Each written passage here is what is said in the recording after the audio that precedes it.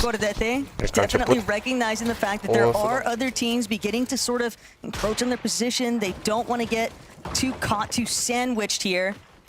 And with that, a little bit of a pause.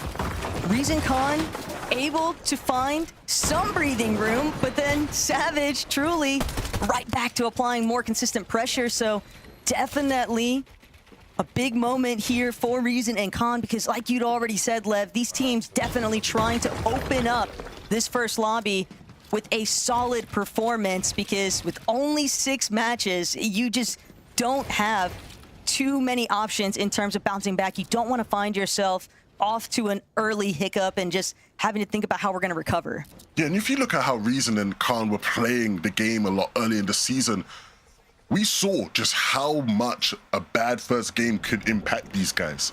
They look to be aggressive, they look to take fights to people. If you rock into the tournament looking to take fights to some of the teams around you, you go into game 1, you get absolutely rolled over.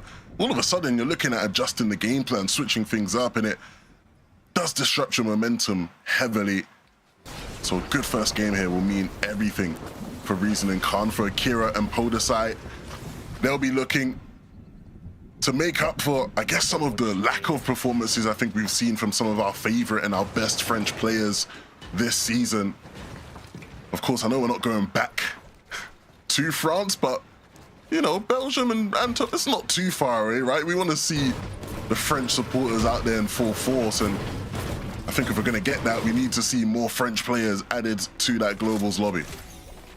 Fortunately, there are quite a few French players all participating in today's competition that have yet to find their secured position for the Global Championships. It is always interesting, though, watching the way that the French come for their pros tend to sort of swap around with each other's duos. For example, that recent split, you know, Momzi and Sato now rocking it through today. Akira Podesai, Skyjump, and Ju. Ju obviously not in that French section, but still just kind of gauging whether or not Savage and Truly are going to actually be able to fully commit against that fight up against Savage or Prodoxy and Medius. But things will always appear to be a little bit more complicated, especially when the players are still trying to determine if they're going to have to deal with some of those third-party circumstances. Thomas in focus, though, over at Heatwave Harbor, not a soul in sight. And definitely very looted up right now. These are some solid loadouts when you're thinking about what you'd want to be taking into the end game. Absolutely. Big expectations on Thomas and Focus. Not a bad grand by any means, but we're never really in the running to win it. I think a good opportunity, and a lot of people will be predicting them to make up for that today. Vanya and Nefrizzi. Taco, this is a team who, I mean, when you look at the names, the results haven't quite matched it. Vanya, of course, second place at the Global Championships last year. And if they play how they've been playing for most of this year, he might not get the chance to return today. Would definitely be a bit devastating, too. Just knowing how close he once was in just last year's competition. To still feel so far away, but still has that chance here today. Try and set the stage for a return appearance at the Global Championship. Pradaj, just a little bit more of a scenic view. Very far wraparound currently. It looks like they might even be tailing another duo.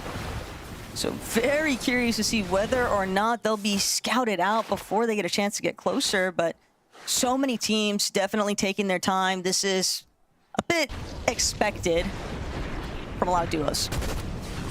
Yeah, I think one of the things that's interesting about the shot we sort of saw there with the zone is I'm sure lots of people in the community will be eagerly waiting to see just how many players are playing Storm early across these games. I think there's been such a wealth of content from different people discussing how much playing the zone super early was quite damaging, I think, for a lot of teams. Especially when you look at the success of the FNCS champs on EU, Sky and Scroll, and even on NA as well with Acorn and Bolts.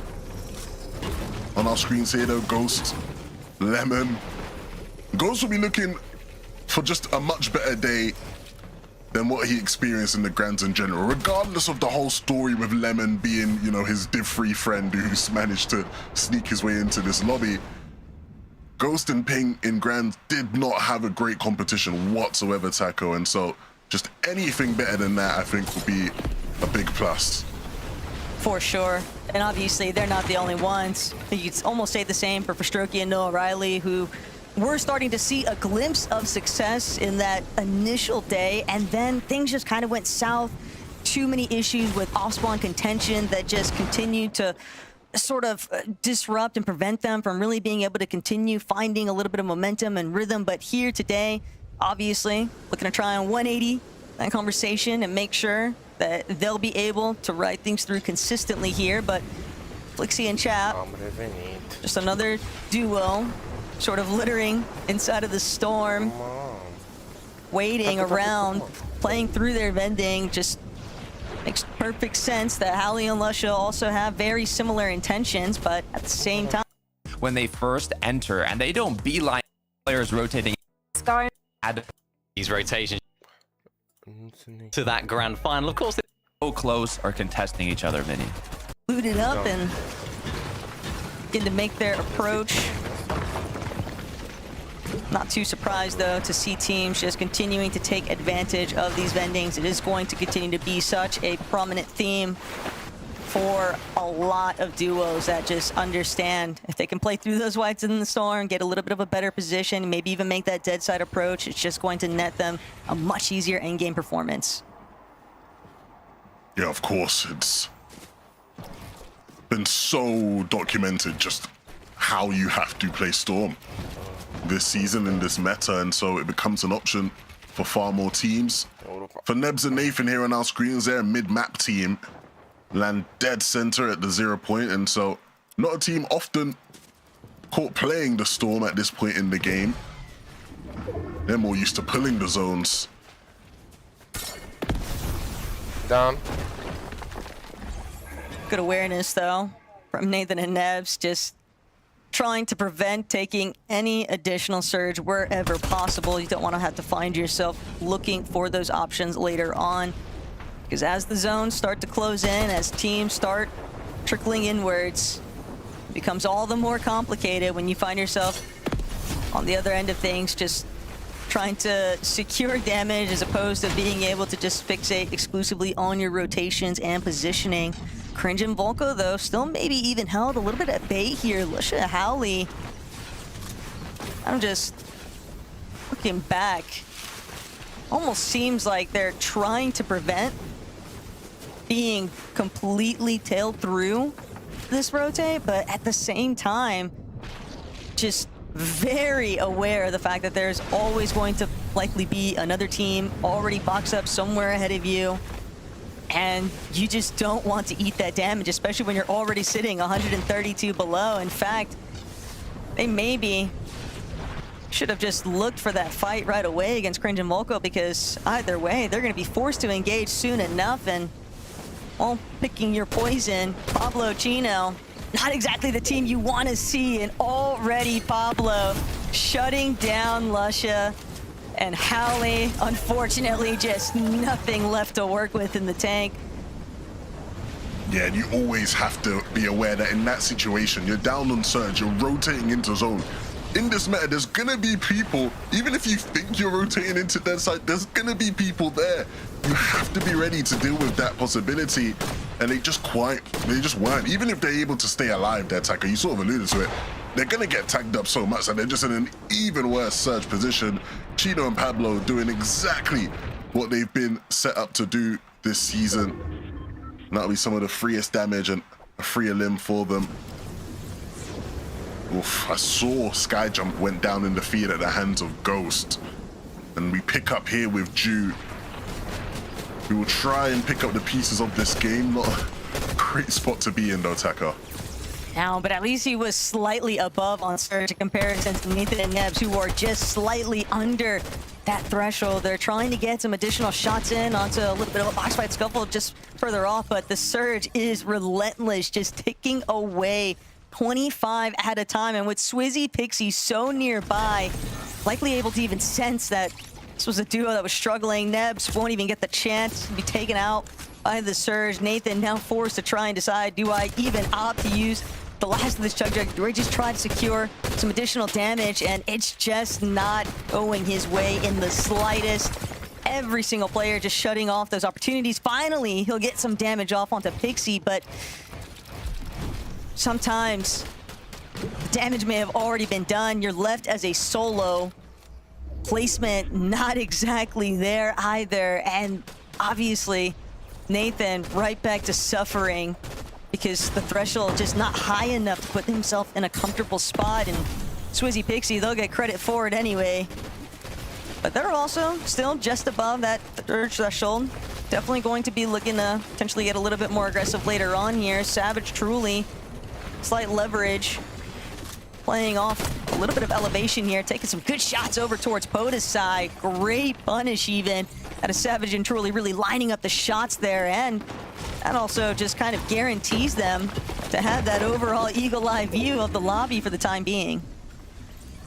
Yeah, and they have a path into the zone when the time comes, but they're gonna sit here and just look for a bit more damage from this elevated position. The time to move will come. And a bit more damage maybe than you would have wanted to take, but still not in the worst of spots, but need to start to try and rack that damage back up. And you see Savage instantly just opening up edits, looking for players making similar rotations to him. Whew. Fred and Mary is definitely paying a pretty big cost here as Vanya things certainly not unfolding too excellently after we last checked in. And for today, you know, Vanya, the Frizzy, it almost looks like they had just been content with splitting Wonky Land, but Lobby 1 just cut short. Too many woes dealing with that Surge threshold, and this is definitely starting to be a bit messy here as teams kind of stuck in a little bit of this congestion now. If you weren't able to actually overcome and make it just up onto the hill face, it's just going to be all the more complicated, and Giannis knows it, but at the very least, he's trying to hold on just long enough to at least let some of the placement points start to trickle in, hoping that players can getting eliminated at a slightly faster rate. He might even be able to make something big happen here. He is at least relatively healthy and sitting at just 200 above. Same can't be said, though, for Reason and Khan. Some of those early aggressive instances not actually coming to any solid conclusions, just sort of leaving them in this position where they are just constantly trying to look for Surge, and Reason will be immediately shut down the moment that he tries to rotate. Khan trying to avoid meeting a similar fate here, but still nothing to work with, really. I think it's always so painful when you see a team in this situation, and then they also are like the furthest duo away from the safe zone as well. Just no favors being lent to them. Khan will try his best, but ultimately his game is done. There is not much to get out of this situation.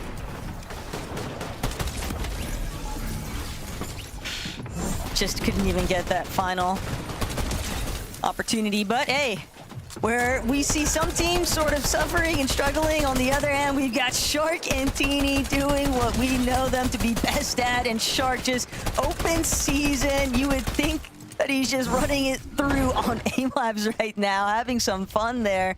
Solid position, solid eliminations. And you know that they're definitely going to be on the hunt to get the lion's share of today's prize pool in the competition. But for Momzi and Sato, very different intentions. Obviously, prizing's nice, but what's even better is that battle bus spot for the global championship.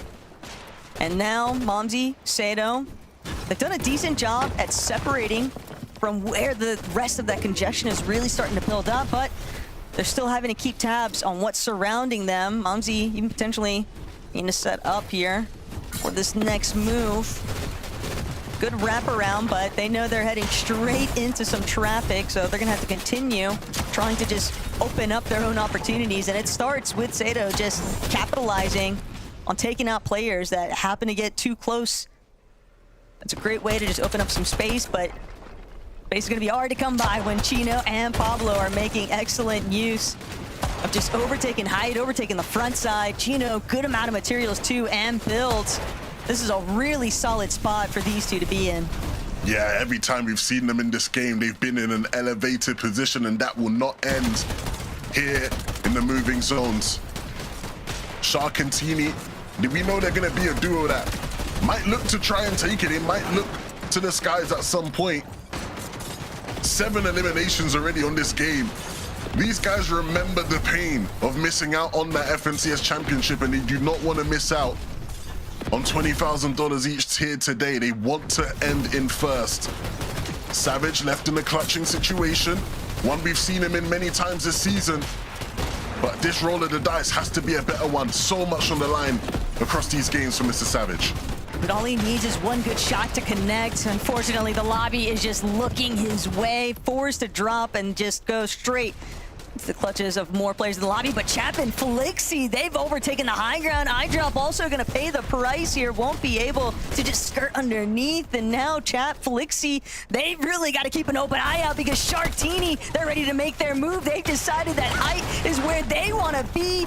We were waiting to see just how long they would be content to lurk in the waters underneath, but now Shark, Teeny, Chat, Flixie, it's a rumble for the high ground. Everyone getting chopped at the same moment, but Shark still able to claim it at the very end of it all, and Flixie too hurt to try and re-challenge. He's got to stay focused on just staying alive inside of that secondary height because the rest of the lobby is catching up quickly. It really is starting to feel like a tale of two teams here in EU once again. Sky and Scroll on the low ground where they operate the best. Shark and Teeny up above with the aggression to try and clean through this lobby. And for everybody in between, it's about finding your spot in this lobby and maybe finding your way into that two-team battle. Scroll will pick up one, and that's good. That gives them even more space to work with, more eliminations picked up, more loot to keep them in control of the low ground. They are just a final boss, but even that can be cut down in a moment's notice. They lost sight of that frontside position for just a second, and that was all it takes for things to really crumble. And now Shark already dropping a little bit to try and apply some additional pressure, but Izzy and Nosef, they'll be the ones actually looking to contend through this frontside position now, trying to be very cautious here, fully aware of the fact that they've got some team sort of lurking up above. Swizzy, though, ready to make his strike, but takes a really big tag in return here. Sharktini doing what they can to try and fend off in the high ground, but Pixie just so much pressure headed towards Shark. He'll get what he was after. The knock does come through, but he has to heal. Teeny still relatively healthy and looking to try and prevent Swizzy and Pixie from having any further success here. They'll go up with the shock, but Teeny has a solo on height. All the while, the rest of the lobby underneath him sort of picking off each other, maybe even doing him a bit of a solid here. He'll have an opportunity to play a little bit of his chunk, but he recognizes he'll be able to make it towards that next high ground position in comparison to where Fishy and Huddy are at, because just like that, Fishy and Huddy, they have been duking it out here on low, and it's worked out for them. Yeah, we saw one of those wonky teams didn't quite have the best start. The other one is looking for a win. Chap still alive in this game, and with 7 eliminations to his name, he might just add an 8. He will. Chap is playing out of his mind.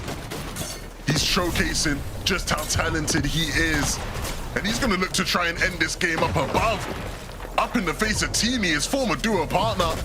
And right now, the two solos will battle it out. Teeny will look to try and reclaim again. Chap is holding his composure, and he might just hold on to it as Teeny drops down. That might be the spoiler for Fishy, X, and Hutty here. If Teeny drops into their face and hits a couple more shots, or whether he goes up to Chap on the side. Chap with 9 now. I mean, if he can close out this 1v2 tackle, this would be quite the game for Chap. If there was ever a time for Chap to really kick it into overdrive, this would be it. But Fishy, he's just not super healthy. Chap's just got to connect with a couple more tags. But the cover from Huddy, that's going to be the saving grace for Huddy and Fishy to hold strong and bring home game number 1. But man, that was way closer than what I think those two would have ever wanted it to be. Just good heads-up awareness there from Huddy to play coverage for his teammate. An amazing win for Hutty and Fishy X, man. What a first game for them. Can it continue though, Frankie? I think potentially it could continue. If they can continue to get off Wonky Land, This is a duo that we've been talking a lot about in the last season of Major 2 of Fortnite. I guess this is technically post that season, Takata, but still, we're talking about this duo. The momentum is continuing with them. The hope now, obviously, is can they qualify? Can they keep this consistency up, Takata? Yeah, a lot of big moments to close that out. In terms of Huddy Fishy, we talked about it in Major 2. We were very curious to see how they would perform without kind of being shadowed by Shark and Teeny in Wonky Land, and they didn't quite do too well, to be fully honest. I mean, they got like 32nd, I think, in the major finals. They ended up kind of being surprise conned by Cringe and Volko, and it just didn't quite go their way. So to see them perform this well, to see them play this well in the first match of the last chance qual to Globals, I'm excited, Vinny. Yeah, and a lot of the sort of stuff that we were talking about this major was about Hutty and Fishy off-spawn, how good they are off-spawn fighters, the fact that they beat Shark and Teeny a few times when they were contesting each other in Major 1. But we didn't talk too much about their end games, and their end games here was absolutely excellent. What they're so good at is just taking advantage of those moments where they find themselves in a really nice position. It was a little bit wobbly maybe there at the end. I thought Chap genuinely was actually going to pull off that 1v2. Unbelievable stuff from him. Unfortunately, he couldn't quite get that first knock and then had his sort of eyes diverted a little bit. But for Hutty and Fishy X, they're a team that I typically associate with being a little bit higher up, maybe trying to play more height, especially in that sort of victory sort of format. So seeing them on that low ground and doing so effectively well was really important for them as well. Definitely. I pointed at you then because I was going through my notes and going, normally that is where we'd expect to see them challenging for the high ground. But actually, they didn't go for it at all. I wonder if they're taking a leaf out of Sky and Scroll's book, Takata. Maybe. I mean, let's take a look at actually how they ended up getting into that final moment in the end game. It looks like they were playing low, and I mean, they were the only duo in those final moments. So we did get a little scared. I think it was 20 HP that Huddy was actually left with here. So if Chap connected one more shot after that jump, if he had a split second longer, it could have went the other way around. But Huddy Fishy did end up securing that win. So I'm very excited to see this game won. Well, it looked very free from them, didn't it, low ground? And I was sort of trying to think, it's like, right, why was low ground so free from Sky and Scroll? They went down in like 10th or so, wasn't it? So it's like a lot of that low ground sort of real estate was open for business. So for Hutty and Fishy X, they took that with aplomb, and hopefully now they can use that with a bit of momentum because that's a big win for them in a 6-game format. So an individual game has even more weighting. Yeah, so what happened with Sky and Scroll, Mini? Because it looked like the zone pool was going in their favor in the end game. They're playing front side, the zone pools in their direction, and then suddenly they seem to get just stuck and unable to get out of the sticky situation. Yeah, uncharacteristic for these guys. Usually typically expect them to really make it far into these end games. We talk about their low ground ability so much, and it just felt like they'd get a little bit suffocated. I'm not too sure exactly. We might take a look at some highlights, I'm sure, as well, just to see exactly what happened, or at least look back later on, because it's like, it was one of those situations where I don't think they ever got to the position they were ever trying to get to, and they were kind of just getting swallowed up, and it almost felt a little bit like maybe too many other teams were trying to do the same thing as them, Sihar.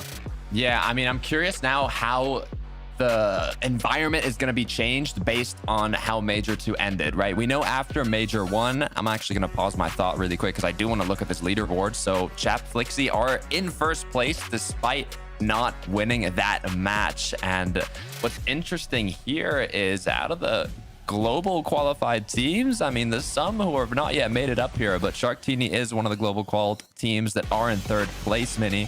So let's see a bit of how they did this game.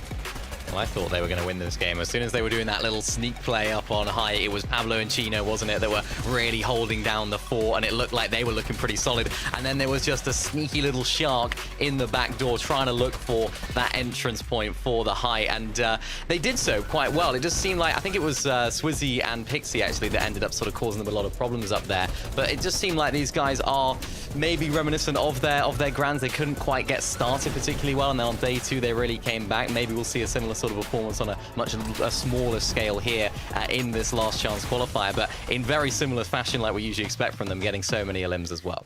Yeah, I mean, if we're thinking back to Shark Teeny Major 2, they got second. Sky Scroll were the people that were holding them back from that first place. We have yet to see it. So I'm hoping maybe, too, we could see them at the top here. I mean, they're playing for the prize pool. They already have the global championship spot, but either way, they have been looking incredibly strong starting off with this amount of eliminations. It's no surprise for a duo like Shark and Teeny. This was weird as well, though. I thought Teeny would hit that shot. I just to sort of say, because it was like, you know, you'd expect him to hit a big damage shot. That's the prime Teeny positioning right there, solo clutching right at the end. I thought they would have been able to squeeze out a second there, but really unfortunate, but they'll be back, I'm sure. Mini Miner, I can't believe you're grumbling about this duo. They're fourth on the leaderboard. You know they're just getting warmed up. We're going to see so much more from them. Hopefully, we're going to see more from Sky and Scott. Because Takata, we were talking about the fact that they got themselves in a tricky situation. We should be able to look back now at that game, and hopefully we can try and work out what happened. Yeah, what I was talking about with Sky and Scroll is, so in terms of Major 1 to Major 2, it was a lot of playing Storm, but that's because they played Boulevard, and Boulevard is on kind of more of the edge of the map. But now that they're center zone, they don't have to get in Storm so early. So normally they can afford to take a bit more risks in playing ahead of the zone here in the moving zone, since Storm Sickness doesn't affect them as much as a lot of the other players in the lobby. And when you're playing ahead of Deadside and you're as confident as the duo as Sky and Scroll is, you should be able to find a lot of refreshes. So I'm curious to what went wrong, because you can see the amount of mats they had, the amount of loot, but it was just a poor rookie mistake, not closing the walls behind you. Not what we'd generally expect from Sky and Scroll, going down with loot, mats, weapons, everything. Maybe it was just kind of a warm-up game for them, Mini. Yeah, it just seemed like, I mean, what makes them so great is the fact that they can do everything that the other person can do individually. It's like they're two solos that can perform incredibly well. Right there, we sort of saw Sky leading the way. Of course, we've seen Scroll leading the way in terms of tarping. Sky went on to tarp. Scroll had to heal, but without actually blocking his back. And of course, because he trusted Sky so much, like, yeah, you go off and do that tarping, you go ahead, and I'll try and heal. Forgot to block his back and of course got beamed in the back there. But it's only one game. They still find themselves in this lobby, I'm sure, and plenty of more end games for us to come as well. Well, if you think back to the end game, it feels like so many of the big duos were trying to challenge for the high ground. At some points, we're seeing Chino and Pablo up there. Obviously, we're seeing Chap and Flixie towards the end. And also, at one point, I'm pretty sure towards at the start of the end game, we saw Swizzy and Pixie going for it as well. It's good to see them in the lobby tonight. I feel like they're a bit of a slow burner for us this season, Mini Miner. So I really like to see them on fire straight out the gate. Well, everything that I've sort of learned about Swizzy and Pixie this year so far since Globals was that they just perform when it matters. They just always turn up on the big day. It's like, no matter whether it's, you know, day 2 of Grands after they dud day 1, it's like every single time you ask more questions of them, they have the answers. And here, in this last chance sort of lobby here, it's not necessarily that big of a pressure for them. You know, they've already got that qualification, but they're allowed to play with so much more freedom now here, Takara, as well. And I think this is where we're going to get to see the best of someone like Swizzy and Pixie, because they're teammates that just have so much experience, both at this level and even higher as well. So expecting big things from them as well. Yeah, they actually won the last game of the Major 2 finals, I think. It kind of got shadowed as we crowned our champions after that, but they always end on a bang, so we'll see if today they do something similar. Can we talk about Izzy and Osif as well? Another team that you'd expect to see on the high ground. They've had varying fortunes in the past couple of months, but we saw them on the low ground, and Izzy was ragging Takata. He was putting up numbers tonight. He was putting in the work, right? And that's the work that I hope they're going to continue putting in for the rest of the day, because I believe they were literally the placement. They were 17th in Major 2, and top 16 would have qualified them. So they were one placement off, which is devastating. I do think that they have got a good chance tonight if they can keep playing like that. But then obviously I'm going to say that because this is a consistency format. And Chap and Flixie, a duo that managed to qualify through Summit for the Global Championships. And since then, I've been so happy to see Mini Miner that the chemistry is building between these two. I just think they're going to be a duo to watch when we get to Belgium, and obviously tonight. Yeah, they are, and I think on paper these guys just have so much potential, so much ability in this duo. And of course, right here we got to see it in full force. Chap there was at 9 eliminations at the end of this game total, which was just incredible. And then of course 10 for the team. This is the sort of prime Chap that we'd expect. This is exactly the sort of style of gameplay that we can come to expect from Chap. And honestly, like I mentioned earlier, I really thought he could win this. I thought he played this actually really well. Hussie and Fishy, of course, went up. They were a little bit split. Unfortunate that he couldn't get a damage there onto Fishy, because then he would have known that he went down and then could have played things a little bit differently. I think could have played his mats a little bit better there to, of course, block off Hussie. So quite unfortunate that he didn't get one little tag there onto Fishy, or else things could have ended very differently. Well, this is, as Dakota put it earlier to us in the green room, a big lobby tonight. And now we've got one game under our belt, and all of our big names have got used to the names around them. these guys, their experience in set lobbies. We have 18 FNCS champions in the lobby tonight. I think game 2 could go potentially very differently, but already we're starting to see some of our potential qualified duos, or I should say the duos that are trying to qualify, breaking through with their performances. I think we should probably be keeping our eyes on Izzy, Nosif, definitely Hutty and Fishy, Mini Miner, but any other duos coming to mind? Well, I wanted to mention about Izzy and Nosif as well, because we sort of spoke about French Fauna at the beginning of the day. Not so great right now. Maybe they're their last hope. Maybe they are. Let's head into game 2 and find out.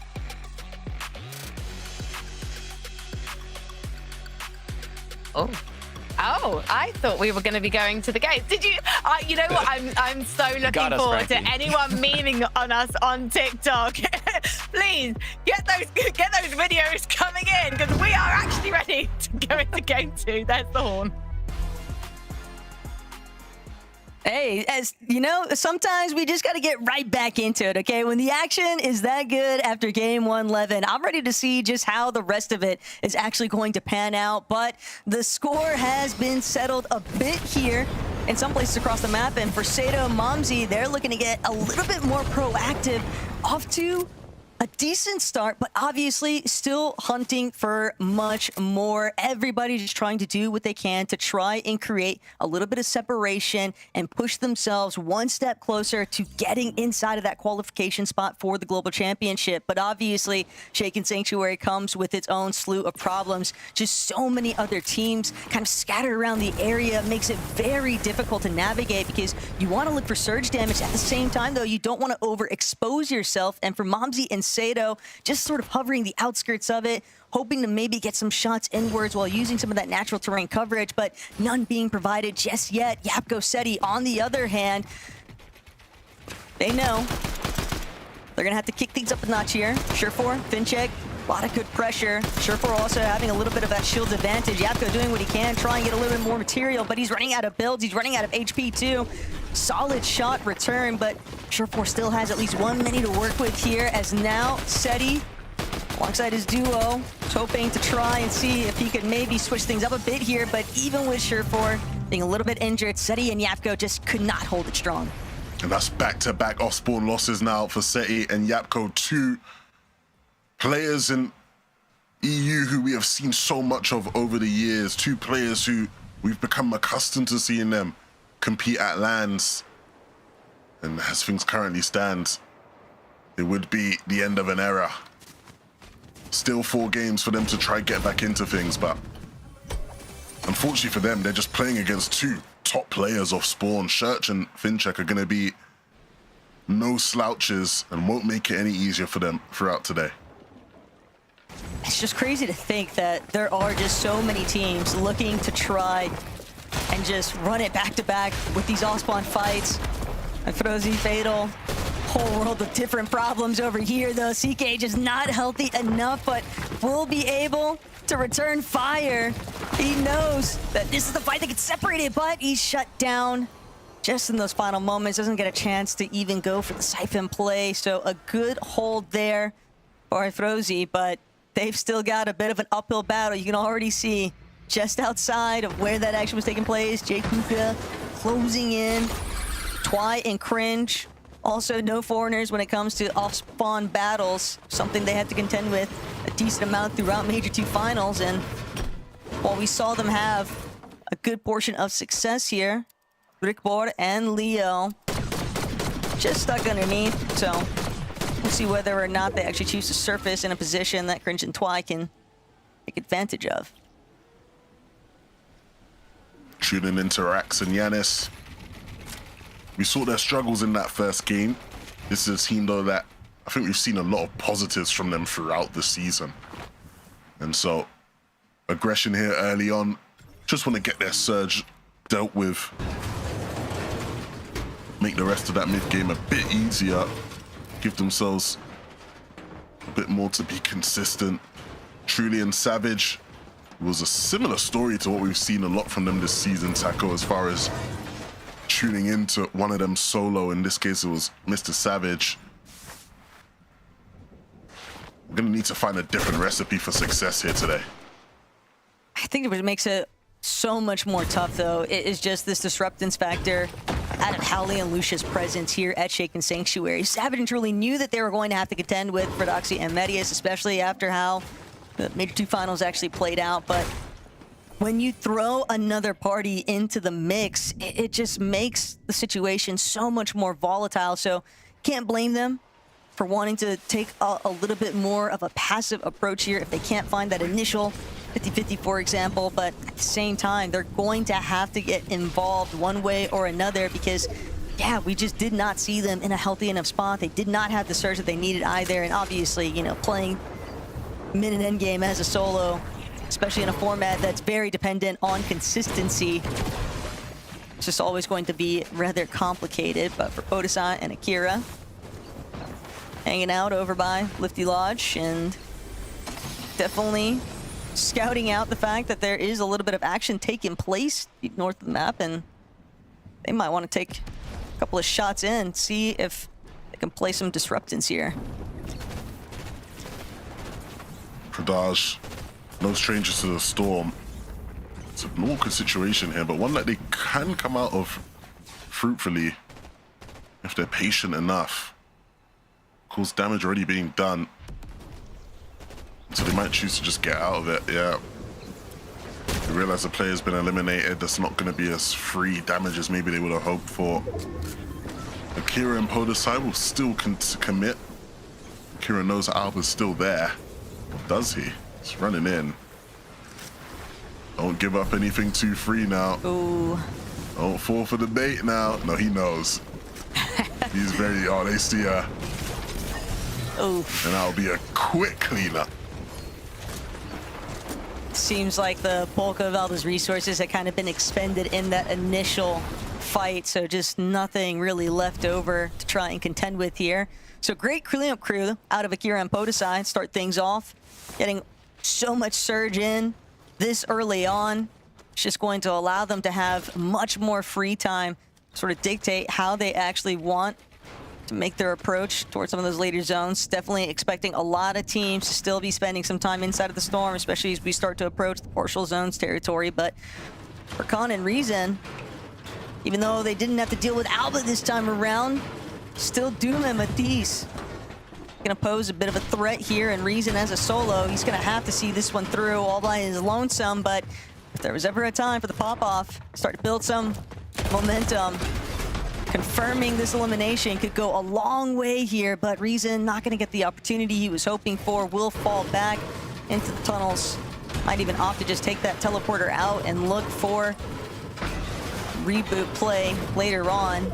2 is better than 1 after all, so at the very least, having Khan back by his side would be probably the ultimate silver lining there. The fighting doesn't stop though. Sharkantini, after what was a very promising first game, you saw the aggression they came out of the blocks with. And obviously, they won't be too upset with the 3rd place, but I'm sure at many points in that game, Taco, they felt like it was theirs to win. It's not really that moment that they took height.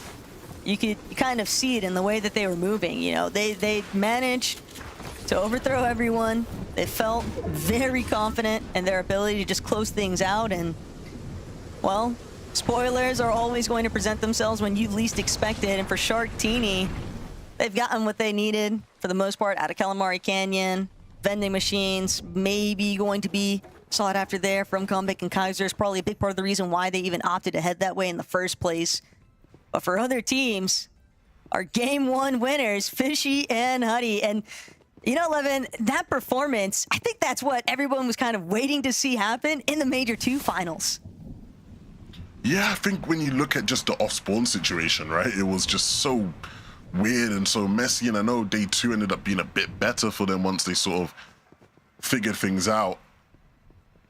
But that first game, yeah, that's everything. And I think the analysts sort of touched on something I think is really important. Minnie in particular, I think, mentioned just how when we're seeing these guys play well, we're used to seeing them up on height, right? It's them soaring through the skies. But that game was a low ground masterclass for them. If they can add more options to their game, that will increase their chances of qualifying for the Global Championships so much more. One thing's for sure, definitely feeling pretty good about the wonky split and not having to worry about that immediate off spawn. But for Rax and Yanis, a little bit of a bailout here. Rax just wants to reunite with Yanis. Don't need to overextend, but Rax taking that big chunk of damage there means it's going to have to get aggressive elsewhere. Shark, Teeny, they just continue trying to barrel through. Reason did bring back Khan, but it's a fruitless effort running smack dab into where Shark and Teeny are at. Just an unfortunate circumstance across the board there for Khan and Reason, but for Shark and Teeny, they'll be elated to have that extra bit of damage and the elimination points to go with it. EU is so circular. If you go back 5 years ago, it would have been the other way around. You would have had a Reason running down a team like that, making them look frail and weak. It just goes to show just how much talent we have bursting through this region. Nosif and Izzy after that first game will be very happy. Of course, these two currently are playing from Austria. They're in Vienna right now, so they're not playing from their typical French setups. But that clearly is not affecting them too much here after that first game. No, and done a great job too at just trying to implement this little bit of a surge base, keeping good tabs, but got to make sure that they're fully aware of some of their French counterparts that could be lurking on where they're at. Monzi Sato trying to stick to the low ground, trying to really hug this little bit of a cliff face to provide some coverage, but they recognize Nosif went out from their perch. Izzy now gonna divert his attention from more inwards, pulling back south to give a little bit of cover fire towards his duo, and Momzi going to recognize Juice isn't really worth the squeeze. They're not gonna have much success of continuing that path on their rotate, so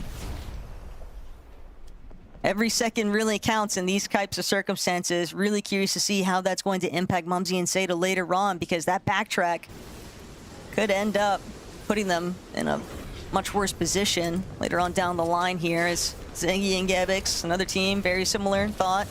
Just surge basing inside of the storm, trying to gauge whether or not they can get a little bit of additional damage. 228 is solid, but you always want somewhere around that 300 to 400 threshold, really, before you can feel solid, Levin. Yeah, of course, you need just that extra bit of a threshold. You need to account for the fact that on some of these later zones, as you rotate in, you are always just going to get tagged up a bit, right? Unless you choose to invest a lot of material. And so, yeah, you just want to give yourself that bit of a buffer. These two will be patient. They know they have the time, they have the map control, they can rotate into zone somewhat safely when the time comes, so it's worth it just staying a bit longer to get some extra damage. For Nova and Waza, one of those teams where you can see Surge already ticking away at their HP bars. Fortunately, they are sitting right on top of a vending machine, so not too rattled by it just yet. At the same time, though, as they continue to kind of scope out the perimeter, no one's really presenting themselves as any kind of opportunity. They've got a great position already, but they can't really expand upon it because they're just too fixated on trying to maintain their shields. Finally, Woza gonna let it open, but immediately losing more HP than what he bargained for. Shield will be replenished. Firing in picks, a couple of tags in, just enough to put them right over that surge threshold. And I could already mention they do have that vending to sort of recuperate what they'd lost, but still would have preferred for sure to just not have to go for that kind of exposure, especially knowing that they're going to have to continue looking for those additional shots. But for Dinas and Frenek, they're definitely sitting well above the surge threshold, and this might be part of the reason why Nathan and Nebs just punished, looking to try and hold a separate team because they needed surge. And instead, they just get turned on right away. Poor Nebs just, as a solo, do everything in his power to try and see this one through, but We know just how brutal it is when you are in a solo position this far away from placements also.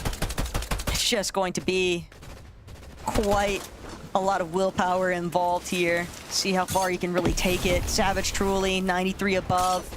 Trying to go for a bit of a wraparound here, but recognizing that they need to start utilizing some of these whites. Truly a little bit lower than what he intended to be on this initial approach. And Sky Scroll, not the team you want to see if you are a Savage and Truly fan currently. Trying to create a little bit more spacing away from where they're at. Savage will invest some of their hard materials, but they are looking solid on their build count. The problem is, look how much they've invested, right? When it comes to materials, shields, whites.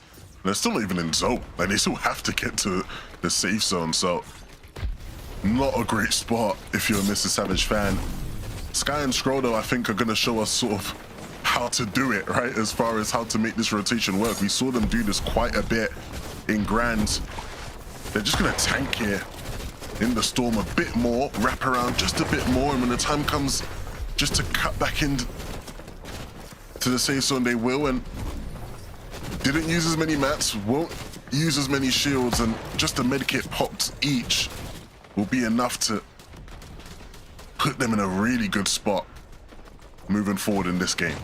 Sky definitely wants that chance to heal, though, and he'll find it. He's going to forfeit that ultimate height, allow Flixie to take it just because he understands when to pick his battles. But with Sky and Scroll now back up and healthy, Truly Savage, unfortunately, might be finding themselves having to pick up where they last left off. Sky and Scroll have just been softly trailing them because of just, like you'd already highlighted, Levin, their excellent usage of movements and understanding when and where they need to invest for their builds. But for Doxy, losing Medius just now against the likes of Savage and Truly, he's just a bit pinned down here. 349 up below.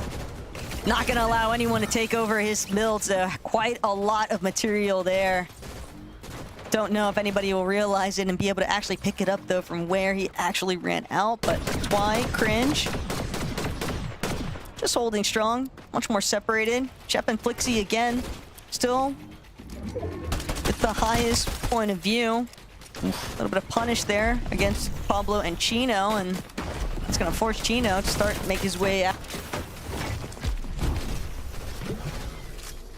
Will be forced to sit back, and this is the big reason why, though. Pablo needed that damage, but Chap immediately closing in before making their next move. Who already have 6 eliminations, by the way, just in case you were wondering. These guys have definitely been getting active here. 172 above, though, on the Surge threshold, and they recognize Deemish Darm trying to take over the high ground position because they wanted to make that next move towards that front side. But Chap, Flixie looking back, steadily trying to see if they're going to get any additional damage here. But they know they don't want to spend too much time behind where the rest of the pack is moving. Sky Scroll, though, it's almost like calm before the storm. You can tell that they are really waiting for the perfect opportunity to take over that frontside low position as Izzy and Nosif resuming where we last left off. Obviously having to get a little bit more involved with where the rest of these teams are at, but still a bit isolated in comparison to some of this lobby congestion. Izzy looking down now, doesn't get the opportunity, though, to try and take out Finchick. Dixie and Swizzy also rather isolated too, but Savage Truly, clock's ticking. They need more damage, only 20 above currently, and so many teams just hopping straight into the rift, trying to see just how long they can delay. But with everyone kind of just hovering overhead, height is going to be a mess in a moment. This is not a game I was expecting to see. It looks almost a bit like some of the reload games we've watched this year, Taco. Half the lobby in the skies. And like you rightfully said, it means the initial drop down is so chaotic where everybody chooses to land. Becomes so awkward if you are one of those teams on the height. You gotta make sure you've been hitting the practice correctly. And look who comes out on top of it. It's Malibuka and Vico, our Summit champions, who you have to say had quite a disappointing Major 2 final. And maybe this is their chance to remind everybody of who they are. One thing's for sure, ever since Major 2 Finals concluded, Vico has been on the grind. And you have to remember, they are another one of those duos out there in Austria currently. So it'll be interesting to see just how far they actually plan on taking this from the high ground. But Teeny, no Shark, means that he'll be left to do it all by himself. He's got a tarp, he's got a frag, and he's got to create some space.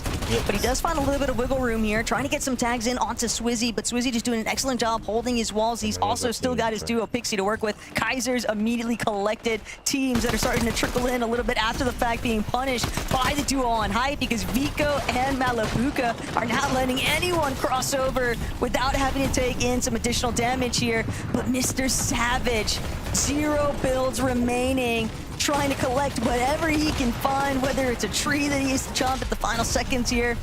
Fortunately for Savage, the zone pulling away, where he can look back, trying to get whatever damage he can. He needs somebody to go down to one of these shotgun pumps, but it's just not unfolding in his favor. Huddy and Fishy, though, you would think that they've taken the Sky and Scroll masterclass, because these guys doing what they can to hold it down. Huddy's not going to be able to stay strong, though. Fishy immediately trying to see if he can counteract it, but ultimately he'll have to leave his duo behind here, because Twy has played spoiler. Fishy still trying to close in. Fishy does get the better end of that exchange. The Siphon will take over. Savage still hoping to have a very similar fate here. The backside of zone, though, things are going to be so complicated. Doesn't get the chance to actually try and close in on Akira. Knows that there's a player on his wall, but he can't actually break through. And by the time he gets it, he's brought down for it. As now only Vico and Malabuka, seemingly one of the only healthy duos in this lobby, while Fishy just continues trying to see how many more placement points he can rack up. Fishy, he's done well up to this point, but a tough task ahead. This zone is so awkward with the mountain in the way. He's gonna get stuck below. We're seeing that same fate for others. Firing Falls, Gapix will quickly follow. Zangi won't be there to trade him out, but he will do his best to just heal off, stay alive. Dinas will do the same. Cammy falls in the hands of Vico. And it's up to Vico and Malabuka now to try and close this game out. They spot the solos out. Frantic and Dinas, one of the few duos left remaining. And so their eyes will now be focused on them. Frantic and Dinas know that they are getting collapsed on right now, but they've managed to deal with the solo. Nice little refresh on materials here. Malabuka has gone down, and Frantic and Dinas, just like that, managed to turn the tides in their favor. That last elimination on the Zangi as a solo was a big difference maker for how their endgame actually concluded. I mean, that is not the scenario I was expecting out of that one. Dinas and Frantic desperately needed a big game, and they desperately get it, Frankie. They did. It's so great to see another victory royale won by an unqualified duo mini-miner. Yeah, this is exciting to see. I mean, you know, this is what this format is all about. Those individual moments, those individual games can really make all the difference. And for these guys, they actually did play in the Major 2 finals. We didn't really get to see too much from them, really. It wasn't a sort of star-studded performance, despite sort of starting the season really well. So it's nice that they've sort of reignited some of that Takata and sort of found a win here. Yeah, they were in the 40th range in terms of Major 2 where they ended. So starting off Game 2 with a VR, it's what you love to see, as Frank was mentioning. We've got 16 duos here that are already qualified to the Global Championship. And from the first 2 games, not a single of them won. It was all duos that have not yet qualified. So it's looking bright for a lot of these teams. Yeah, if you would to do the maths, which I can't because I'm not very good at maths, it goes without saying. Actually, if all of those 16 duos that already qualified were to be in the top 16, you just need top 19, which isn't bad at all. And for Dinas and Frenek, they are well on their way. I think that this is a duo that, as you've already mentioned, they have experience of grand finals, but they haven't necessarily always piqued our interest, but they're grabbing our attention now, Mini Miner. Yeah, they are, and it's a really important game for them, actually, because I think they have a lot of sort of off-spawn contestation situations that are in sort of their position on the map. So making the most of the games that you are making off-spawn and the games that are sort of favorable for you in terms of zones and things like that is going to be super duper important today for some of the teams that do have a little bit more action at the beginning of the game. I did think that Vico and Malibuca are actually going to take this game just because of their sort of experience and their positioning in this game. They're sort of playing height, but, you know, Dinas and Franite, they played those low ground layers really well, and it seems like that's what's sort of paying dividends for a lot of our teams here today, is playing those sort of low ground layers, letting the whole lobby conclude and sort of close out the final few eliminations.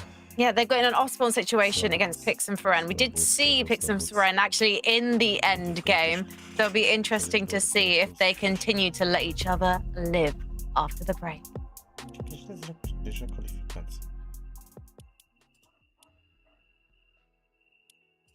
3 minute. Sunt deja calificați. Ce prostie am apărut.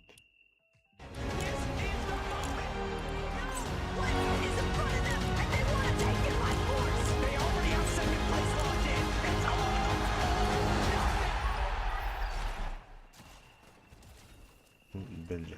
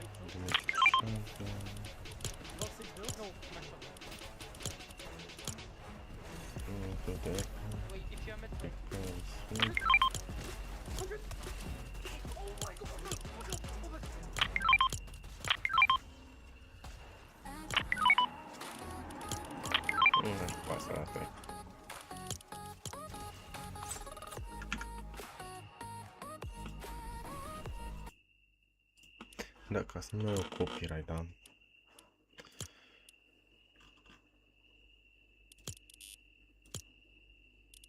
Locul 3 primești 200. Pentru că primești 10.000. Ce? De asta mai este pe nivel, da.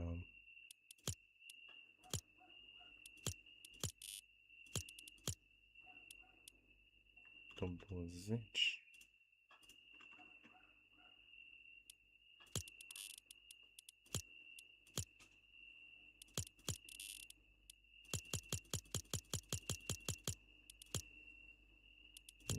Asta. Payload. S-a terminat că dau calificările astăzi.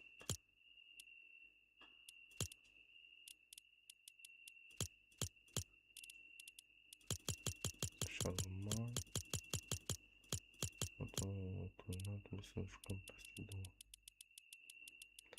Reloși de la bătura. Astea sunt ultimele de pe 19. 17 și 18. Dar n-am de ce. Chiar n-am de ce. Chiar n-am de ce. 69 sezonul vreo 5 zile. Chiar n-am de ce. Championships in Antwerp, Belgium. So let's take a look at the leaderboard. Now, this is the leaderboard of all of the duos in the lobby tonight. 16 of these duos have already qualified for our global championships. But let's talk about one of those duos first of all, because Vico Malibuca, you'll see them in 10th. They've gone up a whopping 40 places, nearly scaling the heights of the leaderboard as they did on the high ground in Game 2, Jakarta. Yeah, this is what we've been waiting for since the summit, right? In Major 2, Vico Mali didn't actually place better than 5th in any game. And in the finals, they ended up getting 20th. It was kind of a shocker coming from winning the summit LAN. But now, Mini, it looks like they're kind of back in business.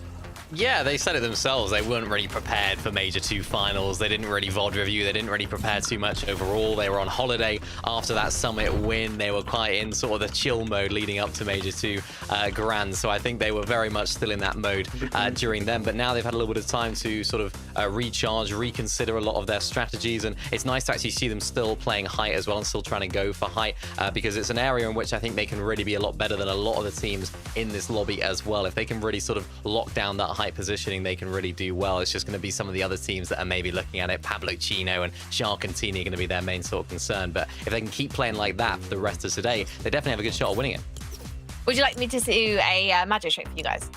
Yeah, I'd love to see it. Yeah, you believe in magic? It, okay. Yeah. Abracadabra, let's remove all the names from the leaderboard of qualified duos and just see the ones who are in contention for those 3 final spots. And you can see Dinas and Frenek at the top there. I mean, they had a 12th place in the first game. First, obviously, taking that victory royale in that last game. But Hutty and Fishy, the consistency is holding on. Yes, it's only across 2 games so far to Carter, but things are looking good for these guys.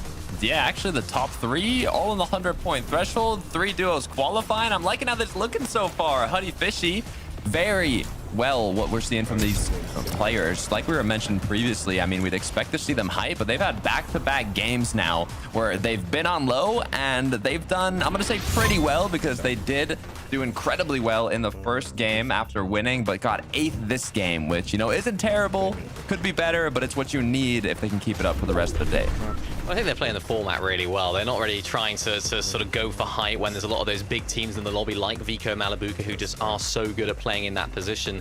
I think they're a sort of team that just understand, right, we just need to have 4 really solid end games, maybe 5 really solid end games to find ourselves in that top 3 over all in terms of the non-qualified teams. You don't even need to be top 3 overall. So I think they're just really smart about how they're approaching this today. The difficulty is going to be what's going to be happening off spawn. We know there's a couple of teams around them, so it depends how things go there. Well, I think it's going to be interesting for Izzy and Nosif right now. They're going to have to go back to the drawing board a little bit because, unfortunately, despite going through the low ground, again, it didn't work out for them in that last game. 20th place with only 1 limb. Maybe they'll be regretting rifting up Carter. Yeah, I mean, so did a lot of the teams, though. It was a bit of an unfortunate end for Nosif, as you saw. Completely annihilated out of the sky, caused Izzy to be low on Surge. He was kind of just put in a very, very difficult spot to clutch this up. So I'm gonna let this one slide, okay? They got 6th game 1. They ended up finishing 20th right here. Izzy went down, so it really did not come on par to the first game they had. However, you know, due to the bit of unlucky situation they were put in, unique situation, better said, I think they can still make it count. Well, I think that Savage managed to make his 10th place clutch count because you can see that it's taking him up the leaderboard. Obviously, still away from Dinas and Frenek, but hopefully they're going to be trending upwards as we go through the next few games, Miniminer. Yeah, it's going to be interesting to see actually how they approach today and how they sort of continue to move through these games, because a big problem that they sort of had throughout this season was just relying too much on solo clutch. You see Truly here going down. Savage needed to do it yet again, and it's like they can't keep relying on solo clutches to make things work. Thinking beyond this, even if they do qualify through, when it comes to the Global Championships, you cannot just rely on solo clutches, I suppose, unless your name is Sky and Scroll and Polio. So it's like, that's the difficulty for them right now. Can they keep making these end games as a duo? If they can, that's going to be the way they can propel themselves into that top 3, but it's difficult because they've got to solve problems that have sort of haunted them throughout the entire season in the next 4 games, so it's not going to be easy. Yeah, they are on an uptrend, though. Their main issue in the grand finals was Storm Surge. They couldn't even really make end games. Right before end games, they were just already getting kicked way too much by Storm Surge. They used all the heroes, they used all their mats, they were forced into a fight. They just could not get to the end game. They started with a 19th place. They've gotten a 10th place now. They're making it to these end games. They haven't got a big pop-up game yet, but at least they're making it. So it's looking better in the grand finals, and hopefully we'll see that trend continue upwards. I feel bad saying this out loud to Carter, but if they're not getting into the top 10 as a duo, can we really expect to see them do what's needed to get into those contention spots? I think we can. I honestly think we can. I think 10th is actually pretty good. I think that's a good sign for game 2. And if they can break in the next games, then that should be more than enough. I still kind of worry about that though, Miniminer, because actually I feel like that strategy is going to rely on the teams that are above them having poor games. Yeah, it does. And I think the thing that they need to try and consider here is just making sure to have like one big pop-off game just to really launch them into that position, because you can rely on some solo clutches if you're already in that position, right? If they're in the top 3, they're a couple of points or a decent amount of points ahead of that sort of 4th place on the non-qualified team's leaderboard, then you can rely on just a couple of solo clutches to squeeze out a few. I think what they need though is that really big game, like game 1 in Grands, just to give them that little bit of a boost, to rocket them up the leaderboards, just to give them that flexibility and freedom so they don't have to play perfect Fortnite for the next 4 games. They can just have one big game, which I sort of think sort of suits their duo here. Do we know if they're still contested? Because I think in game 1 they were surprisingly uncontested to Carter. Did we see Cringe and Volko go for them in the second game? I think it's continued. Cringe Velko went south of Wonky Land, so we're good. Okay, well, fantastic. Well, let's see what happens to them in game number 3, because it's time to board the battle bus.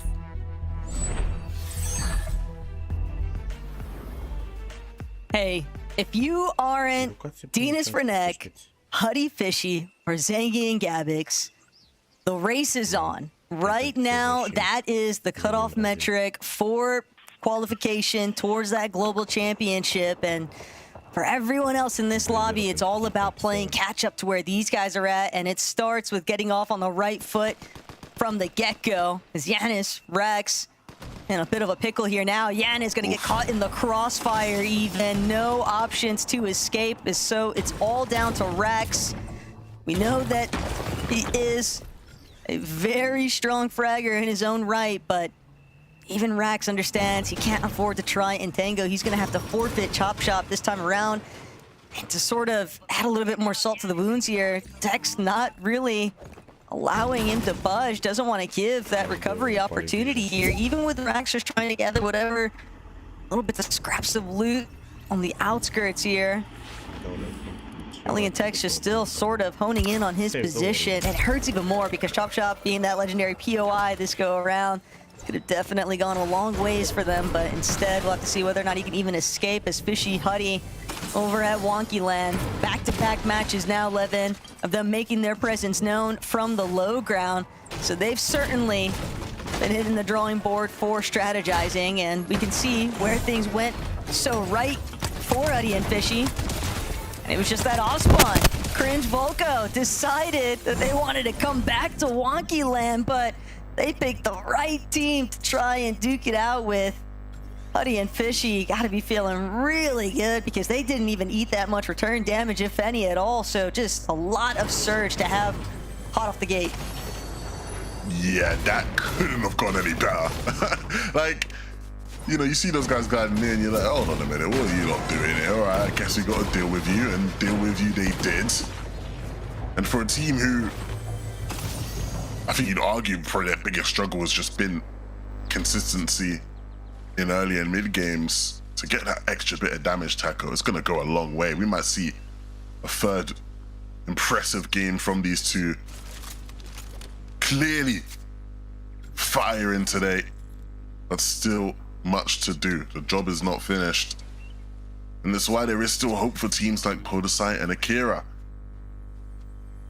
Not quite had the most amazing of starts, but also not bad either, sitting in 13th going into this game. A big game could propel them into the spots they want to be in to qualify. Yeah, it's still early enough, since we are just now approaching that halfway metric for today's competition, that if they are able to net just a solid endgame placement, maybe a handful of eliminations to go with it, they can just catapult themselves right up that leaderboard to being in a much better spot for contention here. But for Skrill, they're gonna have to deal with the likes of Jake Buka. Skrill, though, opening up, immediately eating some damage. Wasn't able to get the shot in that he'd been hoping for, as Kovacs and Jake Buka have done a great job of not only getting their surge in, but just creating a little bit of distance here now. Because Skrill and Scrap, they'll have to divert some of their attention over towards Lucky Diaria and Sakei, who have started closing in. We knew that this part of the map was going to be very active throughout the course of today's games, but fact of the matter is, Jake, Luka, Kovacs, they want nothing more to do with it. They're gonna forfeit Birders Beach and get out of Dodge while they still have a chance to. Skrill, on the other hand, just gotta fight for his own life here, but Sakei and Lucky, they're just so incredibly low. Arya doing what he can to just try and get a little bit of a recovery point off the chug jug, but Srap from overhead, you can see he doesn't have any material to work with, so he cannot afford to get up close and personal, doesn't want to find himself eliminated in such a crucial moment for this competition, because this is where things really start to build up gaps between teams that have already been having success here today. Then you're hoping that they just don't have a solid performance, but even then you're still just forced to try and play catch up. And for Sake and Ari, they've just been having a very difficult time with faring against so many teams.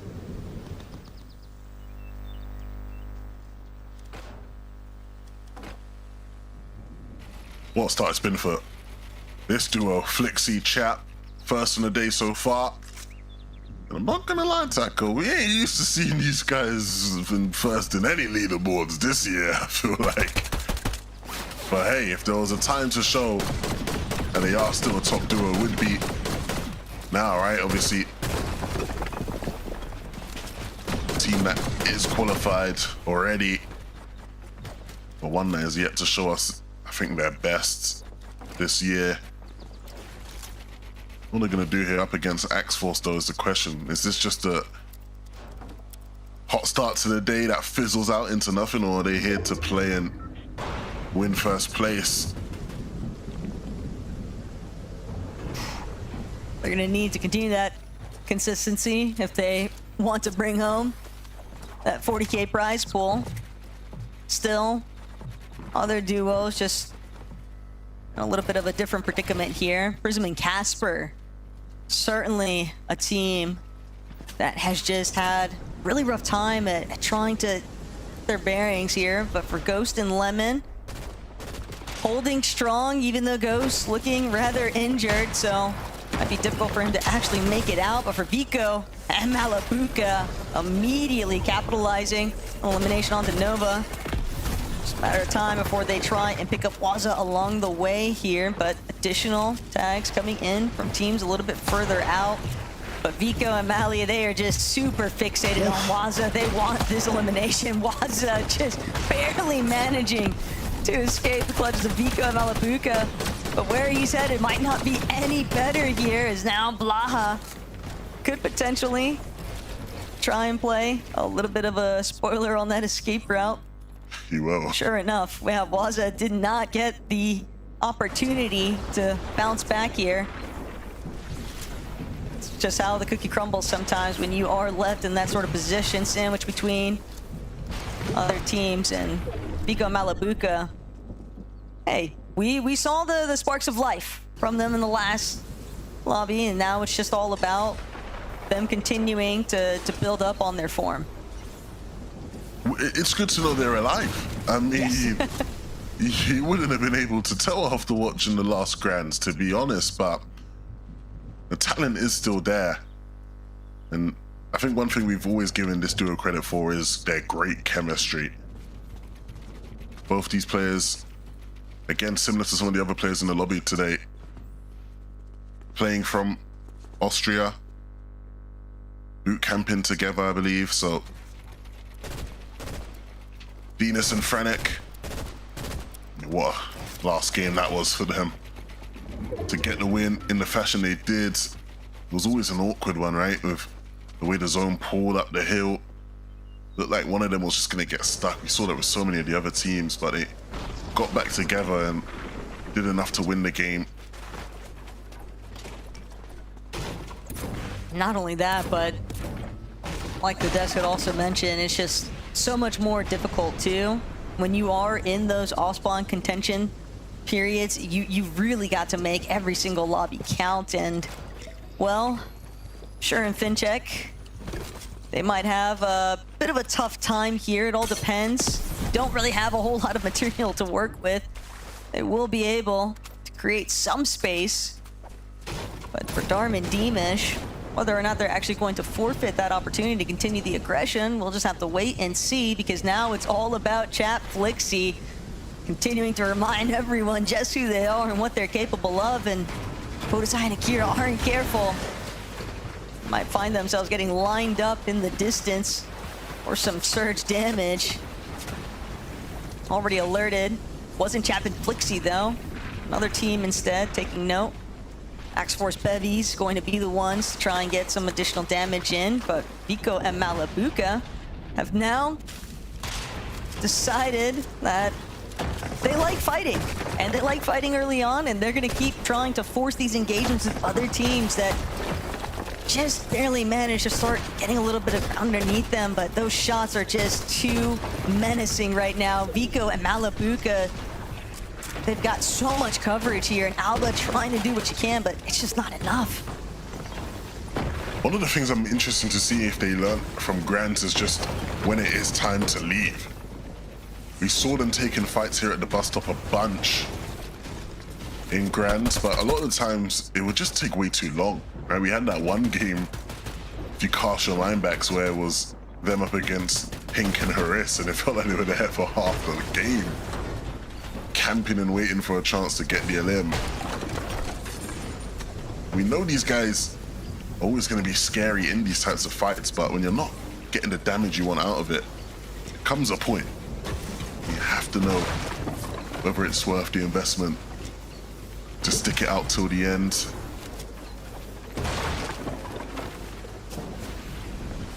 The way that they're Seems like lurking they might about, yeah, I really think that they contemplated it, they thought maybe, but they realized it's just nothing really to get after the fact.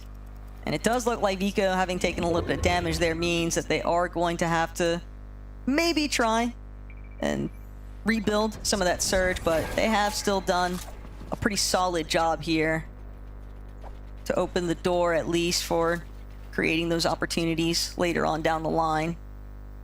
More teams, though, just continuing to sort of take their time. Izzy and Nosif, though, maybe hoping that more teams would be headed their way. Velo, on the other hand, wishes that he could get away from Gavix.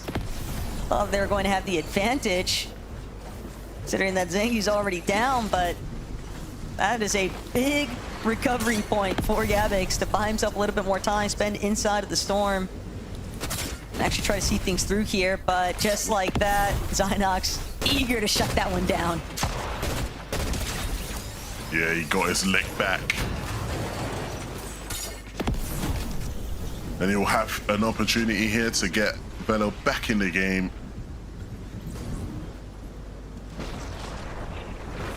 Oof. What do we have here?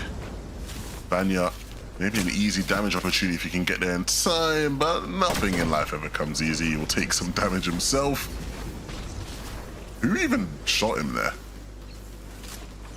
It might have been one of the teams still hanging out at Cluster Coast. Cluster? Wow. Which, What an angle. bit awkward though now for Nefrizia and Vanya though, because I'm sure that that's likely even alerted Odisai and Akira that Vanya and Nefrizi are directly behind them if they weren't aware of it already. But Akira and Podesai, the way that they're boxed up, seems like they were. Well, honestly, I think what matters for them is just whether or not they're above or below on Surge, really, because the position is not a bad one whatsoever. But of course, if they're down on Surge, then I'd say it's not the best of spots to be in. So that's a real important factor for those two. Matisse and Doom barely above. But some opportunities for damage here, Taco. I think if you are patient here in the spot, just on top of this hill here, I think they'll be able to get a couple tags out of it. Flixie Chap, though, not looking for tags. They've gotten their damage out of this one. And now it's just about moving right back into the zone. Let's take a look at how Flixie racked up some of these limbs. Pickaxing his way through straight into the box. I've never seen a more Flixie elimination. Jumps right in with two players waiting, still comes out on top. That confidence, though, you can tell that Chap and Flixie are really feeling themselves right now, and I can't blame him when he's able to secure shots like that.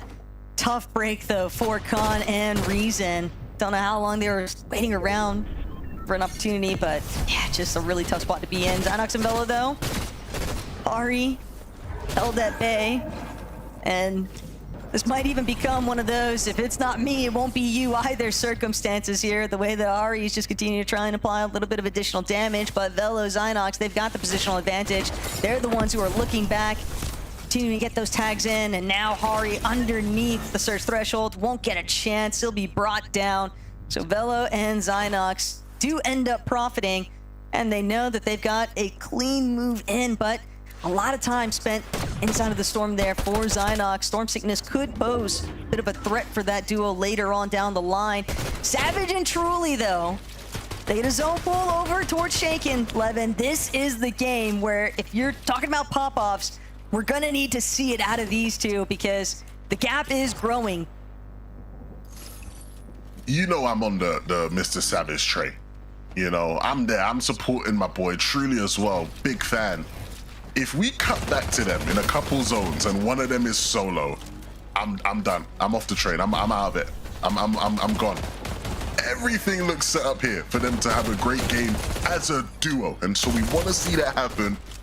If they can't make it happen here at the halfway point, I think it'll be very telling for their signs moving forward. Of course, I know Savage is having some technical issues, but nevertheless, the lobby continues. Frantic and Dinas are perfect examples of that. They sit in a great spot, racking up damage to continue what's been a great start to the day. But Taco, there's still so many big name players in this lobby, players who were the main protagonists of the Major 2 finals that haven't quite made their mark on this lobby yet. So we'll see if this is the game for it to happen. Right now, Sure and Finchek, they were trying to build a little bit of damage because you could see just how desperate they were for it. But now Schiffer as a solo, 275 below. Whether or not he gets damage, it might not even matter. He's looking to be just a little bit of a materials refresh for iDrop and Gonzo instead. They won't have any complaints about how that one shook up for them, but for Noah Riley and for Strokey, other teams, each of these corners of Shankin Sanctuary, you've got duos already in some pretty crucial positions here as Nosif Izzy. Plenty of damage, just gonna continue hovering towards this front side position, but guess who's already there? Beat him to the punch, Sky and Scroll. Izzy and Nosif will be cut off temporarily, but seemingly content with where they're at, and for good reason. They are in a very solid spot currently. They can still look back, they can still take time to heal up that little bit of damage that they did lose along the way. But for Leo, they won't even get the chance to break into the edge of zone. So many teams just immediately shutting that one down as Fishy and Huddy, that off-spawn fight going so heavily in their favor. Now, currently 632 above on Surge in an excellent position. The only question that remains is, do they challenge for height or do they just stick to what's been working? And the recipe for success, it's been all about the low ground for those two. This is the type of game that could really cement themselves as a real contender for that global spot. Dinas and Franek, unfortunately, not looking as strong, not looking as comfortable. Dinas way below on Surge. In a position where with max pull zone, you've got to think it's just a matter of time till it's all over. Unless 4 other players can go down here, Dinas just gonna look to try and out-heal. He knows that's the only option for him. Can't get this damage back. He just doesn't have any mobility though. The one overdrive's just not gonna cut it when the pool is so far away. So now the lobby, this is the time to play catch up, and truly is a solo. That primo positioning where we last left off just collapses underneath, but truly still looking to do everything in his power to keep this one alive. He's got 2 eliminations already and enough potions to potentially replenish shield. If he can make it in 30 Chug Jug though, the whites, he's going to have to depend on Siphon. And when you're playing from backside of zone, knowing that there's going to be so many teams already fixated in these varying layers, he cannot afford to drop the low. He knows what lies underneath, but just up above too, Vico, Malapuka, Chat Flixie now potentially looking, see if they can set up, talk directly underneath. Got a good position. They'll take a chance little breathing room to heal.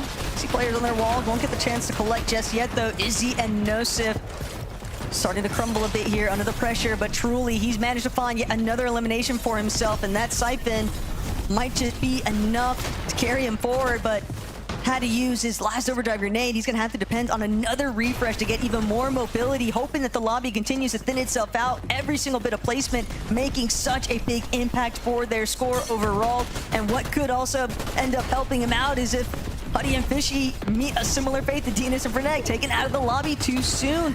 The placement points still working in Truly's favor for the most part, but he runs straight into another duo, and they're just a little bit too set up. That first shot not bringing down Sato entirely means that now Sato and Momsy will be able to keep moving forward here, and Fishy just continues to find a little bit of clear air to work with in this low ground. He's got a good set count too for the builds. It'll be very difficult for any teams to break past him just yet, but he's really just hoping to get a little bit of a surprise showing on some of these healthier looking duos. Podesai and Akira also a little bit stuck in the dirt. And the way this zone is pulled, Levin, it's just made things so difficult. Everyone running through their builds, a team on height, just causing so many issues because everyone is just so exposed.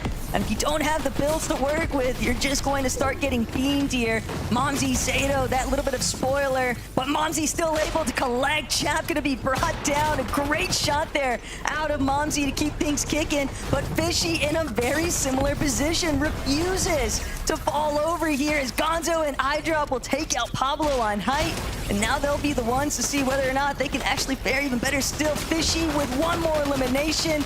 We knew that he was crazy. This Czech player has just been showcasing his fighting powers all season long.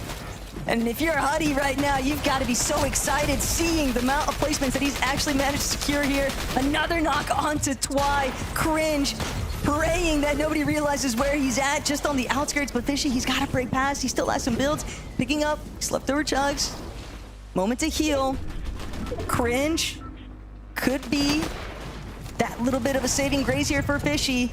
It all depends on who gets the first shot, and Fishy won't be able to break through. iDrop and Gonzo applying too much additional damage, and just like that, iDrop and Gonzo are gonna bring Game 3 home. We already knew that they were set 11 in terms of the Global Championship, but they're interested in that prize pool after all. A big game for iDrop and Gonzo, reminding us that their Major 2 form is still with them, Frankie. Yes, fantastic to see these guys just continuing the success from Major 2, which is where they qualified for Antwerp. And they're showing that this is a duo that is going to just get stronger and stronger the longer they get to play with each other, Mini Minor, because they only formed for Major 2 and it's paying off dividends. Yeah, really excited to see how these guys now sort of keep going on throughout today and, of course, the Global Championships. So I think a lot of people, myself included, were sort of surprised just at how well they did in those Major 2 finals. I didn't expect big things from them, of course, when iDrop played with Marius at the Summit. Didn't go so great there. It was like, is this not necessarily the duo sort of concoction, if you like, that you'd maybe expect to have fireworks? But so far this season has been incredible for them. And of course, now leading up to Globals to Carter, if they can continue that momentum going through, that'll be really good for them. Yeah, it took a second for them to spark today, though, to be fair. I mean, they got 18th, 17th, and now they've finally gotten a spark, and it was a big one. I mean, they ignited completely. I think it was, how many eliminations did they even get? They have total 20 now, so it's looking unreal. 179 points, jumped up that leaderboard. You can tell that the players now who have yet to qualify are going to be very happy about that one. But they basically controlled height from when Vico Malabuca lost it for the rest of the match. Yeah, they did. And of course, remember, they started the Major 2 finals really well. I think day one was just an incredible day for them. I think they were sort of top 3 after that first day. And then things just sort of tapered off throughout the rest of the weekend. That day 2 performance was not so great for them. So on this sort of more smaller scale, can they now sort of fix a lot of those mistakes maybe they had in day 2 of grand finals to now have a strong finish here today? There's a couple of things I love about this duo. The first thing being, when we do see them get to the end games, Gonzo is just tearing through the lobby and getting those all-important extra elimination points. The other thing is, Gonzo is this newer Danish player, and him and iDrop, they've had this friendship that's gone back a while, but they haven't been competing together previously because always Pappy, the mental coach, decided that Gonzo wasn't ready. This is the conversation I had with him earlier in the week. And then going into Major 2, he said, Okay, I'm ready to take you on as someone that I want to help because you have potential. I'm going to finally let you play with iDrop, and now we're seeing the results, and we'll be talking about where our other duos place after this break.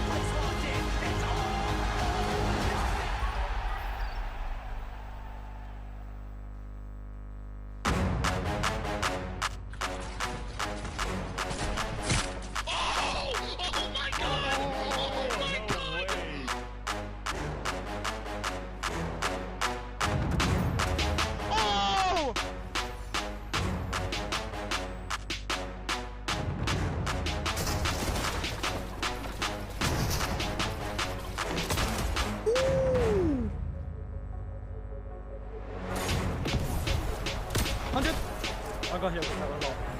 I'm popping in that bit. Wait, short. Got 6 build? No, back up. Wait, if you're mid, wait. 100! 100! Oh my god! Oh my god! Oh my god!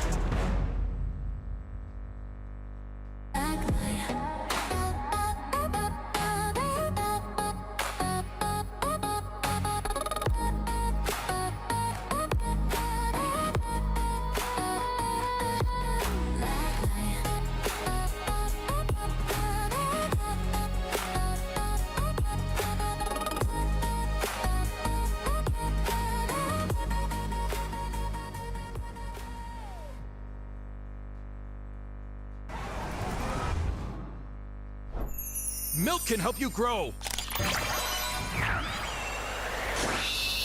Milk can't prevent your ride from blasting into space.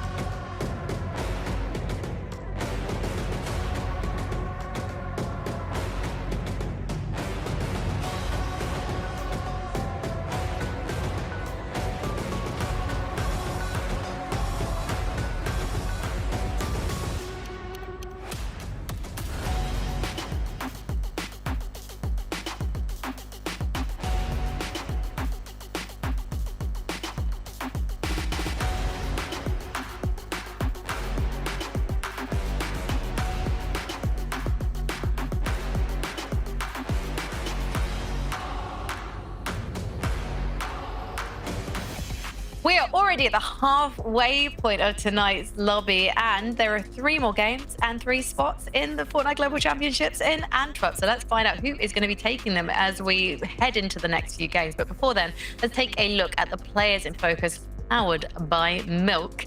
These are the individuals who are really putting up godlike numbers like Chap, Mini Miner. Yeah, this is great. This is nice to see. I feel like we haven't seen this level of gameplay from Chap since maybe mid-Chapter 5 when he was sort of playing with Teeny in duos. He was sort of one of the best fraggers in the region, just looking really, really strong. We just didn't get to see the best of him in trios, I feel like, maybe overshadowed a little bit in his teams that he was playing with. But yeah, this is nice to see. It's nice to see sort of him having a bit of a resurgence here as well to Carter. Nice solo clutch points, of course, as well. Good amount of damage dealt, of course, from Fishy as well there in that last game. I'm sure that would have had an impact. Yeah, it's pretty. I just get so nostalgic whenever we talk about like the Chap and Teeny days. They were just like, just one of my favorite eras of Fortnite. Let's bring up the leaderboard though before I get all misty-eyed, because I'm excited, guys. I'm excited for the competition. This is the overall leaderboard, so this does include the duos who've already qualified, because there's 40k on the line for whoever wins the lobby tonight. And actually, Party and Fishy, they're not just dominating the qualified, the non-qualified players leaderboard, they're also dominating the overall leaderboard, Takata. How crazy would that be? Not only passing all the 16 duos that are already qualified to globals, but also qualifying yourself in first place. Huddy Fishy are playing the Tournament of their lives right now. This is what I was hoping for in Major 2. I was really hyping them up before it started. I was ready to see what they were capable of when they weren't going to be shadowed at Wonky Land by Sharkantini, and this is more what I was expecting from them. So to see them perform so well now, they've gotten top 10 every single game. First, a third, Mini, it's what you love to see. Yeah, and you mentioned it right there, you know, them. We always talk about them as a team, but FishyX, we don't speak individually about both individual players, probably enough or as much as we probably should, because FishyX right there, what a clutch that was. I mean, you know, you don't get many Czech players, but he's probably now got to be one of the best players, or if not the best player in the region. It was always Hutty that sort of had that role, had that title, but maybe FishyX after that performance right there, just showing what he can do and showing the reason why Hutty picked him up, of course, and has played with him for so long. I think they're a real force to be reckoned with. I think we don't give them maybe enough credit as a team here in the region. We will sort of talk about them as the disruptors, the team that can win the odd game, that can do well in the sort of lower level formats, but they're a very, very solid team. And if they do make it here to the global championship, they definitely will shake things up as well. But let's take a look at the non-qualified players leaderboard. We know Hutty and FishyX are at the top of it. They're currently joined by Dinas and Frenek and Zangi and Gabex. And it's interesting that Dinas and Frenek have managed to hold on to that top 3 placement on this leaderboard, at least to Carter, because they only came 23rd with no eliminations in that last game. Feels like they just got so unlucky with the zone pool in the mid game. Yeah, it's a bit surprising, actually, because first, second have quite a lead. It's more like a battle for third right now between the teams who have not yet qualified. But as you mentioned, they had a very strong game, too. They won. But the other matches, a 12th to 23rd, it just shows what you really need to even put yourself in the top 3 in the leaderboard of the players who have not yet qualified. So definitely very possible still for any name that you're looking at right now. It'd be nice to see a French qualify, given that they're neighbours with Belgium. And Mumsy and Sato are shooting up the standings right now. I mean, Sato, obviously, we saw him most recently trying to qualify for Globals with Podesai. So it's nice to see him getting off to a good start with Mumsy, Minimana.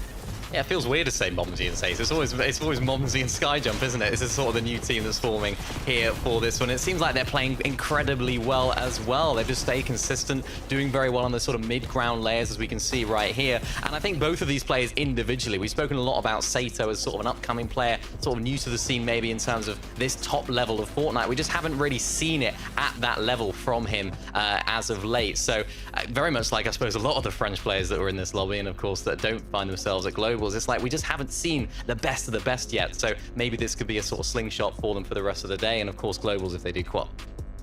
For Izzy and Nosif right now, they're definitely going to be thinking about how they can try and get back to the heights of game number 1. That's where we saw them on the low ground. They managed to get 6th place with 7 eliminations. Unfortunately, since then, 20th and 16th place to Carter. They are going to have to rethink things very quickly indeed. Yeah, I mean, Mini was mentioning the pre-show. Last time we saw a very solid performance from a French team in Grand Finals, it was 2024, so it's been a while. But now, you know, we've got another French duo we're talking about right here in potential qualifying range almost to the Global Championship. They're not there yet, but they're getting closer and closer. The issue is, as you mentioned, Frankie, their past 2 matches have not met the expectations from their first game of the day. Yeah, sort of looking at the leaderboard as well, looking there at 7th place, the fan favorite, Mr. Savage and Truly. Again, I was just disappointed when I was watching this game. I was like, again, they find themselves in a solo clutch situation. Mr. Savage going down early on. It doesn't seem like it's one or the other. It just seems like it could be either of them that are solo clutching at any given moment. This instance was Truly, and I must say, he did incredibly well here to Carter, finding so many of these eliminations, squeezing out as many of those placement points as possible. But this has been their problem. They just haven't been able to make it far in the games as a duo, and they're relying on the solo excellence of both of these players. It just seems like the heights of this team when they are together are great. We saw them winning Grand Finals, but the lows are just not quite good enough right now. They need to find a little bit of a balance in their gameplay to make it consistent. Is this just a case of truly being slightly less experienced and just needing to trust Savage more? It's hard to know without the communications available to us, but I guess maybe we should be watching this stream. So if someone wants to go and watch during the next game, I guess, to Carter, maybe we can find out the answer. Well, hopefully they'll be live. There was some difficulties, I'll say, Savage was going through with some of the matches. So we'll hope for these next matches they're 100% ready to go, locked in. But it's better than going down to Surge before the end game. At least they're making it, even if it's solo clutches that they're having to do. And I also think when it comes to playing with someone who has a legacy but also has a big following like Savage, it's kind of like the clicks dilemma over in the US, which I don't have time to talk about because we're ready to get into game number 4.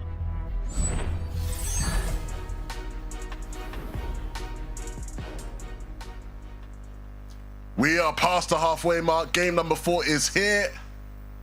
And once more, we answer the question, who will be the final group of teams to qualify to the Global Championships and represent EU? But who will win off spawn is the immediate question. And we see a trade here for Yanis Rax.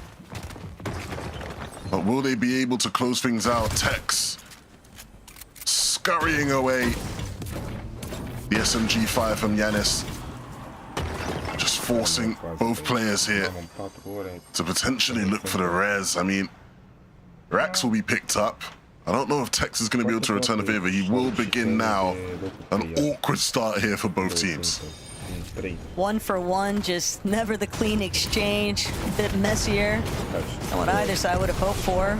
Nova and Waza, though, they're going to be another duo kind of tossing their name into the hat for some of the action taking place over by Wonky Land. And with the day that Huddy and Fishy have had already, Levin, playing spoiler for those two, don't think that's exactly the game plan here for Nova and Woza. But at the same time, that might actually be the case here, because Huddy has been brought down.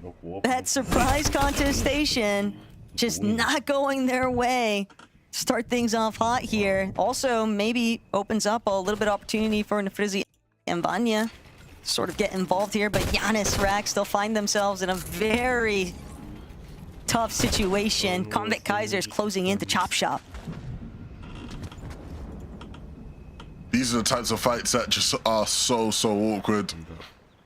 You think you're having off-spawn problems, and then another team rocks up and adds their name to the party. And Combat and Kaisers will be feeling it this game. And so for Yanis and Rax, it might be the best option not to entertain the fight that these two are looking for. Oh no, they're just going to force it. You might just be forced to take the fight. Rax almost cracked. Will recover, and okay, Kaisers and Combat won't fully jump in, but for a moment there, Taka, I thought it was about to get scrappy. Combat Kaiser's, man, right there with you. Definitely alluding to wanting to be very aggressive there, but they've already gotten 4 eliminations just to kick things off here in game 4. It's a pretty solid start.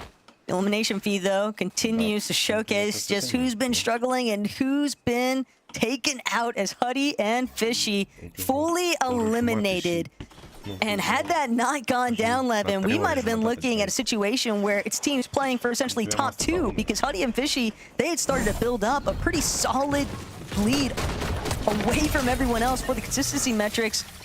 But Chino and Pablo, certainly one of the teams that all of these duos who don't have that qualification spot just yet for the Global Championship, they're going to want to see a lot of success coming out of those qualified teams, because that just makes it one step easier, a little bit of roll down positioning, and all the more opportunity to potentially get one of those 3 spots. No, absolutely. The more those guys rise, the potentially better it could be for someone else. It just depends, though, right? Because if they go on a tear, they might just run into some of our players who have been having a bit of a better day. Cringe and Twi, a team that I'm very curious to see how they get on at the Global Championships. Of course, here today, not been as impressive as they were on day 1 of Grands. I think so much has been learned for that duo. Thomas, Focus, another team again who maybe I was probably expecting them to have a bit of a hotter start to the proceedings today. And they're up against a very hungry Ghost and Lemon, but unfortunately Ghost goes down, and so Lemon in a 1v2, what are we reckoning? You think he's got this 1v2? If he can get one of anything in this kind of position up against the likes of Thomas and Focus, that might be a big enough accomplishment here for the mental at least. But Lemon, for what it's worth, I mean, they're giving him the one. It's not even that. He's getting tagged, though, from a distance, and Lemon doesn't even get the chance. Kiro intervening. Despite the fact that Focus and Thomas were cool to let the ISO take place, they still can't deal with the fact that another duo just swooped in, stolen that elimination away from them right on their noses. Fado, Momsy, though, they've got Howley.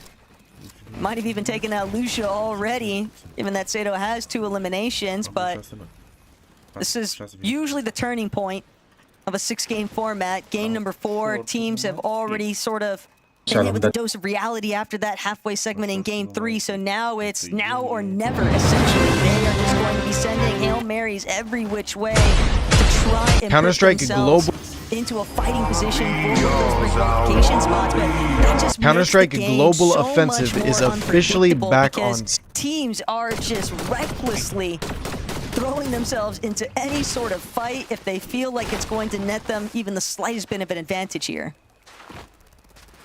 No, absolutely. I think things are going to start to get intense. So much on the line.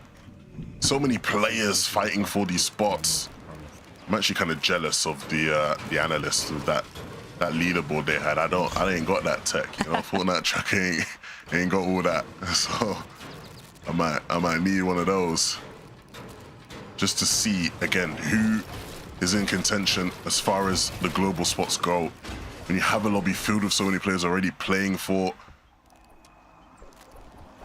you know, just the money because they've made their globals qualification. A lot of the times it comes down to conditioning. It comes down to trying to stop some of these teams who you know are good that land around you from qualifying. Look, one thing I'm going to say, and maybe people won't like this, right? The EU players, we're very confident in our region, right? We know the talent within EU. A lot of these guys would rather it be a team from, you know, Asia or Middle East landing near them than another EU team.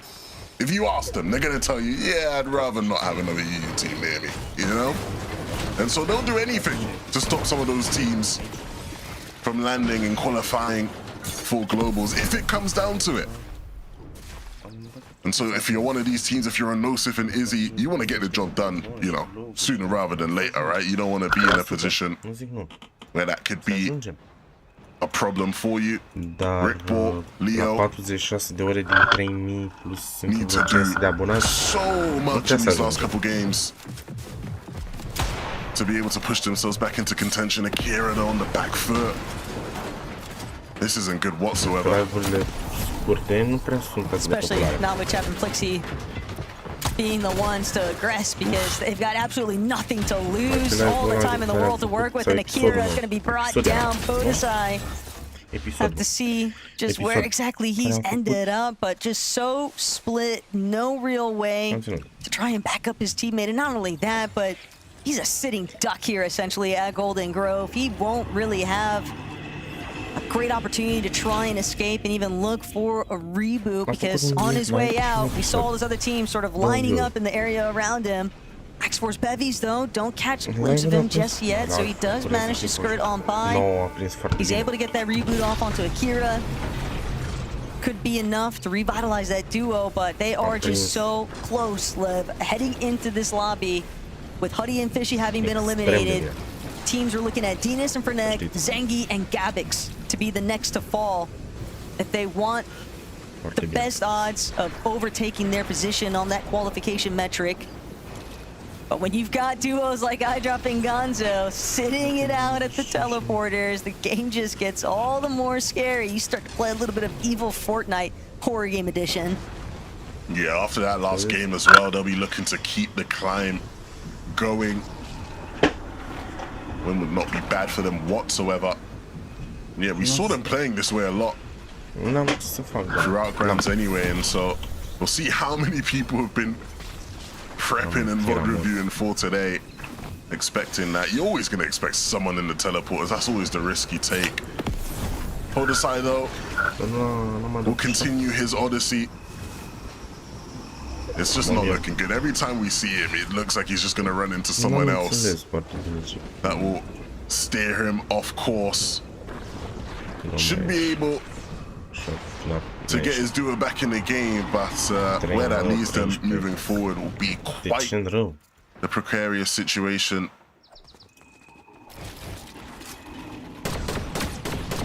Also just even not worrying about the surge, knowing that there's just so many teams opting to play Storm for so long. We're not seeing a lot of movement out of duos until right around that 5th, 6th zone approach period, and with that in mind, the reboot signal could also just be the ultimate beacon to draw some attention. Cyfrozy, Fatal, certainly needing a monumental showcasing in this 4th lobby if they want to keep it a bit more realistic in terms of qualification metrics, because there are just too many other duos already so much further ahead on the leaderboard that are fighting for those qualification spots. Jake Puka and Kovacs, though, won't be able to find any additional eliminations here, and Podesai on the run currently from Skrill and Strap. He's been going as far outskirts of the map as he can think, just to try and have that opportunity to bring back Akira, but almost seems like he's just delaying the inevitable at this point, Levin, because even if he does manage to make that reboot play, how far away from the zone are they going to be in comparison to everyone else making it into the edge? He's just going to have to worry constantly about getting beamed, and their loadouts are just grim. They have to farm, they've got to do everything to bring this one back. Yeah, and Podesai's already tanked so much Storm. It's really looking quite dire for them. At this point in the game, you sort of do everything you need to do, right, as far as get a loadout, loot up, but you're really just hoping and praying. No riding for Strokey. This is about as free as it's going to get for them, potentially, here today.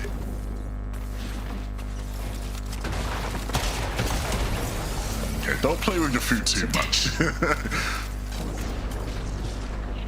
You get the LM. Nice to see. It's just a tough break that happens sometimes, though.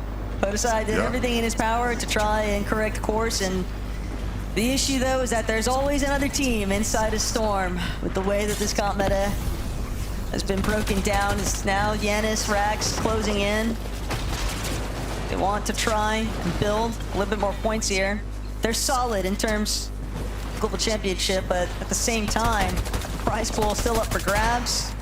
And they're going to need this elimination because they've definitely been hurting in terms of their material count and everything else. That initial off-spawn fight being so much messier than what they'd hoped for has just put them in a constant cycle of trying to recover the game. And what makes it even worse still is that they're not the only ones. 240 below, though, currently. They need to find an immediate refresh. And they've got to hope that the duo that they take out has some builds to go with it. Yeah, this is so awkward. And ultimately, this is actually one of the examples we're going to see of just where you are a team playing the Storm and you have almost none of the benefits whatsoever of playing the Storm. You're almost still in congestion. Obviously, a lot of players have finally started to leave because Zone is quite a ways away, but there was like 5 other teams around them there. It's not even like you're taking an isolated fight. You still have to be wary. And then you just have this insanely long route to make with so much to do.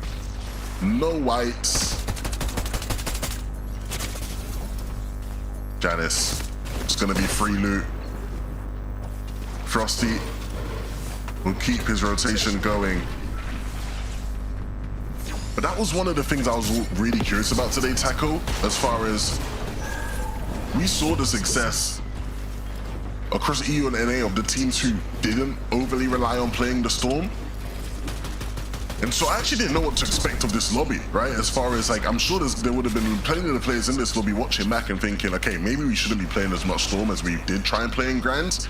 But then does that counteract the effect? Because now less people are playing Storm, so actually it's not as bad to play Storm. And so you have this sort of weird cycle that sort of permeates through. And I think that's why we're seeing so many different teams, I think, in this lobby just find success in these games, because it's become sort of on a game-to-game basis based off of the zones and the pools. Venus and Franek have had, bits of success in both different scenarios today.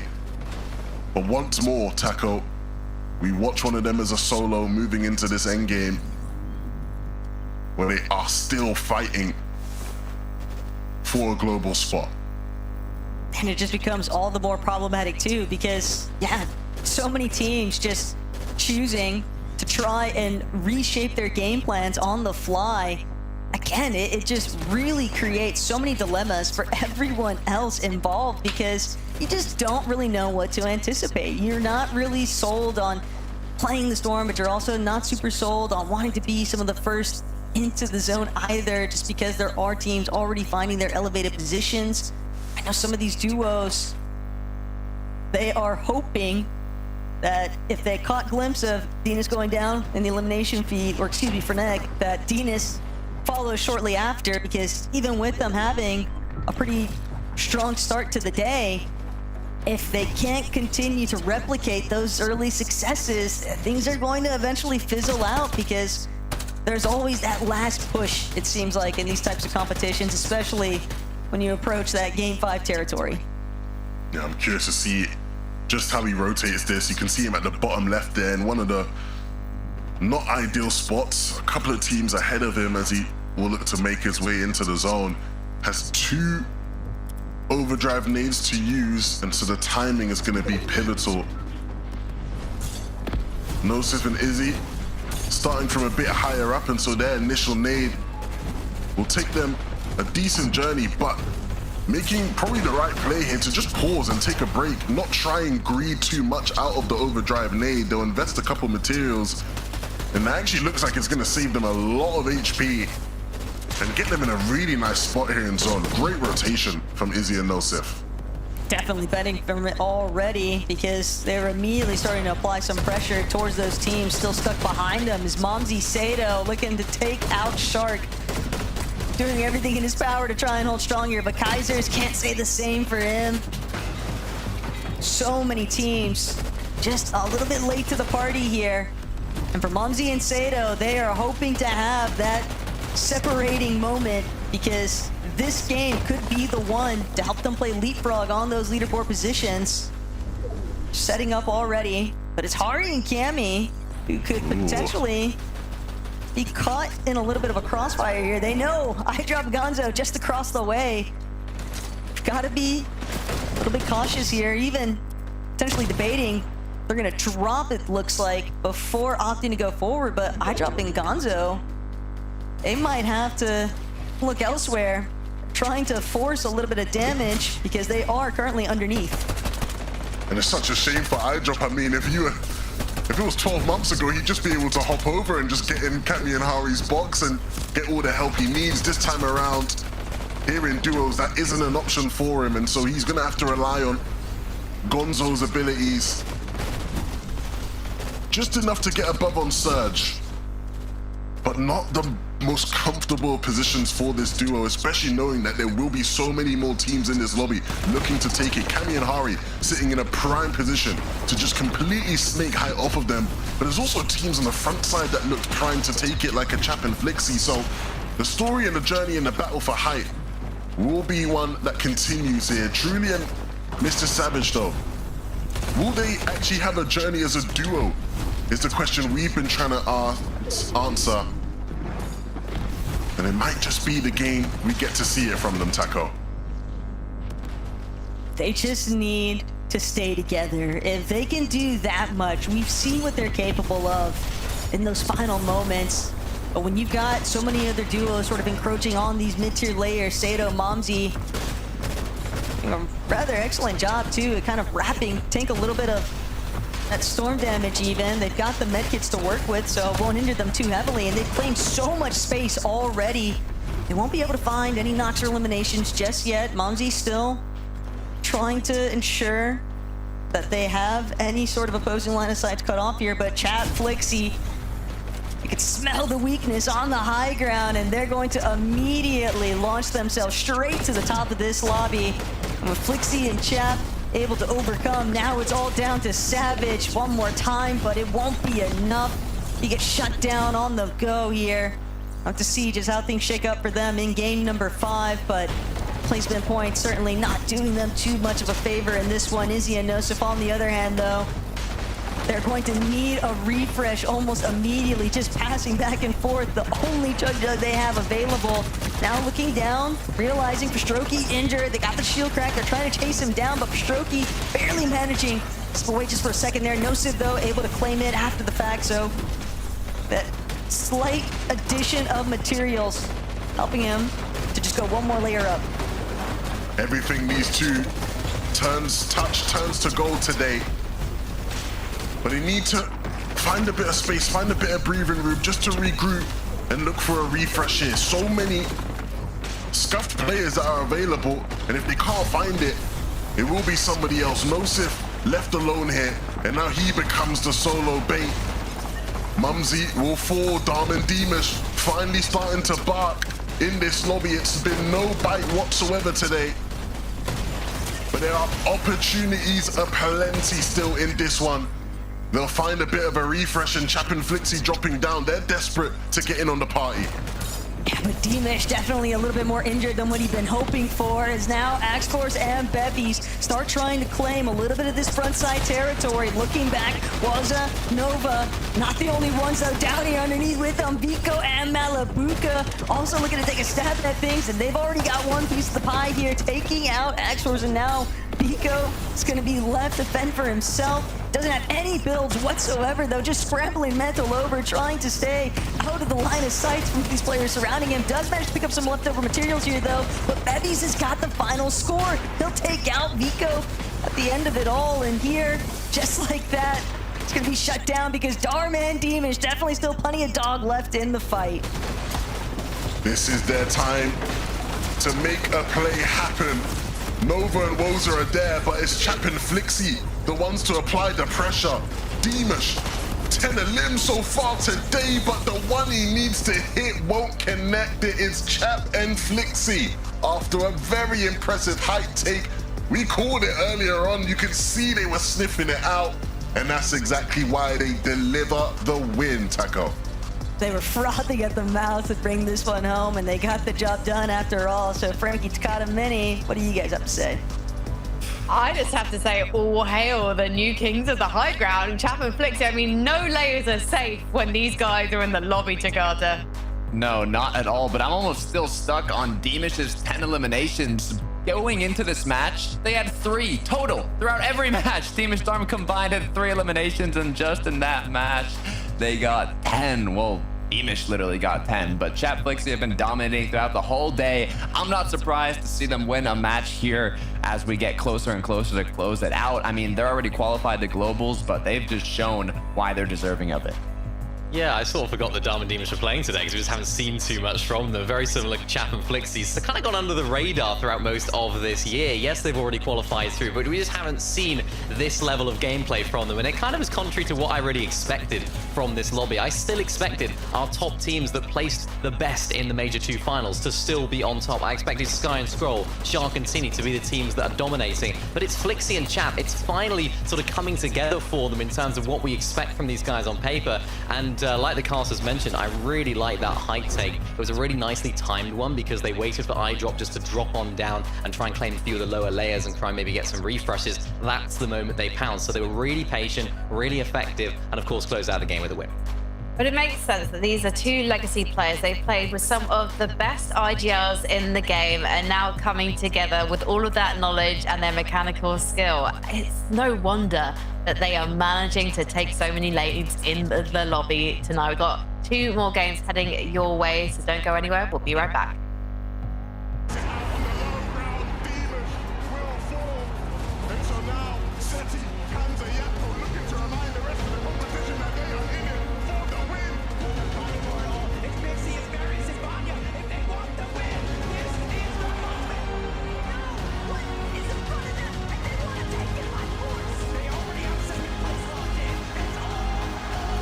Hold on, this is a 2v2 out of nowhere. Tap as I will can't finish.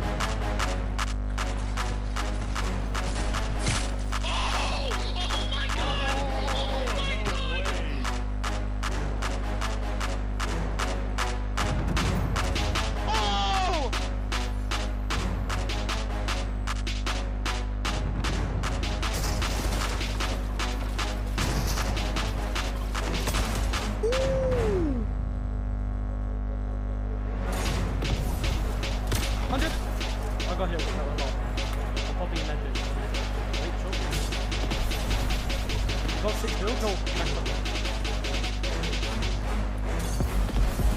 Wait, if you are mid, wait. 100. 100. Oh my god. Oh my god.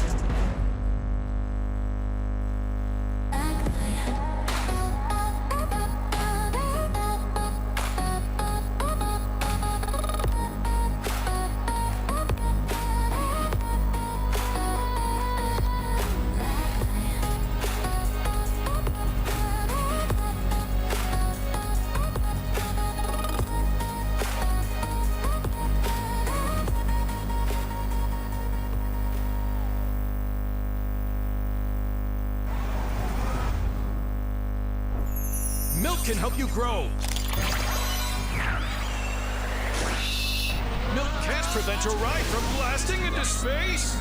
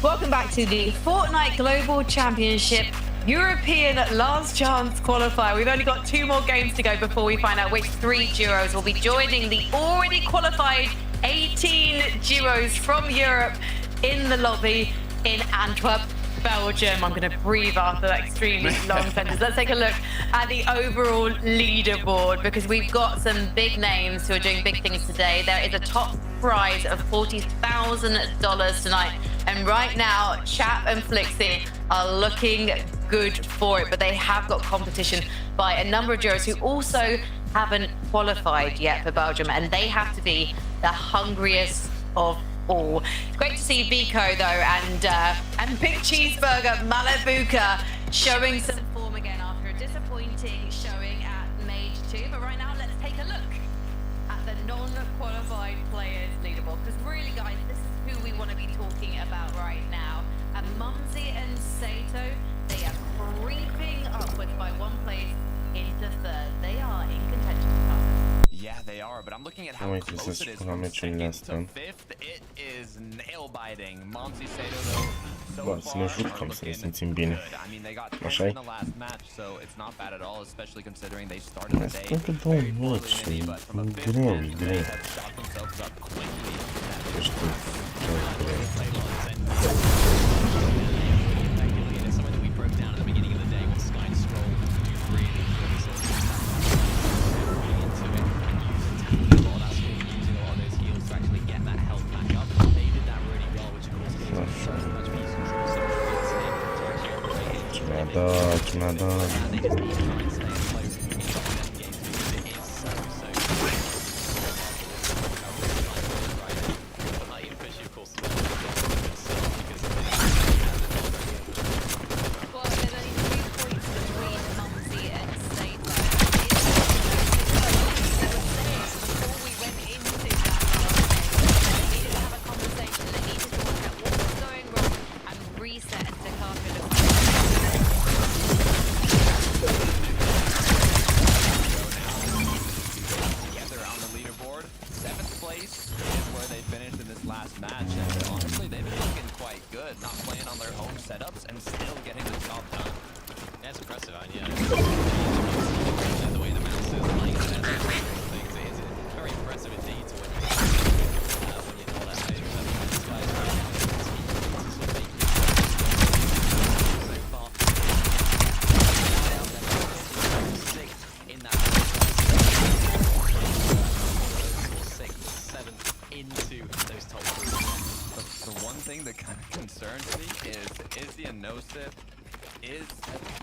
that got 17th in Major 2, which is one placement off qualifying, and they're currently one placement off qualifying again. So I'm getting a little nervous, but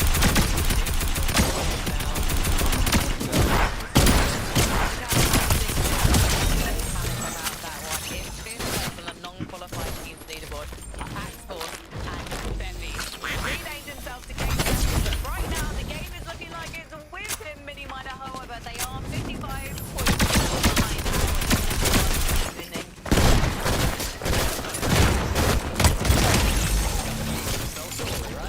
Nice to see these guys actually finding some success. Of course, you know, they're a team that we've seen performing together for so long. They're sort of two Carter, so I think they still have that sort of maybe some questions about their overall grade, but I think that their experience, like I sort of talked about today, will be a key element as to why they're sort of playing well today, using that so effectively in these end games as well. yeah, I mean, they've been around for an incredibly long time to be competitive, and all they've been doing is going up and up and up. They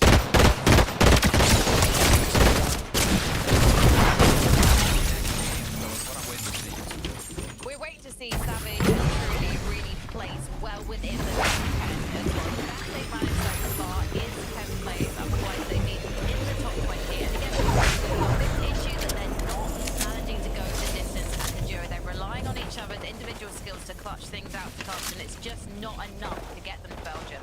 Yeah, what we said they needed to do is get a big game. They were making it to these end games, but they were a little clutching. They were not really getting points as they needed to qualify, to kind of be in that range. They need to get now, and they have 2 more chances to do it.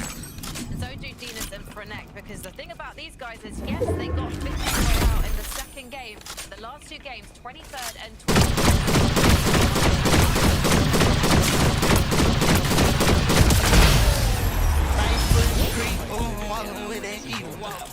Off games, but it's also important just to stay consistent in the other ones as well. You're not going to be able to win.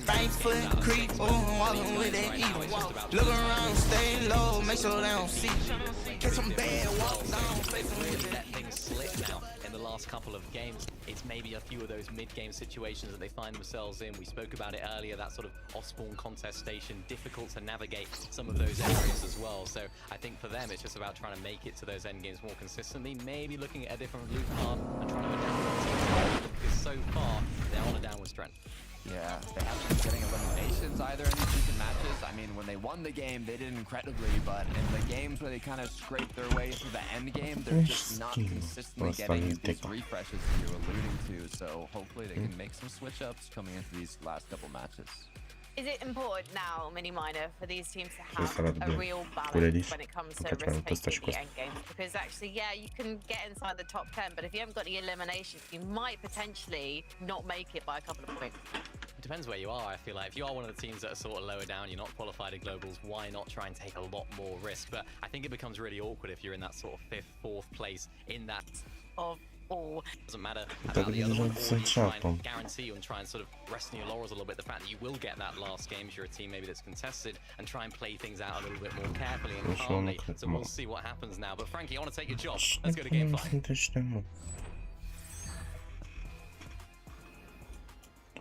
And just like that, Mini Miner, the new host of EU FNCS.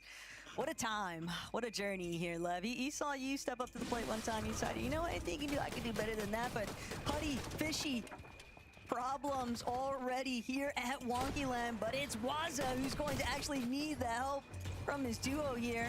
Putty and Fishy have just managed to scrape by, finding that first elimination. But Fishy, if he's not careful, he might just be next. And don't want to find themselves lined up into that even 1-for-1 exchange. Needs to ensure that they get the better end of this stick, because they want to maintain that spot that they've already locked down. Not only that, but they were at one point in contention for some serious prize pooling. Nova now having an affair with the tag team here, and it's just too much pressure. Fishy and Huddy will manage to come out successfully from Wonkyland offline. Not as clean as the one we watched earlier against Cringe and Volko, but they got the job done. No problem for them here when it comes to Wonky Osborne fights. Axforce and Bevies. Moarle de You know, dans. I remember this saying, leave the Fortnite before the Fortnite leaves you. The game's left him.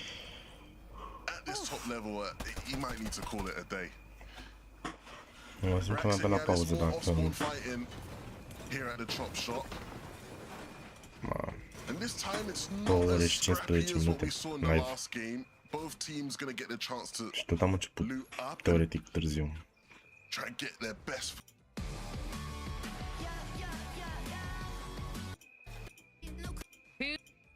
Full tags. as well. So everyone will be looking at these. I think it's a great form. Da, dăm vreo 15 minute mai devreme. Khan, Nu mai this târziu has și eu. not been the day we wanted to see from them, Taco. No, and if anything, them moving a little bit further south. 26, Contend 27. with Darm and Deemish. It's a bit of a dicey choice here, but if they manage to bring down Darm, they'll have full control of Sunken Shores at the very least. So Darm, doing what he 26 can, și try and fend them 27 off. Global Championship. Does have a Și pretty cred că o să faci substantial ceva, un advantage here, though, wallpaper and din Reason ăsta doesn't special exactly have pentru așa build to ceva. work with Khan, just trying to farm out even a single build to place. So at least for the time being, Darm still being a bit cautious with the approach. Doesn't want to allow for any sort of freebies here. Reason Khan definitely recognizing the fact that the longer this takes, the more likely it is that Darm might just manage to wiggle his way out of this one. And they don't want to let this opportunity slip them by. Because as the points already indicate, yeah, they have just not had the day that they needed. And they're going to have to go absolutely ballistic back-to-back lobbies if they want any chance of working their way into the placement metrics. Nu But pot să it's țineți more ok, so the că fact farmez that lemn aici, știi Khan cum? and Reason just throwing whatever they can at the wall to see what sticks. E și asta Yeah, this foarte is ok actually a locația, really dar weird departe. spot that we've not been in really on the broadcast here E o in locație EU pe this care o year. foloseam, I feel scuze like că almost everything we've watched this year, the threshold for qualifying has just been so GG. big. Right, like when we were watching Summer and it was like, yeah, just get like a top First 15 or bounce. 20 or something like that and you're like qualified, right? Even this La globals, there lifty was so load. many spots up for grabs because we chiar had so aici. many of those other teams and other players, you know, locked Între in here. shop și Of calamar. course, we still have so many players in this lobby who are already Nu called for mă dăm și globals, la but cluster că și aici la casa asta. it's gonna be hard. You're gonna need those massive Chiar gains și from aici m-am Reason. landat odată la And Khan, if Golden there is Grow. any hope, M-am and luat așa spre unfortunately, the One hope here for the Key. Rax and Janice La fans Leaf Lodge watching mă luat spre is Battle gone, Woods. at least here in Pe game aici. number 5. They go down. Let's take Ori a look aici at și după la how Lake they actually Landing. won this off spawn this time around. Mă duceam și aici la Heads up way there from Eli. Bird Great Beach. back-to-back Mă rutăm la casa asta with să the shot mergem placements. As now până aici. Darm will find Mergem la himself rățușcă. being pursued by Izzy and Nosif. Mergem la hit. Problems just keep building right now. Și mă duc aici, And for aici, Darm, aici și aici maybe a little și bit aici. too familiar. Asta Getting chased to this extent as Nosif and Izzy just refuse to let this opportunity slip them by. Khan and Reason might not have been able to capitalize on it, but they will waste no time. And that's a very important elimination for Nosif and Izzy to collect there, because we have seen them have some issues with Surge later on down the line. So that could potentially alleviate some of those woes. Right now, though, Ce Pix mă and Farron cam să mă uit la able asta. to take down Jew. La So eliminations are starting to build up, and more importantly still, Lev, I think we're starting to see the lobby get much more off, just unabashedly aggressive right now. Yes, cea mai yes, populară. absolutely. You know, we've already seen it with some of the teams in contention for a global spot going down. Axforce and Bevies, of course. Arată foarte bine modelul those ăsta, already. așa. But Izzy and Nosif, that's going to be a Just- huge element for them, right? They were one spot away. Say one spot away, obviously just sitting behind Mumsy and Sato going into this game. And so Mumsy and Sato need to make sure they don't Focus. slip up here at the final hurdle. Need a good end to the day. Păi să știi că a Sky, fost lansat, Scroll, mă. Spre You know what? finalul, nu? Nu they're the știu. champs, so I can't even say that. Okay, You know, so- under normal circumstances, I might want to talk my trash a little bit here. You know, give them a push of encouragement as a Dobra. big fan of these two that I am, but they're the champs, so you know you just gotta let it slide a bit. We'll forget today. Yeah, they got it, I think, is the Bez- real takeaway. Sofia, sério. So- Anime. Chet Flixie probably content, though, knowing that they Anyway. didn't actually have to go all out in that exchange. To 6. I think the biggest thing is I still think they're the best duo in the world, regardless of how today ends. So that's all that really matters. Fair play. Fair shouts. Kaiser's comeback. Very short-lived victory right now, it seems like, for Eli and Tex. Even after taking care of Rax and Giannis, they still have to deal with these two. The silver lining, though, is that Kaiser's, he had a shot lined up, but he didn't really get much damage out of it. And so, for Tex and Itachi, I mean, obviously not an ideal situation being lurked on, but definitely could have been far worse than what it actually was. Daj mi 106. Seems like a little bit of a stare down now, though, currently. Probably because of the reason that you just highlighted. These two just recognizing the fact that they were able to secure some great damage earlier on, so they don't really have to show their full hand just yet, and that's going to be enough discouragement. Konvict and Kaisers, they'll head off into the distance.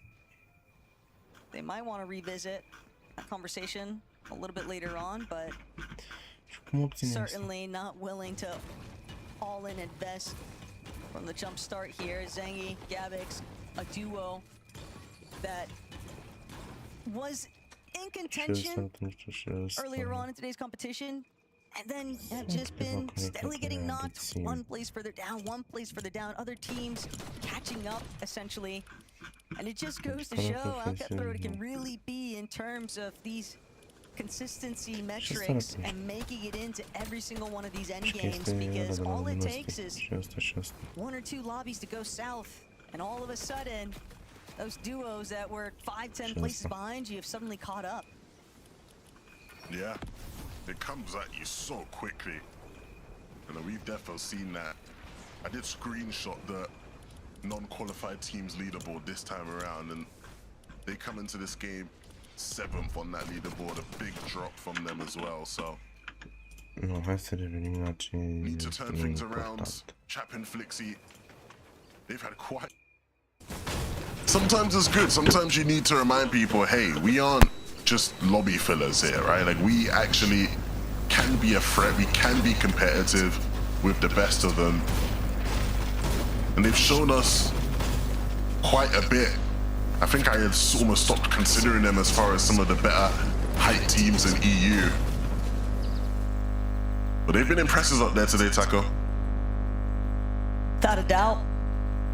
Now I'll just be interested to see whether or not they can continue that streak in Game 5.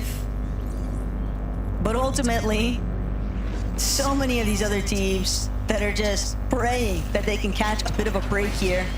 Splaha will manage to pull off the reboot, but that's not to say that Snonsky is going to be left in any sort of better standing. So many other teams nearby, potentially able to take shots. He's already had a little bit of his HP battered away, but he does manage to touch ground. So the vendings can definitely help alleviate some of that pressure. At the same time, though, they are still going to need to build up their surge. Yeah, and ultimately, it's not the greatest spot for them to be in, but this game is already better than all the other games combined. Right? I think they've gotten 16 points out of this one with those 4 limbs, and that's more than what they had at the start of this game. So, on the right path, potentially. Nosif, Izzy, much further ahead on that correct path as far as today goes. As we pan around, truly, Mr. Savage, so close, but yet so far it feels. They just need that one banger game. But it's been so hard.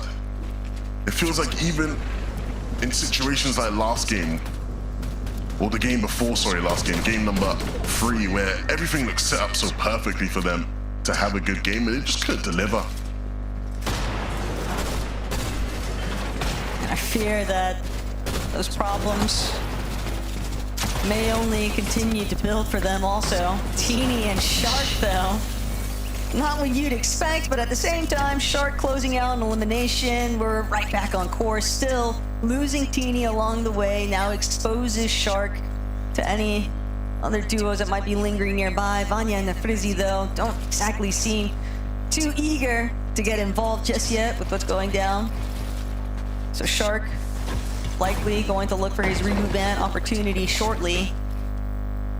But a decent amount, and something else to kind of keep in the back of your mind. Sharktini, how many times have we seen them in these types of formats, for example, where they just start to be the team that goes all out reckless with just finding every elimination back to back to back? It's almost like I'm kind of shocked that they haven't done that just yet. Well, it might pick up now, right? Especially because they're like 4th place on the overall leaderboard. They're within the reach of a win, right? And so like it would play into their favor to just go all out. 1, to try win, get 1st place, max prize. But 2, because of the implications on the other teams looking for Global's qualification spots. Unfortunately, if it's gonna happen, it's gonna have to be in game number 6 because Shark just went down there to eyedrop and Gonzo. But no, I agree with you, Taco. I would have expected them to start going crazy by now. I'm almost curious to see if maybe another duo in the lobby decides to sort of pick up the torch from them, and maybe all eyes on Chap and Flixie for that type of strategizing or gameplay, because we have seen them get a bit aggressive in some of these earlier lobbies. Kira and Podestai, though, just trying to watch their next step, watch their next rotate, fully aware of the fact that they are just trailing behind a couple of other teams, and as they make their approach towards this next edge of zone, always have to keep it as a thought in the front of your mind, really, that you don't want to find yourself overly exposed. So I like that they're sort of pivoting, of course, kind of wrapping towards this lower terrain. It's keeping them out. Some solid lines of sight here, but they might run smack dab into where Twek and Kiro are at. Got good damage currently, though, so they don't really need to force the fight, but Akira gonna get caught just like that. Hallie and Lucia playing catch up as Thomas and Focus will bring down Lemon. A tough break, but welcome to the set lobbies. Thomas definitely giving him a warm EU embrace. I mean, yeah, playing in your first like set lobby and you have to sit and play in front of all the thousands of people watching, and you gotta fight like Thomas HD, like one of the most legendary fraggers in the history of the games. It's just like, it's kind of not the most ideal situation. But props to Lemon, they've been handling it well. They've got some points on the board, so I saw, you know, you gotta give them credit for that. But they do need more if they want to be securing a spot on that bus to globals. Hold aside, unfortunately, we saw Akira getting picked off as they rotated in here, and so it's going to be up to the French legend to pick up the pieces on his lonesome. And it doesn't help that he's got Cringe and Volko just sort of breathing down his neck right now. He's trying to, you know, put a little bit of a front on here, show that he's healthy, show that he's strong enough to fend them off, but Cringe and Volko, they might not care. They might just want those 4 elimination points even more. But for a team like Zenki and Gabix, again, they got a little bit of a taste of sitting inside that qualification metric. They don't want to lose sight of things just yet. They are still within reach of taking back what they'd lost, getting pushed down in that leaderboard positioning. Very wary, though, cautiously trying to take a solid angle here, because 20 below and that gap could get even further if they aren't able to deal damage, and just also taking too much in return is truly savage. Really preventing Hardy and Cammy from making any sort of head ground. Yeah, they are the blockers right now. It'll be interesting to see where the zone pulls, because if it does pull to them, Cammy and Harry will try to play high. It's what they've done in a lot of their games today, but I feel like we just never get to really see them play it.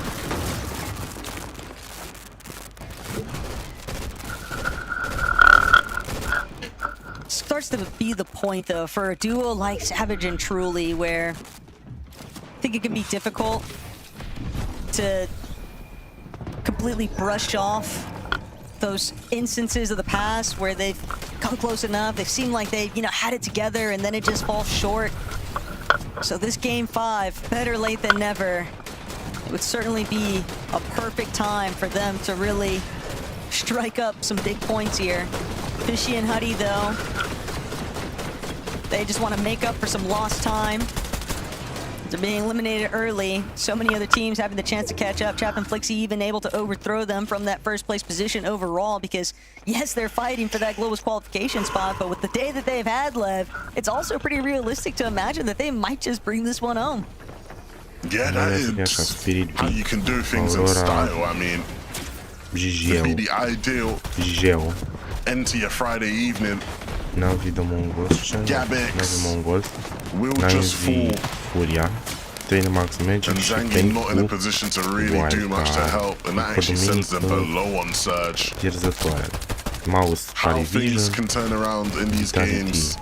So brutal, so difficult. 10 players, 9 still needing to be eliminated. And not only that, but 260 below as a solo. Staring down what seems like the impossible right now. Savage and Truly, on the other hand, though, 581 above. Front side position. They got a long ways to go, though, for this next zone. And it was Huddy and Fishy just ahead of them. Truly trying to get some good pressure in. If they can administer some damage, that might just be enough for Savage and Truly to then begin their next rotation. But they're going to be held here for a moment. Got the other side of the coin here, too, from Huddy and Fishy and their perspective. A little bit more dire. 29 below even. Truly and Savage just consistently chipping away at their HPs. Put them in a really awkward spot here because now Fishy, Huddy, they're going to have to spend time healing. And every single moment that passes them by, it's just teams that are able to escape getting that additional damage. Fishy now a bit too desperate, trying to chase down this solo. Does manage to connect the shot here. Snoskew, unfortunately, unable to get away, and that Siphon has done dividends right now for Fishy, but at the same time, Huddy won't be able to escape the rest of that lobby. Focus is now Zangi.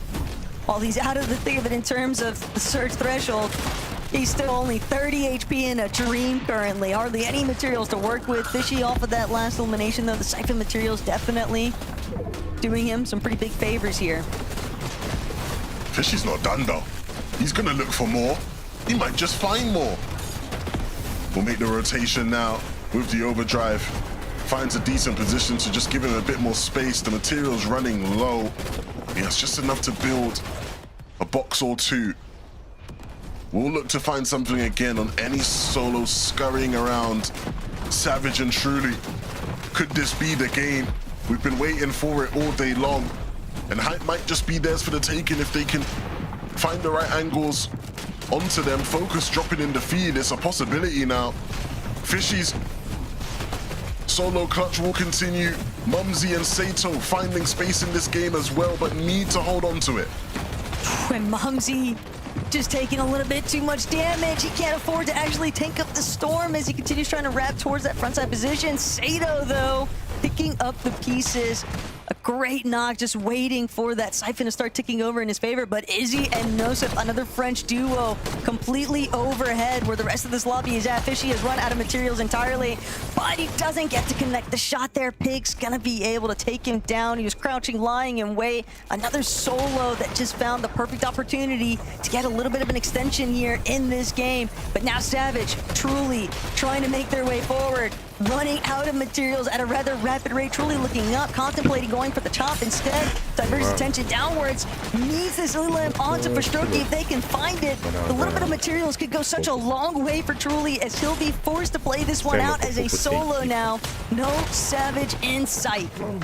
It's not clean, but he finds just enough to stay alive as so many players fall. Truly, with the Chug Jug in hand, we'll get some extra placement out of this position. And a top 7 is not too shabby.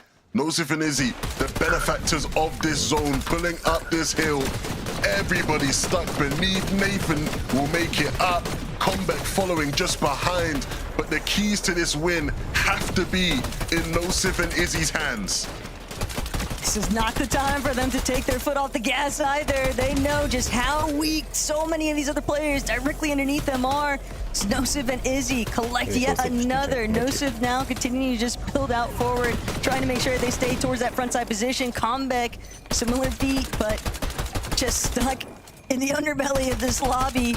Barely having enough builds just to hang on for dear life. Hoping that the attention gets diverted now over towards Josh, Tweg, anybody else, as long as it's not Comeback, is all he's really hoping for here. The zone pulling back, doing a big favor right now for Izzy and Nosif. This is ideal as it goes back with them being so low on builds.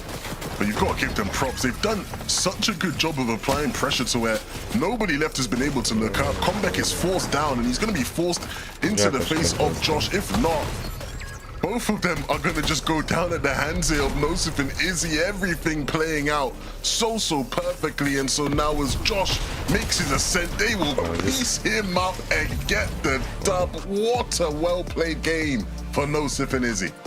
Great way to utilize height to the fullest extent. They did not allow anyone to even consider trying to get that chop opportunity in. And then, yeah, obviously the cone block off. Beautiful scenes. Overall, though, what's that leaderboard looking like? I would love to know, too. I can't wait to see that after the break. But let's talk about Izzy and Nosif, because this is a team that we said needed to rethink things. Then we saw them get a 7th. After that half-time point, now they got the victory royale. They're already in a really good position, 4 from the non-qualified players leaderboard going into game 5 to Carter. But now with the victory royale, they're going to be feeling very confident going into game 6. No, yeah, this is exactly what they were looking for. They don't want to play the borderline of top 3, barely on range of qualifying or not. They want to be securely tight and snug in range to qualify, and that match has solidified exactly that. Their points have jumped up from 162 to 250. They got over 100 points that game, or almost 100 points that game, which is absolutely ridiculous. So I am also curious, just as Taco is, how that's going to kind of affect the whole top 3 standings and how difficult it is going to jump into it now, Mini. Well, the important thing for them was that Monty and Sato didn't have an amazing game. They were all right, but it wasn't the game that they would like to remember. So they really took advantage of that situation. And that just makes it so much more difficult now for teams that are just outside of that top 3 range. Sort of thinking about Mr. Savage and Truly, who went down a little bit earlier on in that end game as well. It just makes it so much more difficult. And even with that Fishy X solo clutch as well, that could put them out of reach as well. So all these teams could now be fighting for just one singular spot, that 3rd place on the non-qualified teams leaderboard. So that's really changed up how the complexion of this final game is going to go, because Izzy and Nosif just performed incredibly well right there. And it's something that we have seen previously in the last chance. So yeah, nice to see them back on a fight. It's definitely their comfort zone. And it's also now their proving ground too. We've got one more game to go before we find out our winner of tonight's lobby. But most importantly, which 3 duos are going to be going to Antwerp. So don't go anywhere. Ah. 3 minuty, nowym team. Nowym team.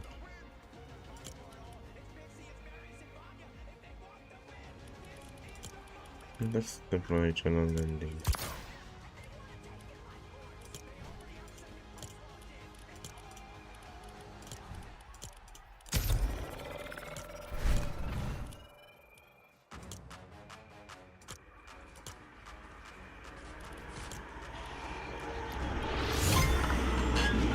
Hazırım.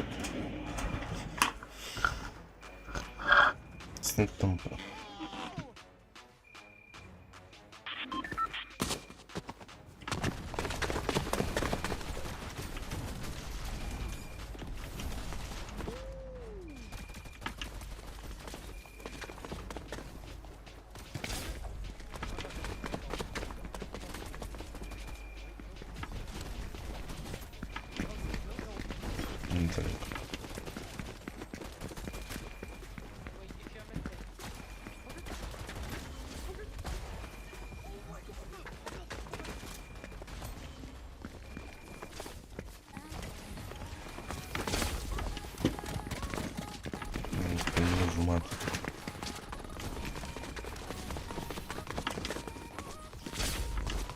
Team 4.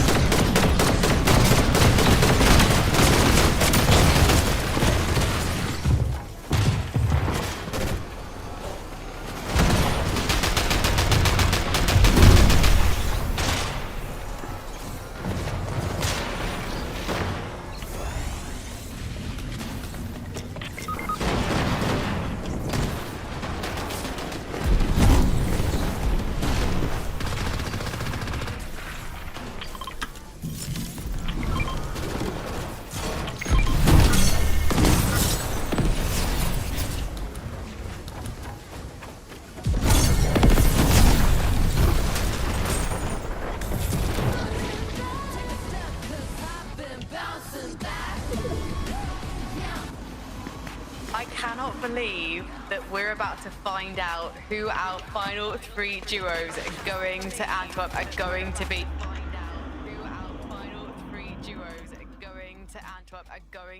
Just one more game until we can declare those final 3 pairs. Takata, I think, Mini Miner, I think I'm going to ask this to you too. Oh, you ready to see the overall leaderboard right now, where it stands? Just show it to us. Just bring it up. Just bring it up. It's Bring it time. up. We gotta Let's see bring it. it up.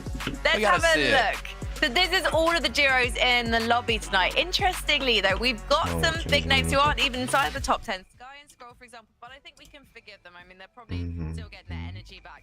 Asta se apropie. Este este vezi care a fost la început. Plăcea foarte Mini Miner. They're now 3rd overall. So not only are they potentially Nu se opresc, doamne, nu se opresc. Of that was the Chap and Flixie didn't have a good game either in that last game. It was the first time they've really taken a stumble. They really could have run away with it. We could be speaking about the champions here of the Global Championship last chance for qualified finals here in Chap and Flixie because they didn't have because they needed to have a good game there, but they didn't. And I think that just sort of opens the door now. You can see the sort of top 4, I suppose, are really just so close. Any of those 4 really could take home the entire day today, which is very exciting as well as just the qualified team. Let's take a look at the overall leaderboard. Sorry, not the overall leaderboard, the non-qualified players leaderboard. This is obviously what we want to be focusing on right now, especially with only 1 more game to go. Let's take a look at the points column as well. I mean, you can see within the top 3 itself, Takata, it's incredibly close, and then we have Savage and Trillion 4th. But Mumsy and Sato, that last game, we managed to see them Strike-ul meu preferat.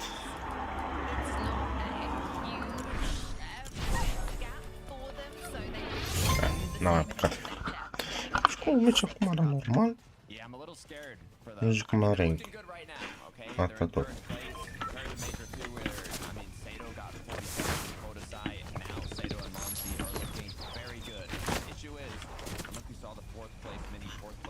Can you just triple jump using hot dogs? Ne aici.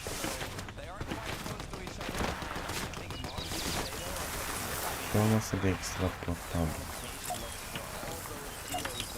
Înțelegi? E o masă de extract.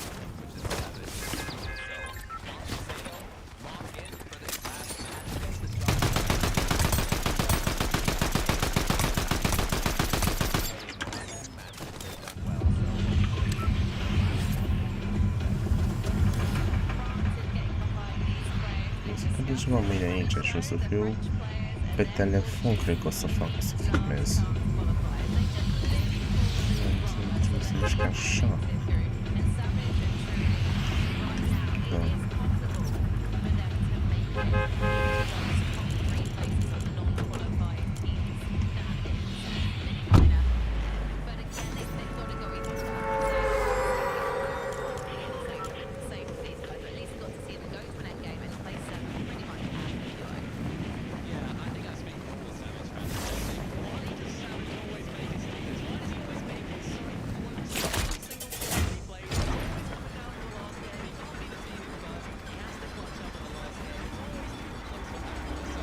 Fac niște misiuni și după ies.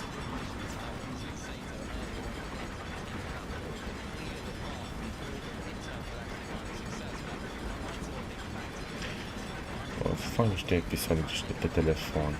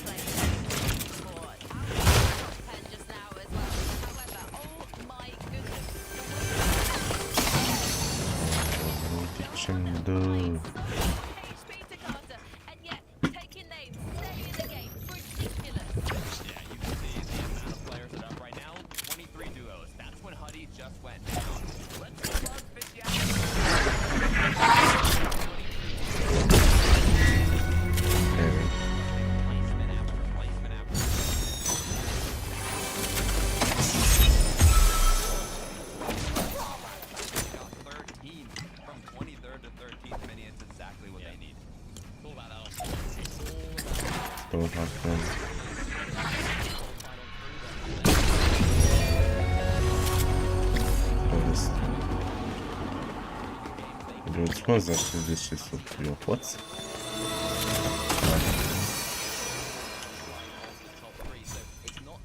De dracu.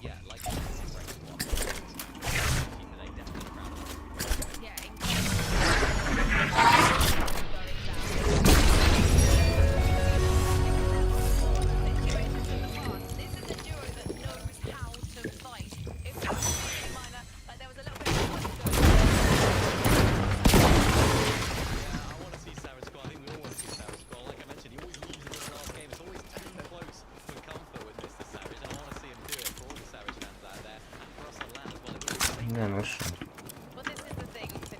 Nu vreau nici joc, ce joc.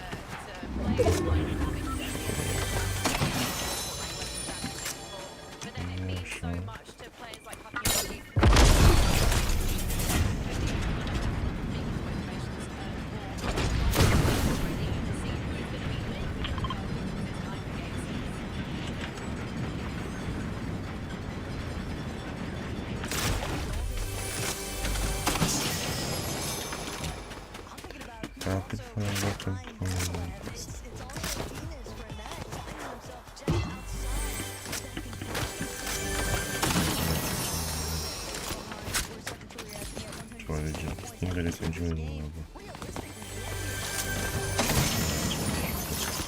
Ce așa, acum dau înapoi.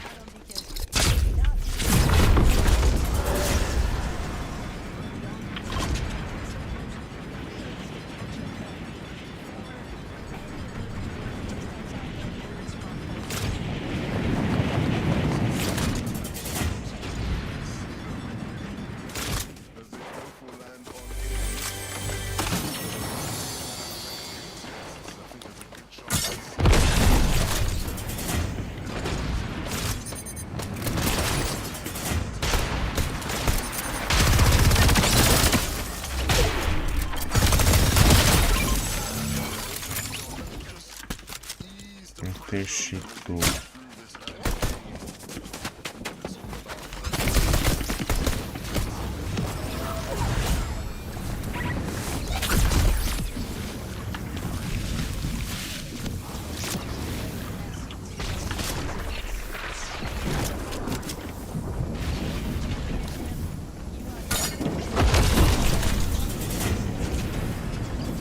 Am făcut-o?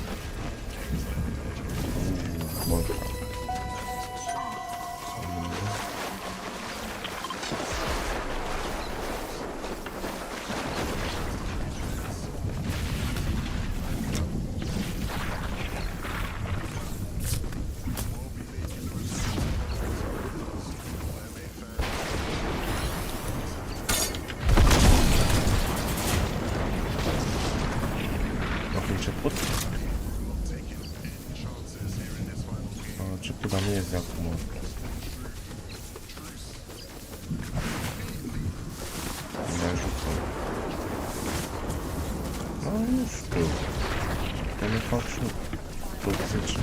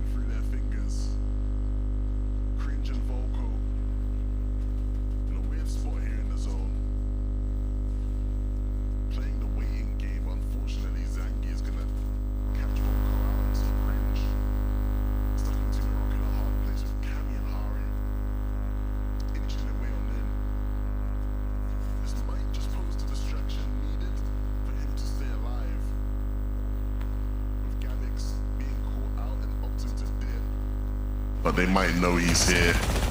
Yeah, they know something is not quite right, but they're not going to pursue it. Thankfully for Cringe, he's able to stay up in this one. Wow. Cammy and Hari choosing to just collapse onto Zangi instead, and poor Gavix, while he did manage to kind of pass on by, losing your duo at the same time is just such a tough position to be in. And not only that, but keep in mind, Huddy was just lingering over towards Wonky Land, although he very likely already kind of shifted off elsewhere, doesn't want to stick around, especially when he can tell that there is a lot more action. Picking up the pace here now, though, but Cammy and Hari, that's a very tough break for a duo like Zangi and Gavix. And a review, it's actually Huddy and Fishy one more time, so a little bit of recovery, but will it be short-lived given the direction that Hari and Cammy are actually starting to step up the pace to potentially even cut them off?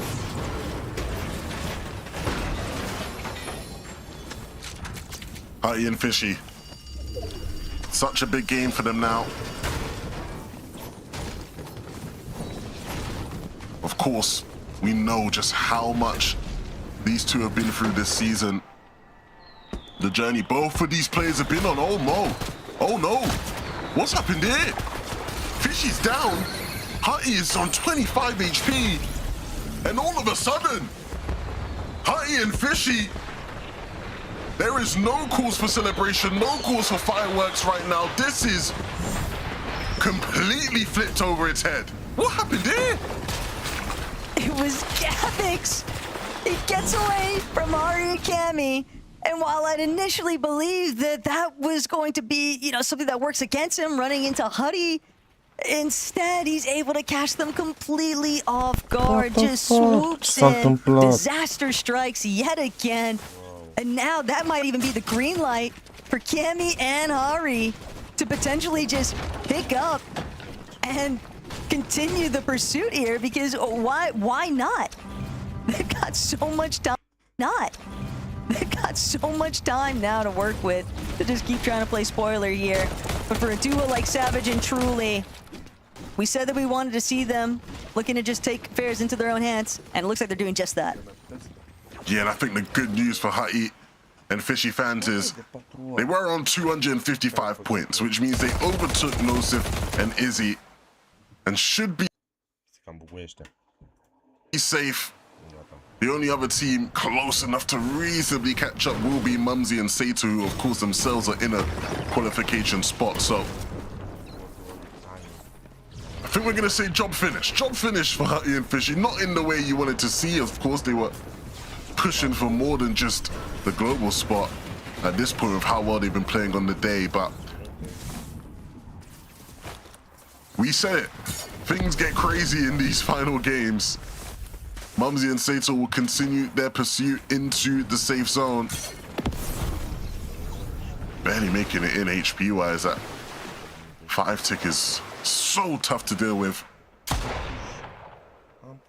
Luckily for them, everyone else a little bit too distracted with what's directly in front of them. These other teams caught up in separate engagements means that Sato and Mumsy will be able to just continue making their way in.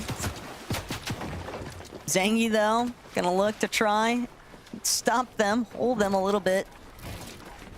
But for Sato and Mumsy, when you're in this position, Levin, you almost want to see them just go for that immediate commitment every single time, because you just can't afford to second guess yourself. Yeah, I mean, that was a decent pull for them. The only team that really could give them any issues was Zangi, and they're able to just push past him in the end anyway. Oh, dearie me. Pixie, Swizzy.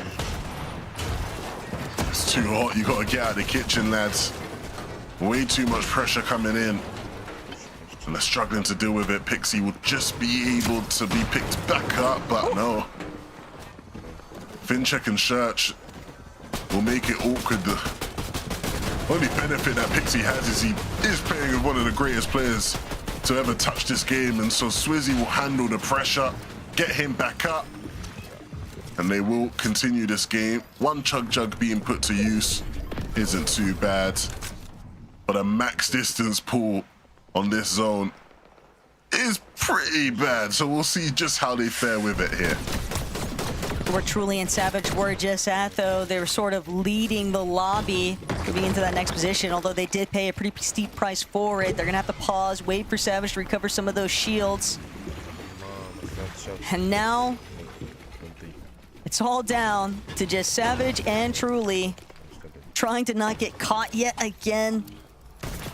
But it's just so difficult because everyone seems to be looking directly at them, despite the fact that they've created a little bit of distance here. And we've always got to remember Mumsy, Sato just off the side there, also making their approach is Chap Flixie. Doing a great job at target practice. And Swizzy, he's good, but he won't be able to avoid pressure this time around. Just too many other players surrounding him, alongside the fact that Flixie and Chap are just non-stop spraying them. It's just tough scenes all around, but even Flixie and Chap recognizing, got to get a move on. Sato Mumsy, though, they've got the best elevated position currently. They're recognizing there are some other teams they can get a little bit of pressure in on, but we've seen high ground be taxed before. And this is beautiful. If you are a fan of these two, they aren't in a position where they're looking to take. They're in a position that is all about holding on, but they aren't taking that for granted. They are playing this game out clearly with intentions of doing as good as possible. Savage and Truly need to follow their footsteps with that sort of intent and push beyond them if there is any hope. There's still so many points behind. They're gonna have to get fraggy, and they're gonna have to hope that Mumsy and Sato either fall within their sightlines or fall at the hands of somebody else in this lobby. Good pressure being applied, but not able to get the credit for that elim. Again, every little helps when it comes to the points left in this lobby, Taco. And that's what's really starting to hurt them, because Sky Scroll, they've started to make their approach, and that big chunk out of Truly's HP shield now going to have to pause, so they won't be able to maintain sticking towards that front side just yet. But Mumsy, Sato, starting to pick up the pace a little bit here, starting to claim a little bit more space, recognizing the fact that they've got players just underneath. And nice little pickup there from Mumsy. Some leftover loot off of Nebs' body, but now other teams potentially getting caught. The way that the zone is pooling is going to be very tricky in terms of if you are forced to drop layers. Well, actually, take that back. We're going a reverse direction. Thought for a moment that the elevation was going to pose a pretty big threat here, but for Mumsy and Sato, this might actually be a huge beneficiary for them as they continue to just play things safe. Savage and Truly are gonna have to really make things happen here at Wonky Land. And they're gonna have to do that in spite of all the other top teams left in this game. Mumsy and Sato, you saw just scouting height there for a second, and not just scouting it, taking it by force. Mr. Savage put down. Mumsy and Sato crushing the dreams of every believer right now. It all comes down to Truly and this med kit in an attempt to out-heal, but is it all in vain with just how Sato and Mumsy have played this game with the points that have been accrued? Overtaking Izzy and Nosif now, I believe. And what a play that really was. The rest of the lobby will start to get involved in the fight for height. But Mumsy and Sato might have just done enough there, Taco. It all depends exclusively on whether or not Truly can actually fly in these final moments. And the moment that he starts to venture forward, he is down to his last build. Doesn't have anything to sustain him. Only 3 overdrive grenades remain. Meanwhile, Mumsy finding yet another elimination here, just building further distance. But for Truly, if he can get more placements, it's starting to think, Izzy, Nosif, they might just be the cutoff metric now.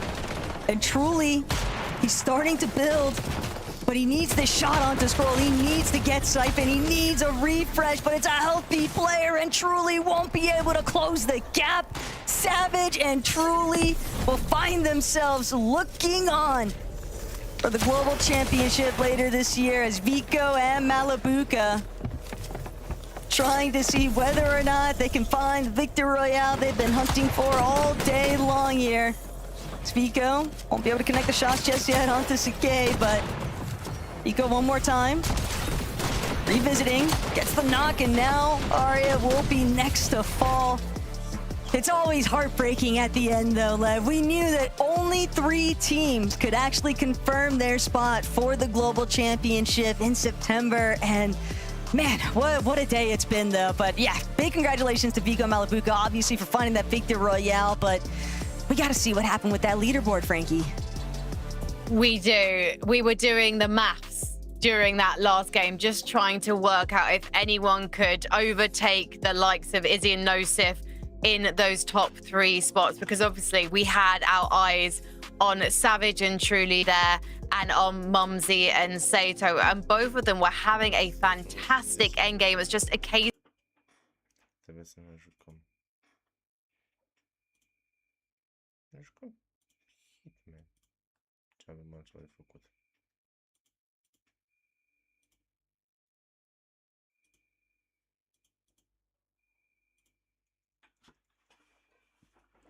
N-am mai altceva? Mamă. 3. Wow.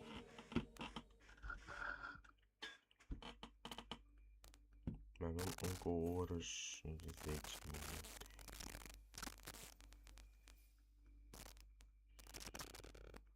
Pe care o veni. Deci era și 40. Fără 20.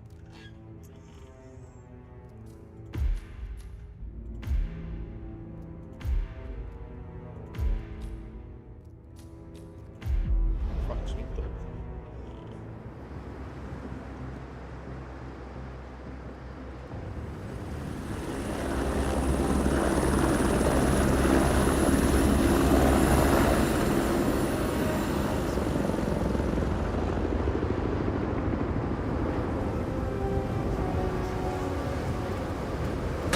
Welcome to the Agent Program, Initiate. I'll be waiting for you inside. Follow the lights, please.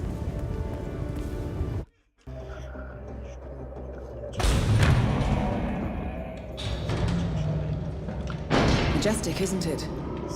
I'm Diana. I'll take you to your quarters.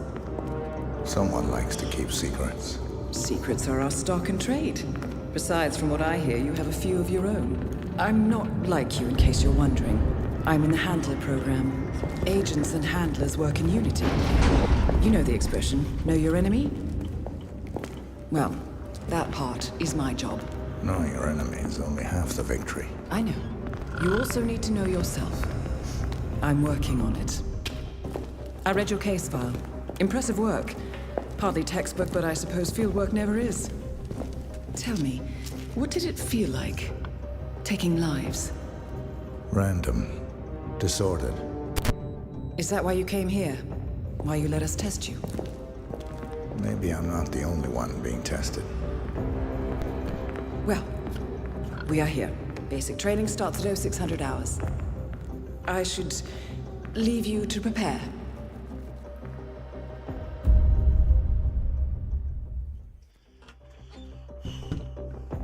Are you sure about this? I am. There are no second chances, Miss Burnwood. Ce-am făcut? Welcome to... As previous tests have established, you exhibit an unusual level of enhanced sensory perception. Use your instinct now to sense the position and movement of people around you and identify your target. That mechanic is in your way. Sneak up and subdue him quietly.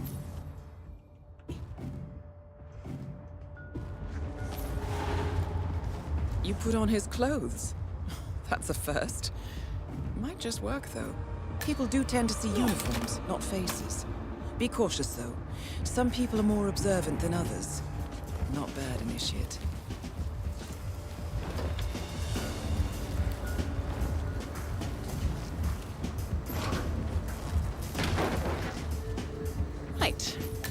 find him anytime soon?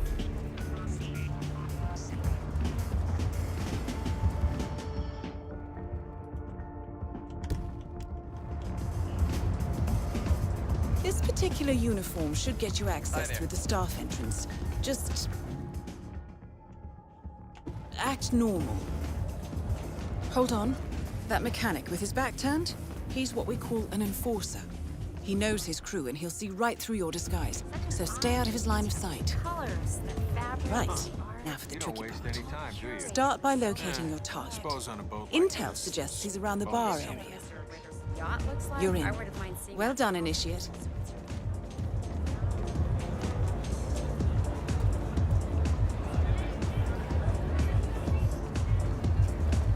Love the vest.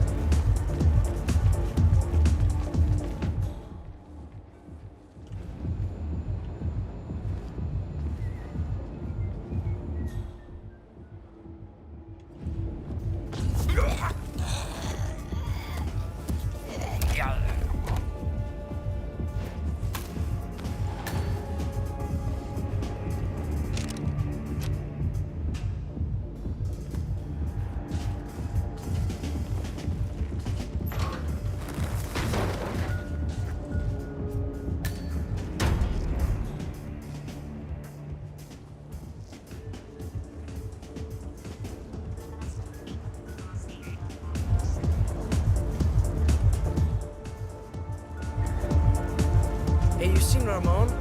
No? Target's private deck. Now we're getting somewhere. Ah, but according to Intel, Ritter is another enforcer who picks his own cabin crew. So tread carefully.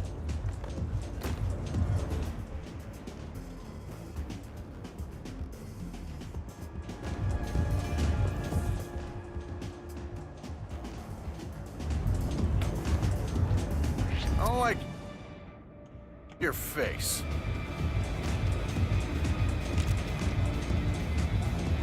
Talking to you, sir. You have been compromised. Quickly. Try and lose them and change your disguise. That was a gunshot. Understood. Hey, need help over here. No way. Coming slow. Take him down with the same trick. Wilco. We're cornered.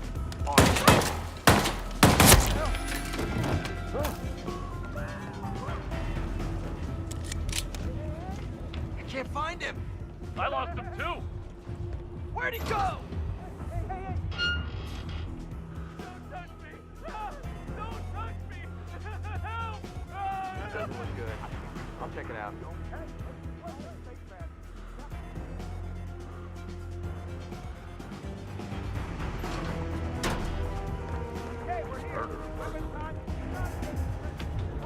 Come in, Central. Yeah. I'm at the location now, and we're clear. Nothing going on here. Out.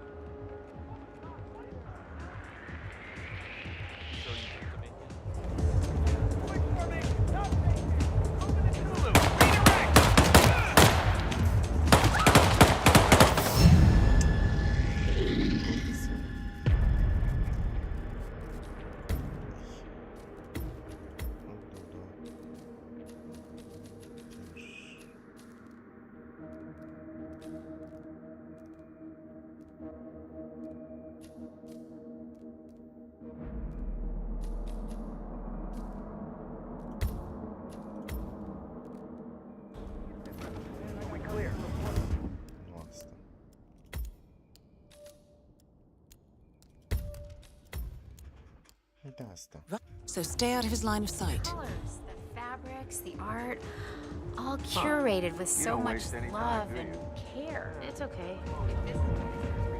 My sister's hungry. That house is in Switzerland. Oh, not one bit. I wish Bernie cared about art, but no. Bernie likes musicals. Have you tried this texting thing? It's really quite addictive. Hey, how are you?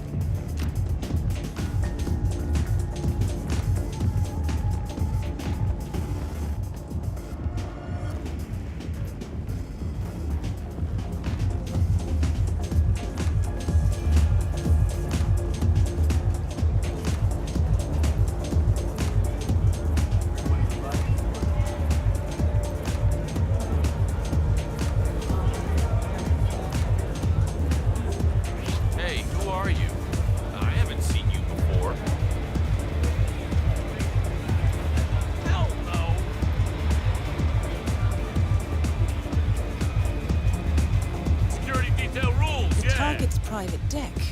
Now we're getting somewhere. Ah, but according to intel, Ritter is another enforcer who picks his own cabin crew. So tread carefully.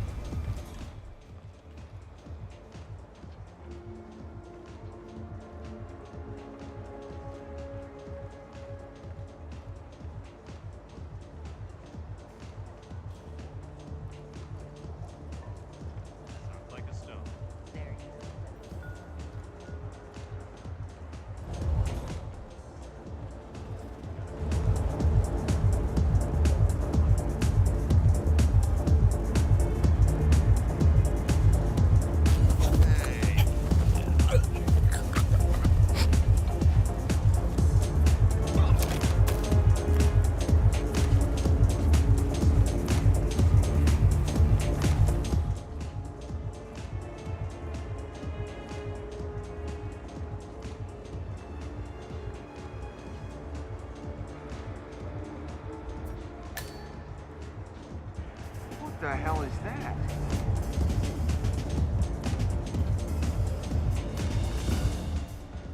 Where did that come from?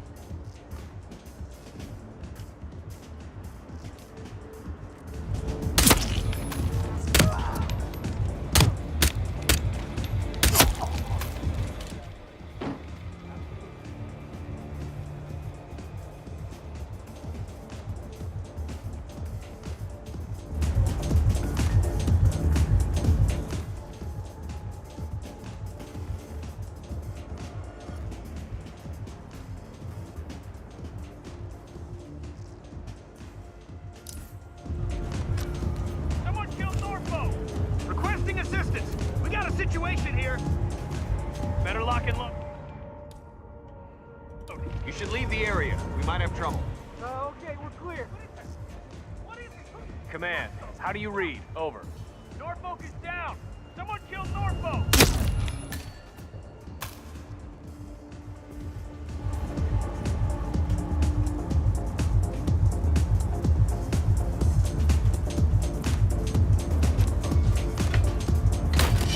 Compromised.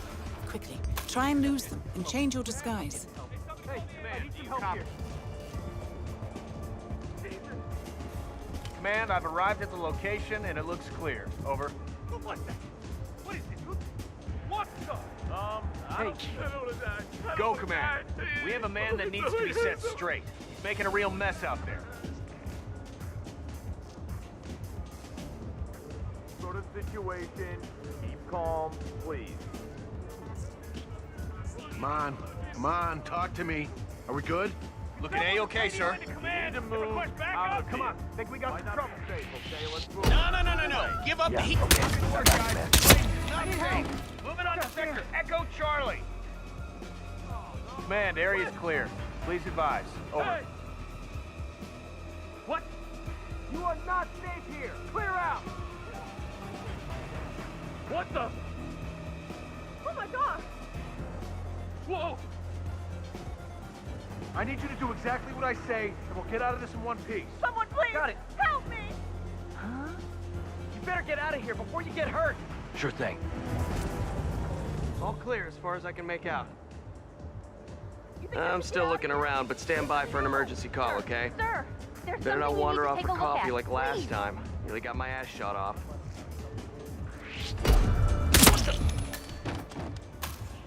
Readdress the package. I said readdress the package. Now go! Jeez.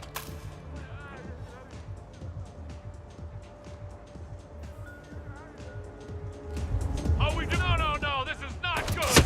This place is so. All right, listen up. I know this looks bad, but we gotta deal with it. Hey! Are you sure, man?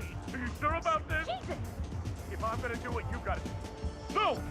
Hey, it's me. Keep calm. Keep calm. We'll get through this. Yes, God damn it! Get him into safety, ASAP! Move it! Affirmative. Whoa, man, I'm getting out of here. I don't want to be Hey, Protect the Alliance! Alliance! I will! I'm gonna teach this! Command, I'm under attack! Get a man down! Shit! What the?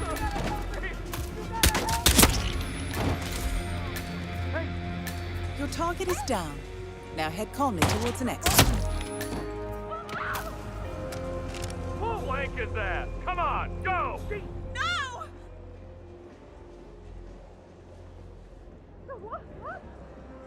Holy Help! The red car marks your exfiltration point. Simply push the button and you're in the clear. Right there! Right there!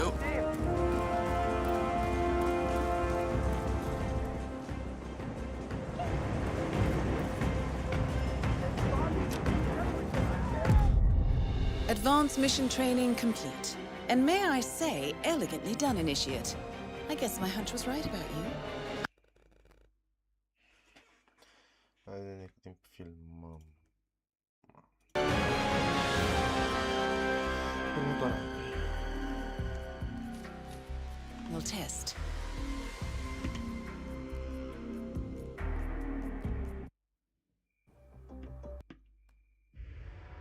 Welcome.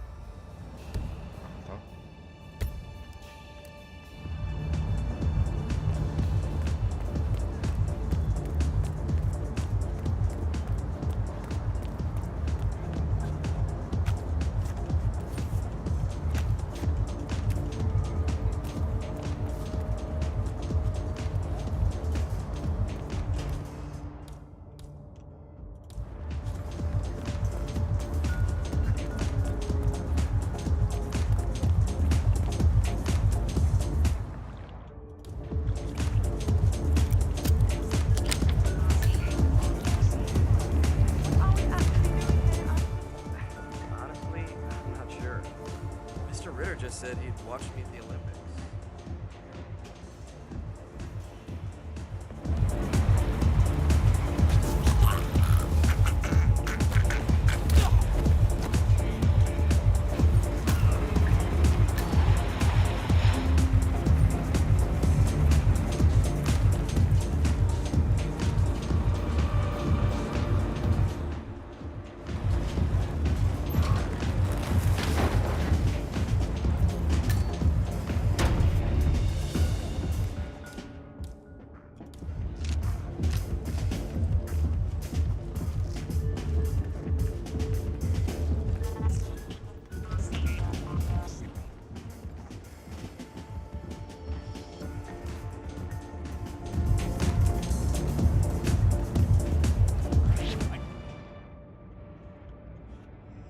Identify yourself.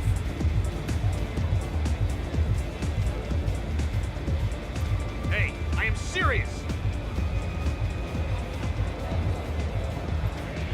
You, don't move!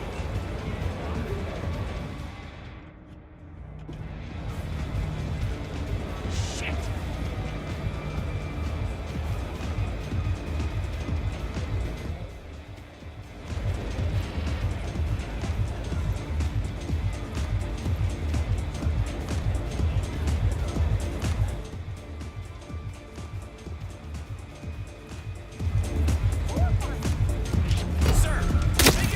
I'm on it.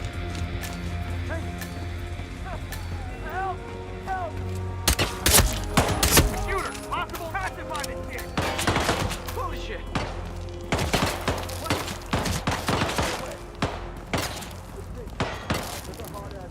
Once again, great work, Initiate. This exercise is available for as long as you need. When you are ready to advance, you have only to let us know.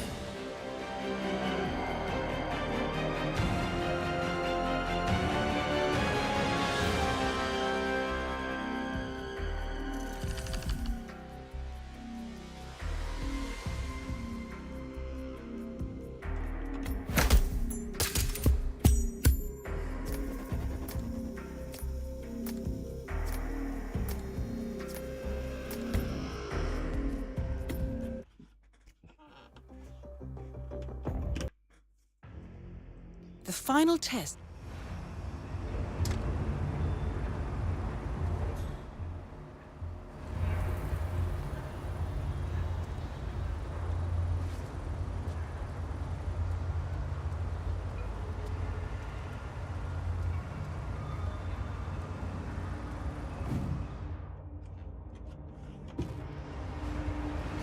Did you print out the safety protocol for the jet? It's on the clipboard. Look, you really have to do this, all things considered. We're putting a pasty-faced egg inside a Mach 3 fighter jet. Yeah, I kind of think we do. I get it. Safety first. I don't care which one of you does it, it's mandatory. Tick the box and get it. Yeah, I got a suspicious sound. It's probably nothing, but I'm gonna take a look anyway.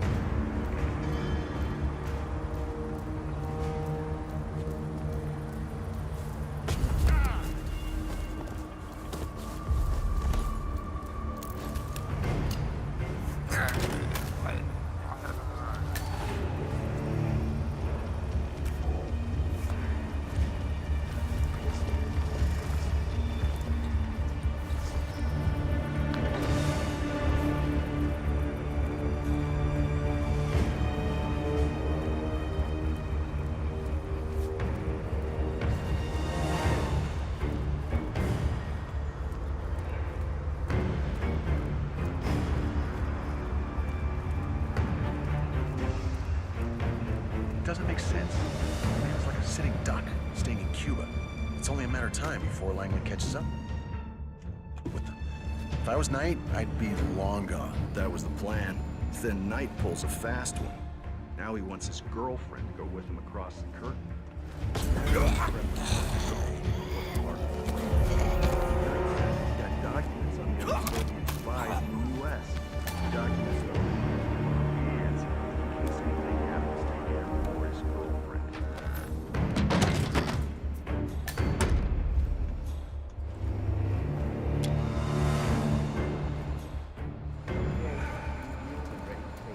Good work. Are we clear to go over the safety protocol? Yeah, go ahead.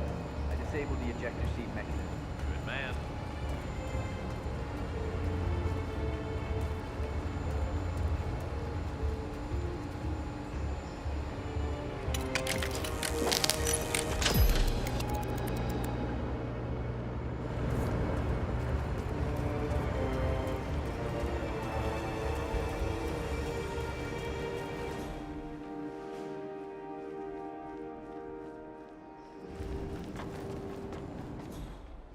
Hey, nice threads, buddy.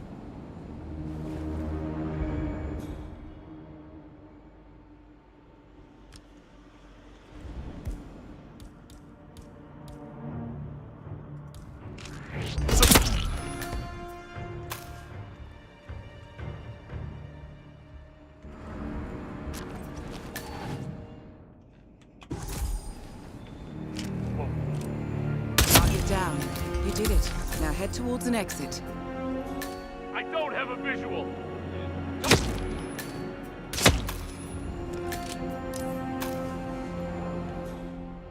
Command, copy.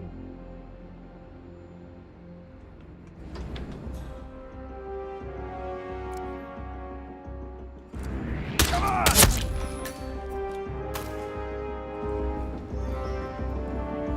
Where's the tango? Report!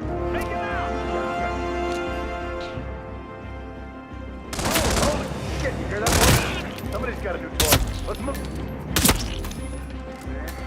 What's there? Yeah, it's me.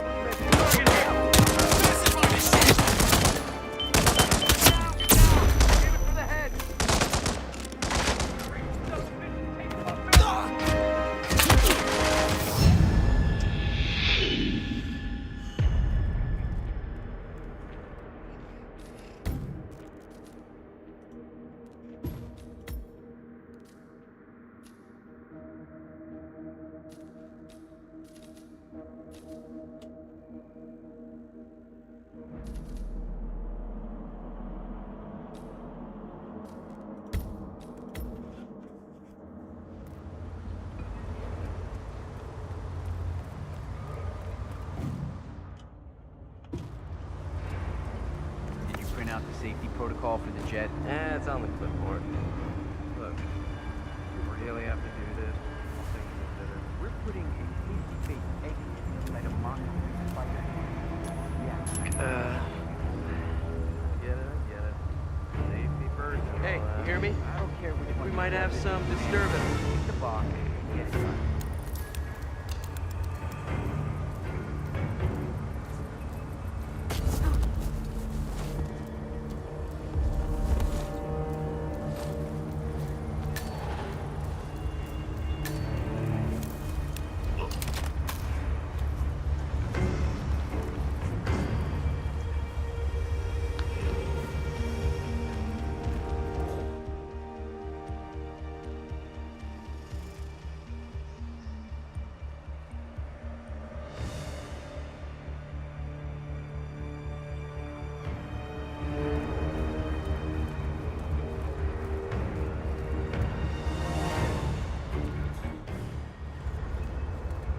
doesn't make sense.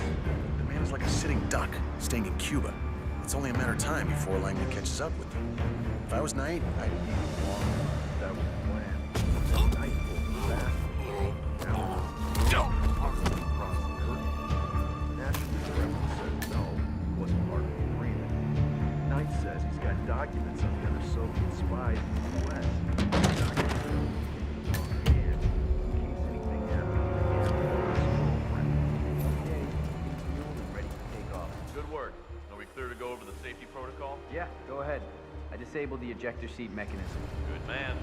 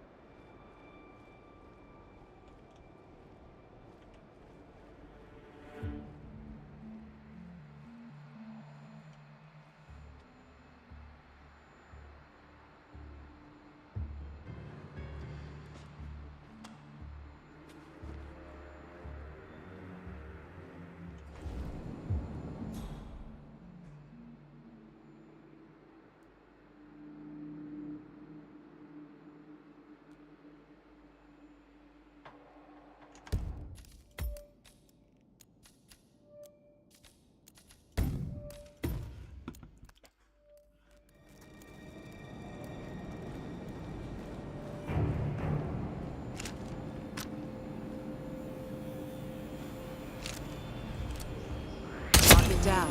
You did it. Now head towards an exit.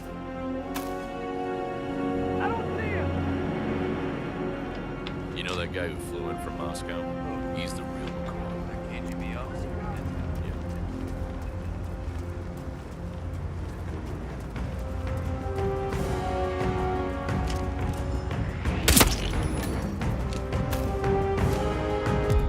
Congratulations.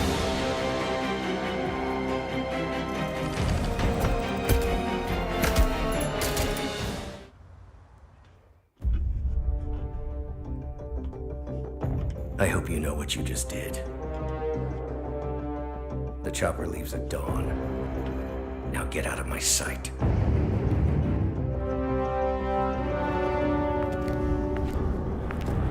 So what happens now? You go back into the world, disappear, stay on your own and on the move. When we need you, we will contact you. And so does? He played his hand, and he lost. He cannot touch us now. Still, I can't believe we beat him at his own game. If you know your enemy. Quite right.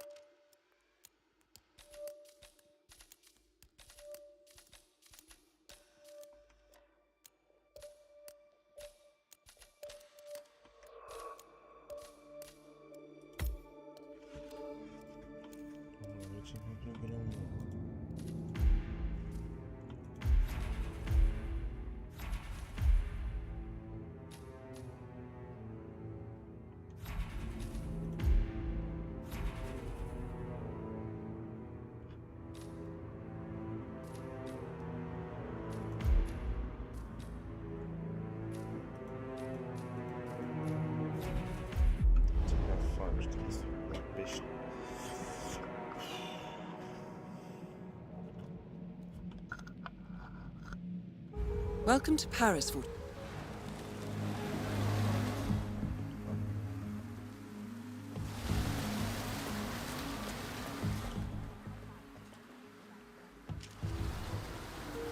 No, you see.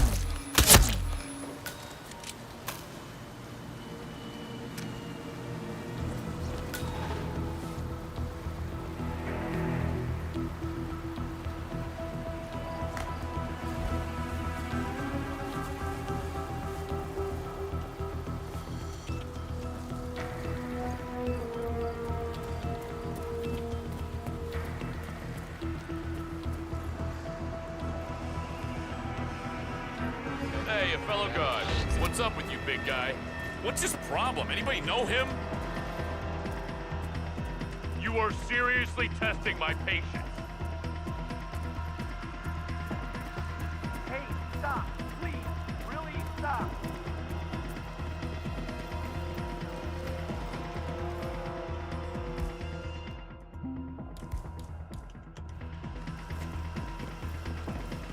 Hey, mister. Who are you again? Wait up. Oh my god! We got some jerk not doing what he's supposed to. Without a description. He disguised himself in Central. You read? It's not over. No! Oh, shit! Oh, shit! I lost visual!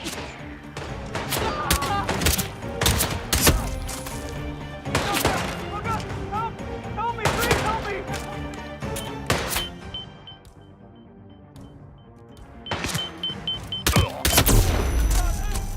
Make him pay!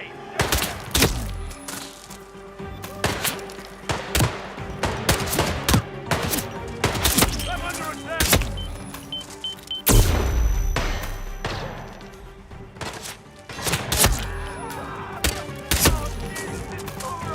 Hey, where is he? Anyone see him? Can't see him either! Look out! There he is!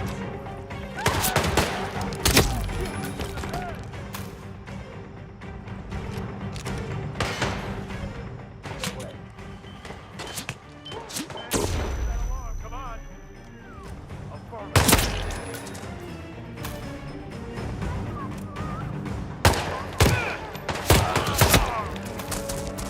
Oh my god!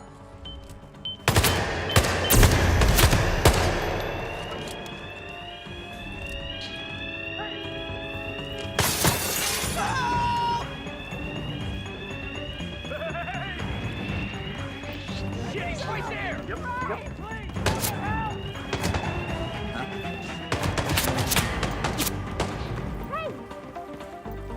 No sign of the target! Anyone have visual on the target?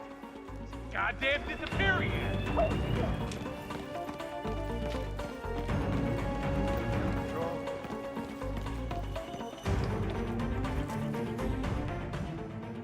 just can't figure it out. How they do it?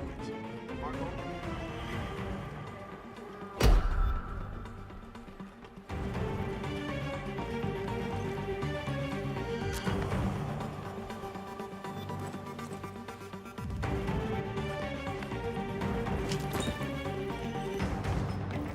Central, area is clear. Please advise. Over.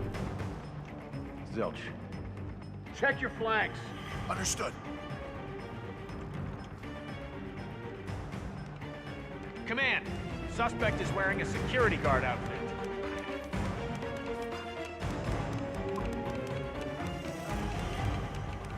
You're pretty good. Command, I'm here now and the area Where is are you, clear. former Over. Special Forces?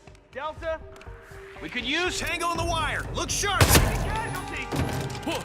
Someone help me!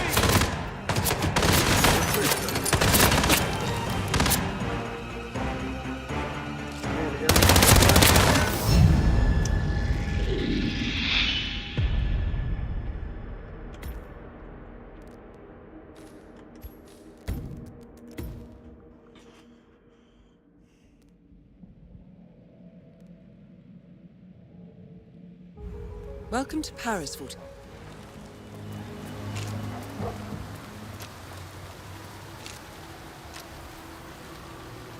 No, you see.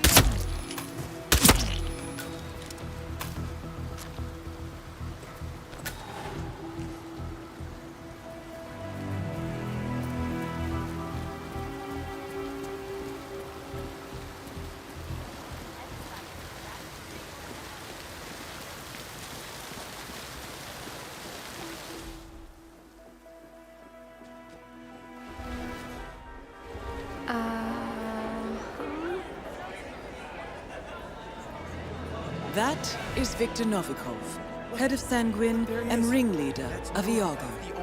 Quite the resume.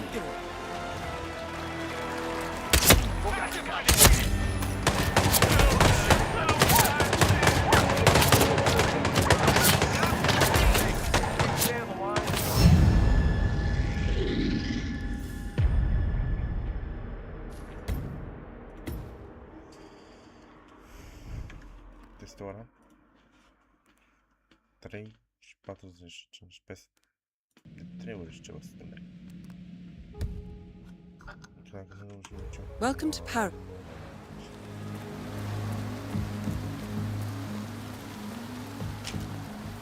No, you see.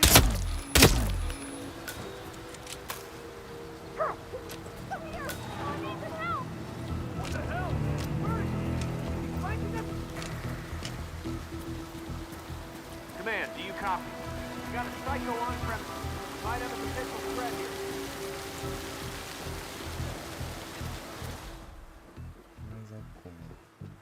Sir, there's something you need to take a look at, please. G'day, mate. Keep safe. So, what do you think? Should we do it?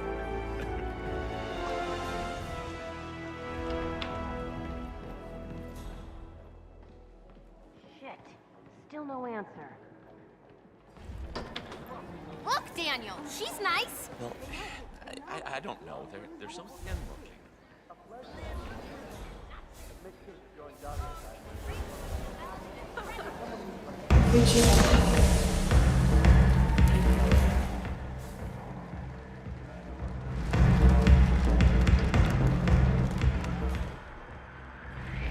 Who are you again? Wait a minute, you're not security. What the? Yeah, give him all you got. I'm on it.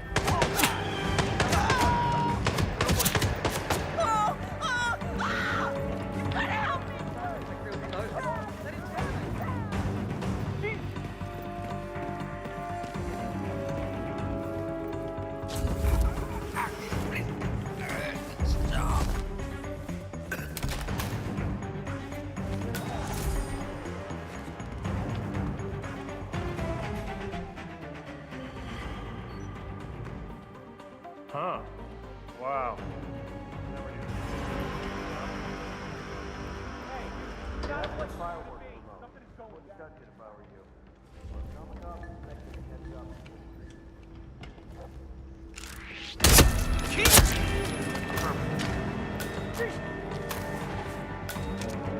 I see him!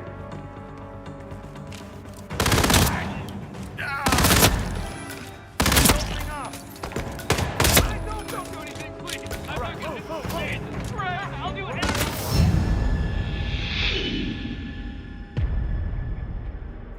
Ai. Să jucăm acum un meci de Fortnite.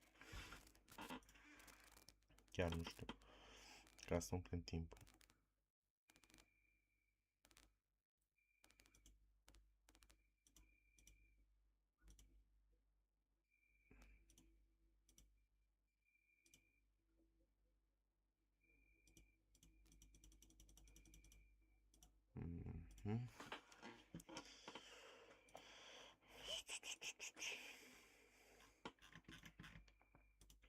Nu vreau să intru la events. Nu mă pasăm chiar. 275.000 fiecare. Mr. Savage 4.000.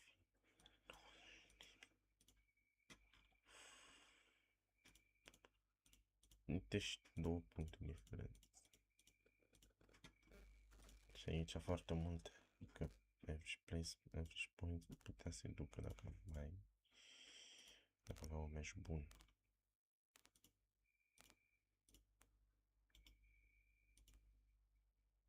Putea să-i ducă mai departe. Dar aia e.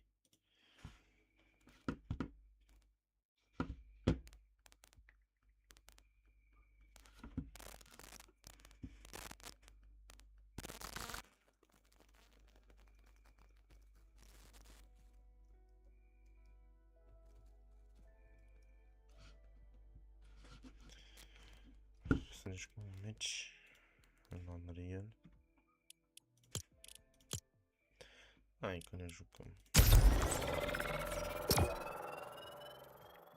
Mamă, până la 1 ar trebui noi să stăm.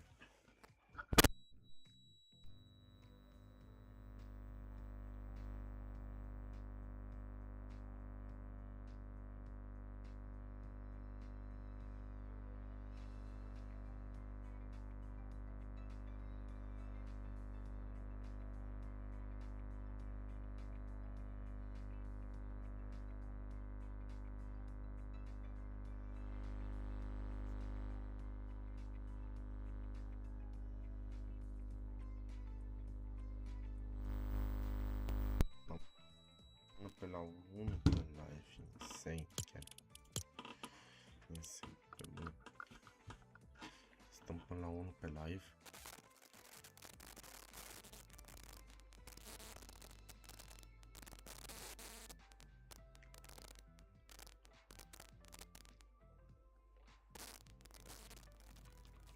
Când noi furăm de la bulgari și nu bulgarii de la noi. Păi acum că bulgarii au trecut la euro, îi așteptăm la lei. Noi avem niște prețuri foarte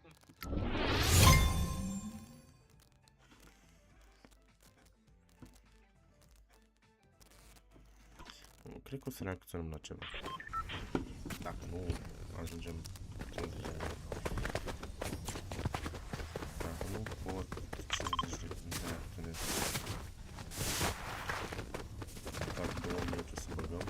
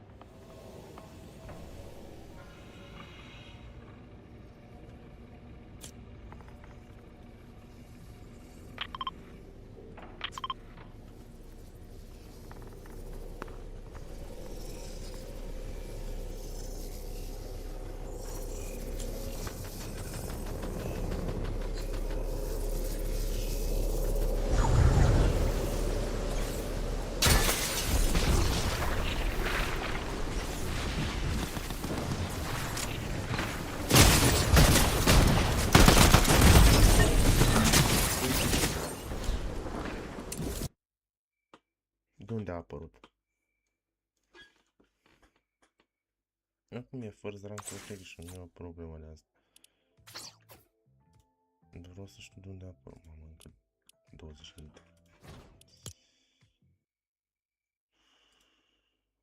Bă, următoare 2 spele. M-am jucat și Far Cry 3.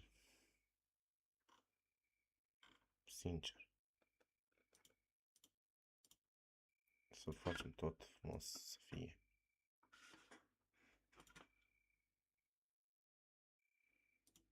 Far Cry 4 l-am terminat, ăsta l-am terminat, astea două nu l-am, ăsta l-am terminat, ăsta nu și ăsta încă nu.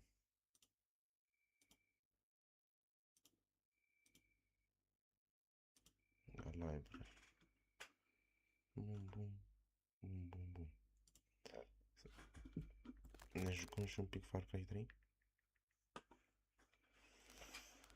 Jumătate de oră. Să ne jucăm.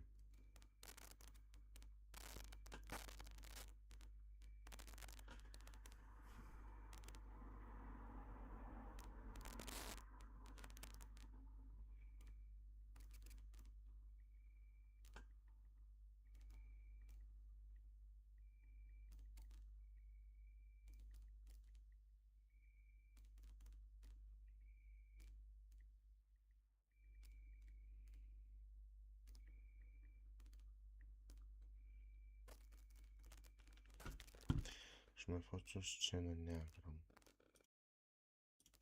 În cazul în care o să se vadă ceva. Mamă, aproape 1100 de ore, ești nebun la cap. Dacă se vede ceva. Eu să ia Far Cry.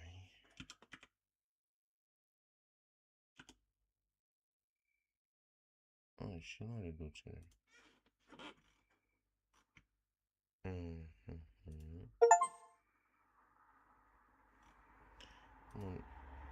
Nu o să intru de acum pe ea, vreau doar să văd atât.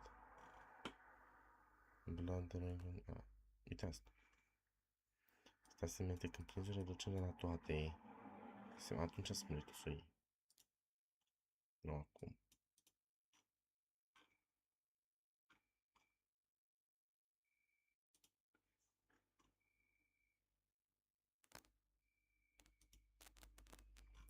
Far Cry 6...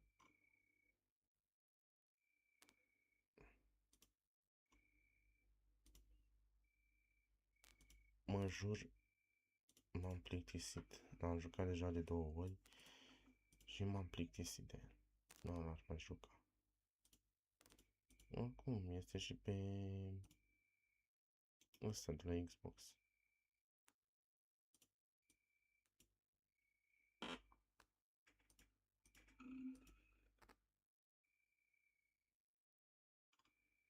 De sentinele, n-am mai fost la nimic, nu? Uite. Far Cry 6, Far Cry 1 și Far Cry Blood Dragon. N-are Far Cry 1 și Far Cry 2, dar mai contează.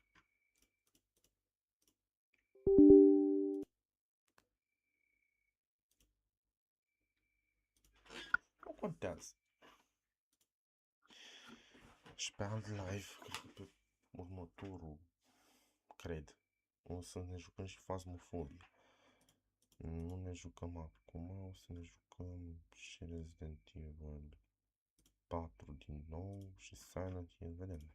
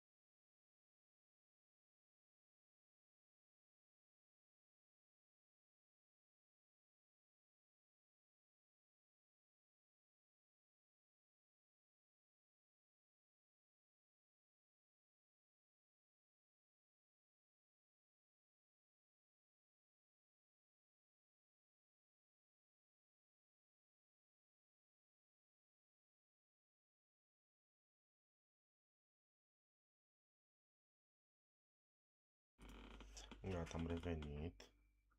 Și acum o să ne jucăm Far Cry 3. Sper că nu se dea crash. Mi s-a mai întâmplat să mai dea crash în ceva timp.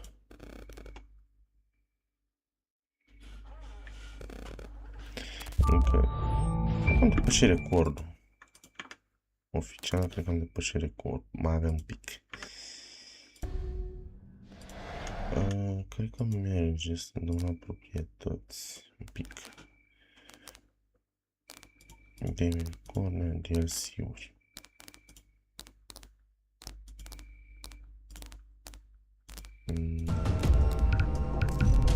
Options, video.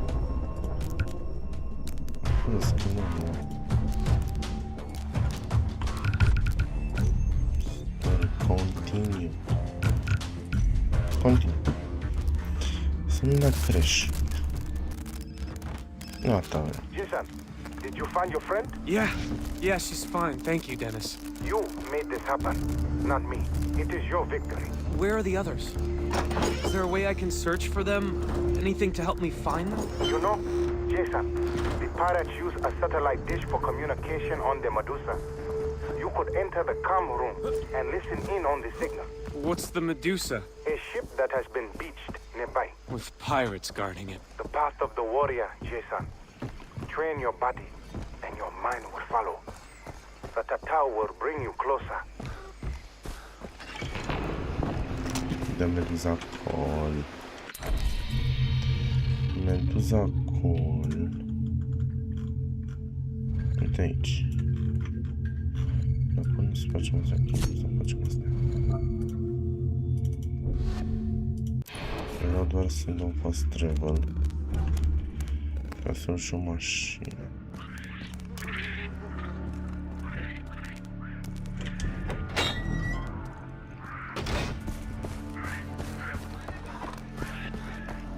Yoda.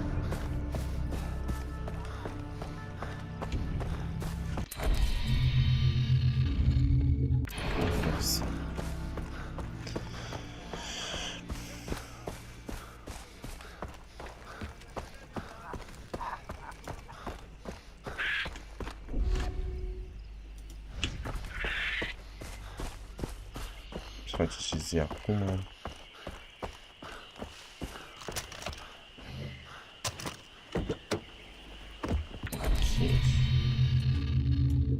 Trebuie să iau așa.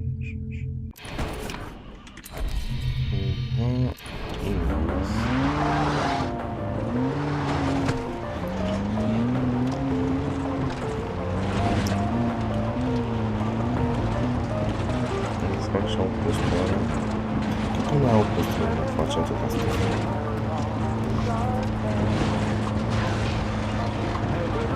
Ca să mă mai gândesc aproape la 5 ore, dar...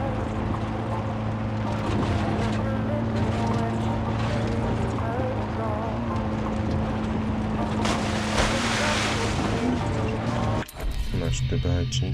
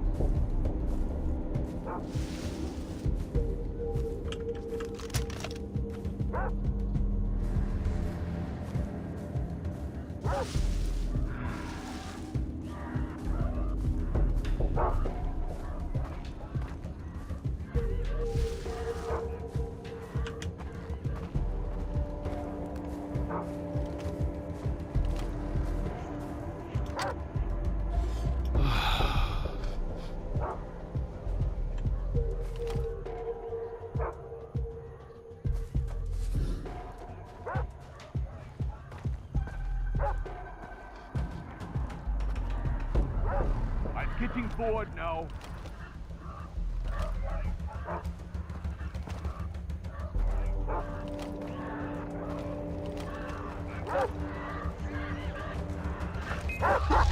Oh my God!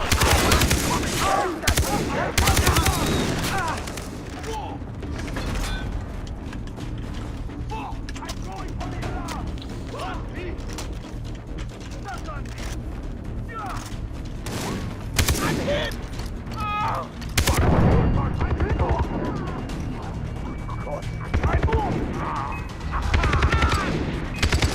I'm hit! I'm going to die out now.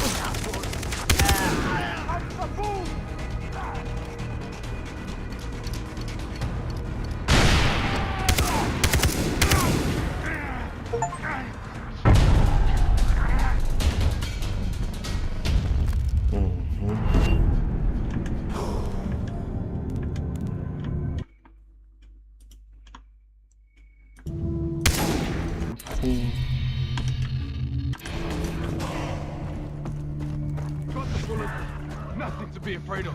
We have the outpost. This but your work isn't right done. You'll keep bullets and bullets.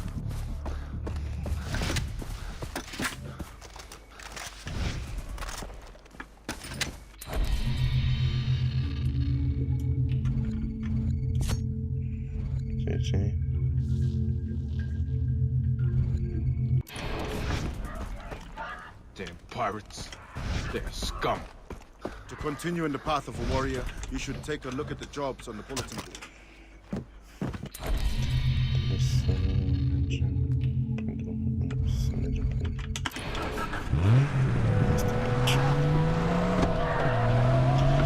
Știu mă depărtează, dar... Pierdem și noi timp. Ne-am uitat la 5-6 meciuri de FNCS astăzi. Bine. Vreau să facem și pe toate și făceam de 3 ore jumătate, că, na.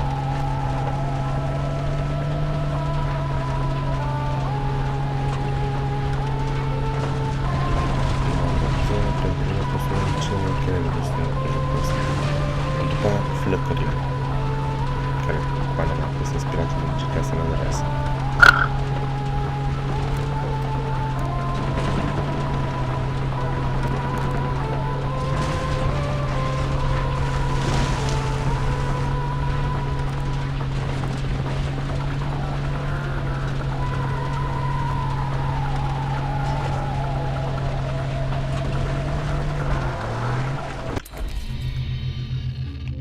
Aici putem ajunge.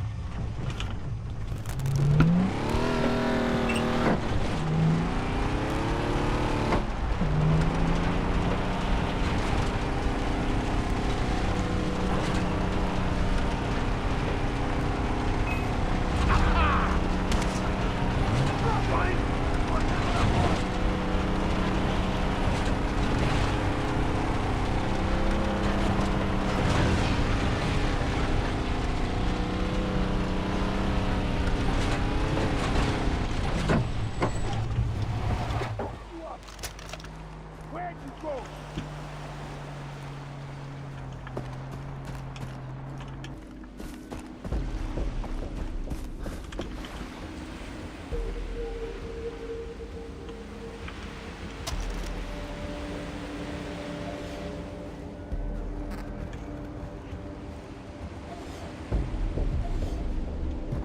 I'm getting the shakes already. Gonna need another hit soon.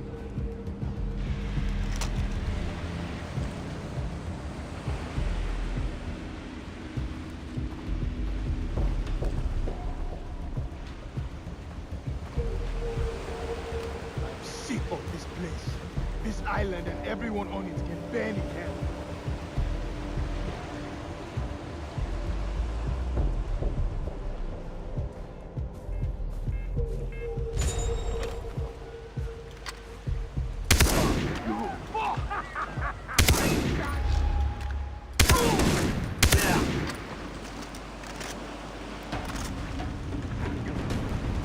I'm going for the alarm! Me! Ce a fost asta, nene?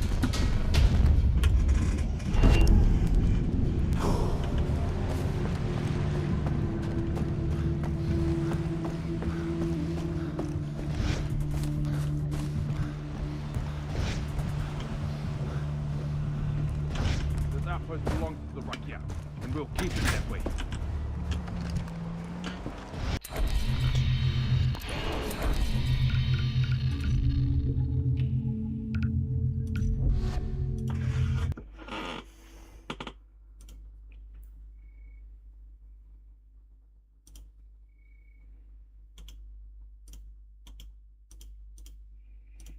Și acum?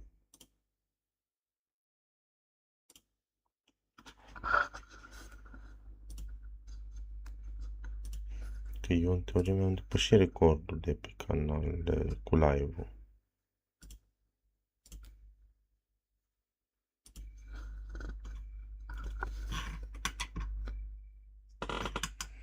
Doi 56 și 4 18. Deja 4 26. Hai să reacționăm la ce. Deci, meciul ăsta, jale. Surpriză mare pic că am bătut Aurora. Aurora acum o să joace cu JJHO, cu Kakanito. BC Game, Apex. Și Spirit Big. Legacy o să joace cu Mibra și Astralis cu Nip. Parivision cu Mouse și Vitality cu Lin. Navi Mongols și Naezi Furia. Și meciul 3 de Max Magic și Pain Wildcard, pentru că asta nu se știe încă. E jucate astăzi la ora 2 și la ora 4. Adică concomitent. Asta o să joace concomitent. Asta o să joace la același timp. Asta tot în același timp. Și asta o să joace așa. Una ăsta, Trine Max Magic cu Furia Nazi. Mongols Navi, Pain Wildcard. Și ce mai joc astăzi? Și ăștia da. Unul are lower semifinals de la grupa B, C și D. Duminică. Asta concomitent, asta concomitent, asta concomitent. Acum. Pe Brazil, habar n-am cine jucătorii ăștia. Știu doar de King, marele King.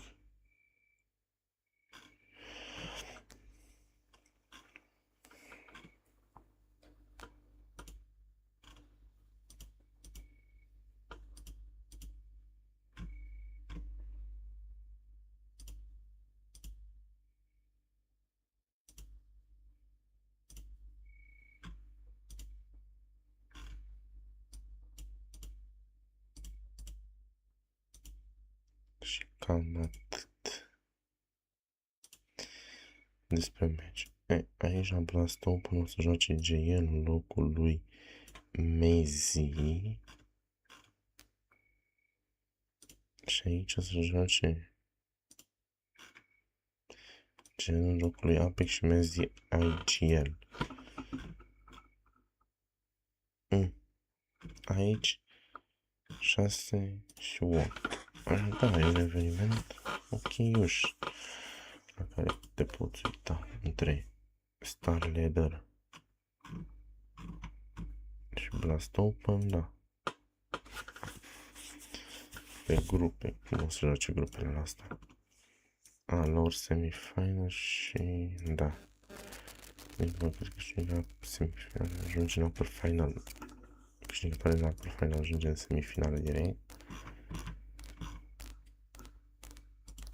Da, și Star Leader.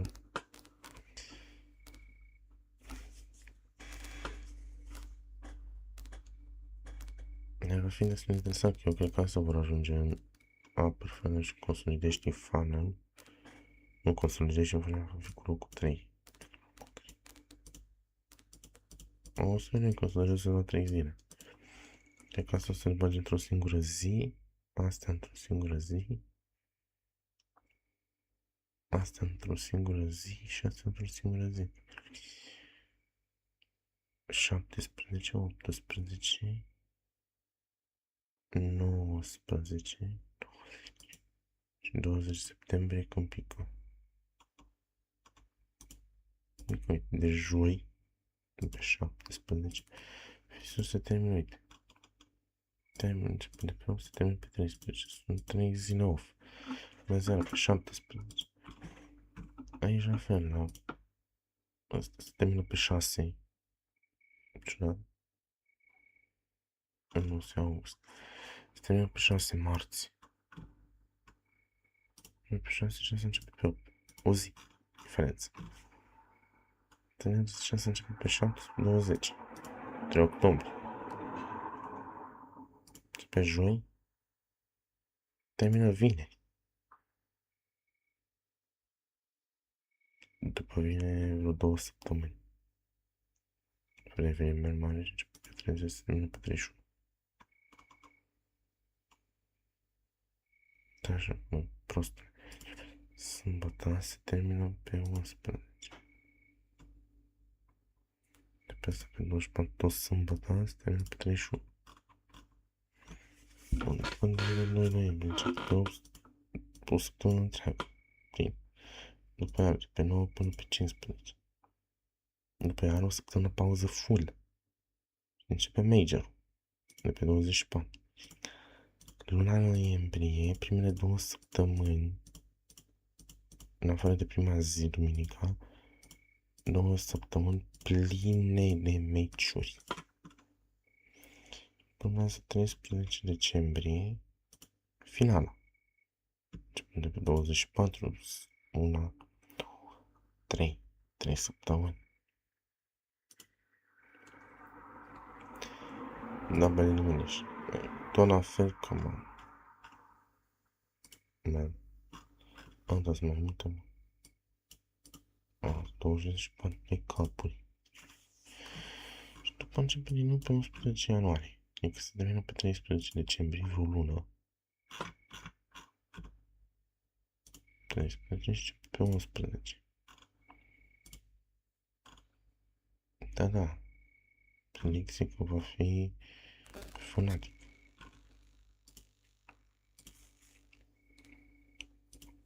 Nu știu ce să zic. Da, o să fie fanatic. Vitality. Face pe primul loc. O să vezi. Blast Rivals.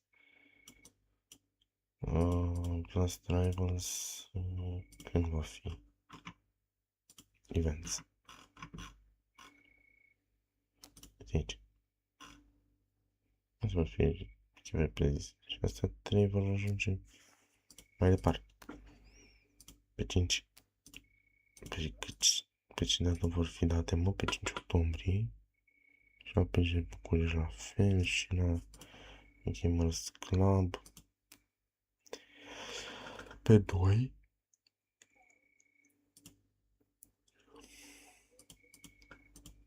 pe 2. Vrei să trec mai departe, da.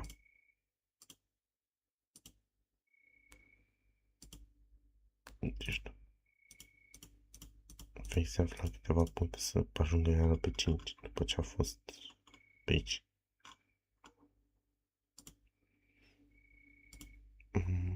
Mai trebuie să mai treacă aici. Bine, mă urcăm și ei.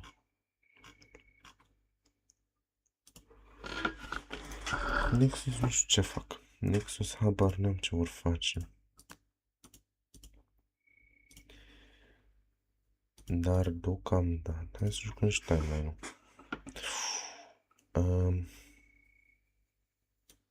Așa.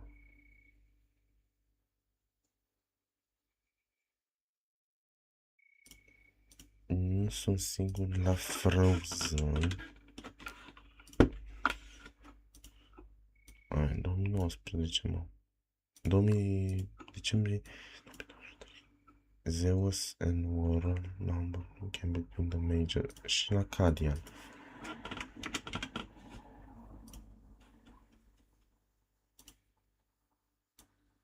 În 2020 nu, 2019 așa este.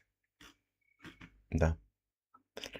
Crime Show of My Story la Fnatic în 2014, Conzera a câștigat în 2016 la MNG Columbus, i-au câștigat în 2017 Major la Commotion și Cadian așa. Simplu. Dar la Cadian vreau să mă verific. Da, eu cred că închid live pe ziua de astăzi. Și ne auzim cu un alt episod, nu știu când o să-l postez, când o să se strângă mai multe vizionări și apăsați pe butonul de abonează-te sau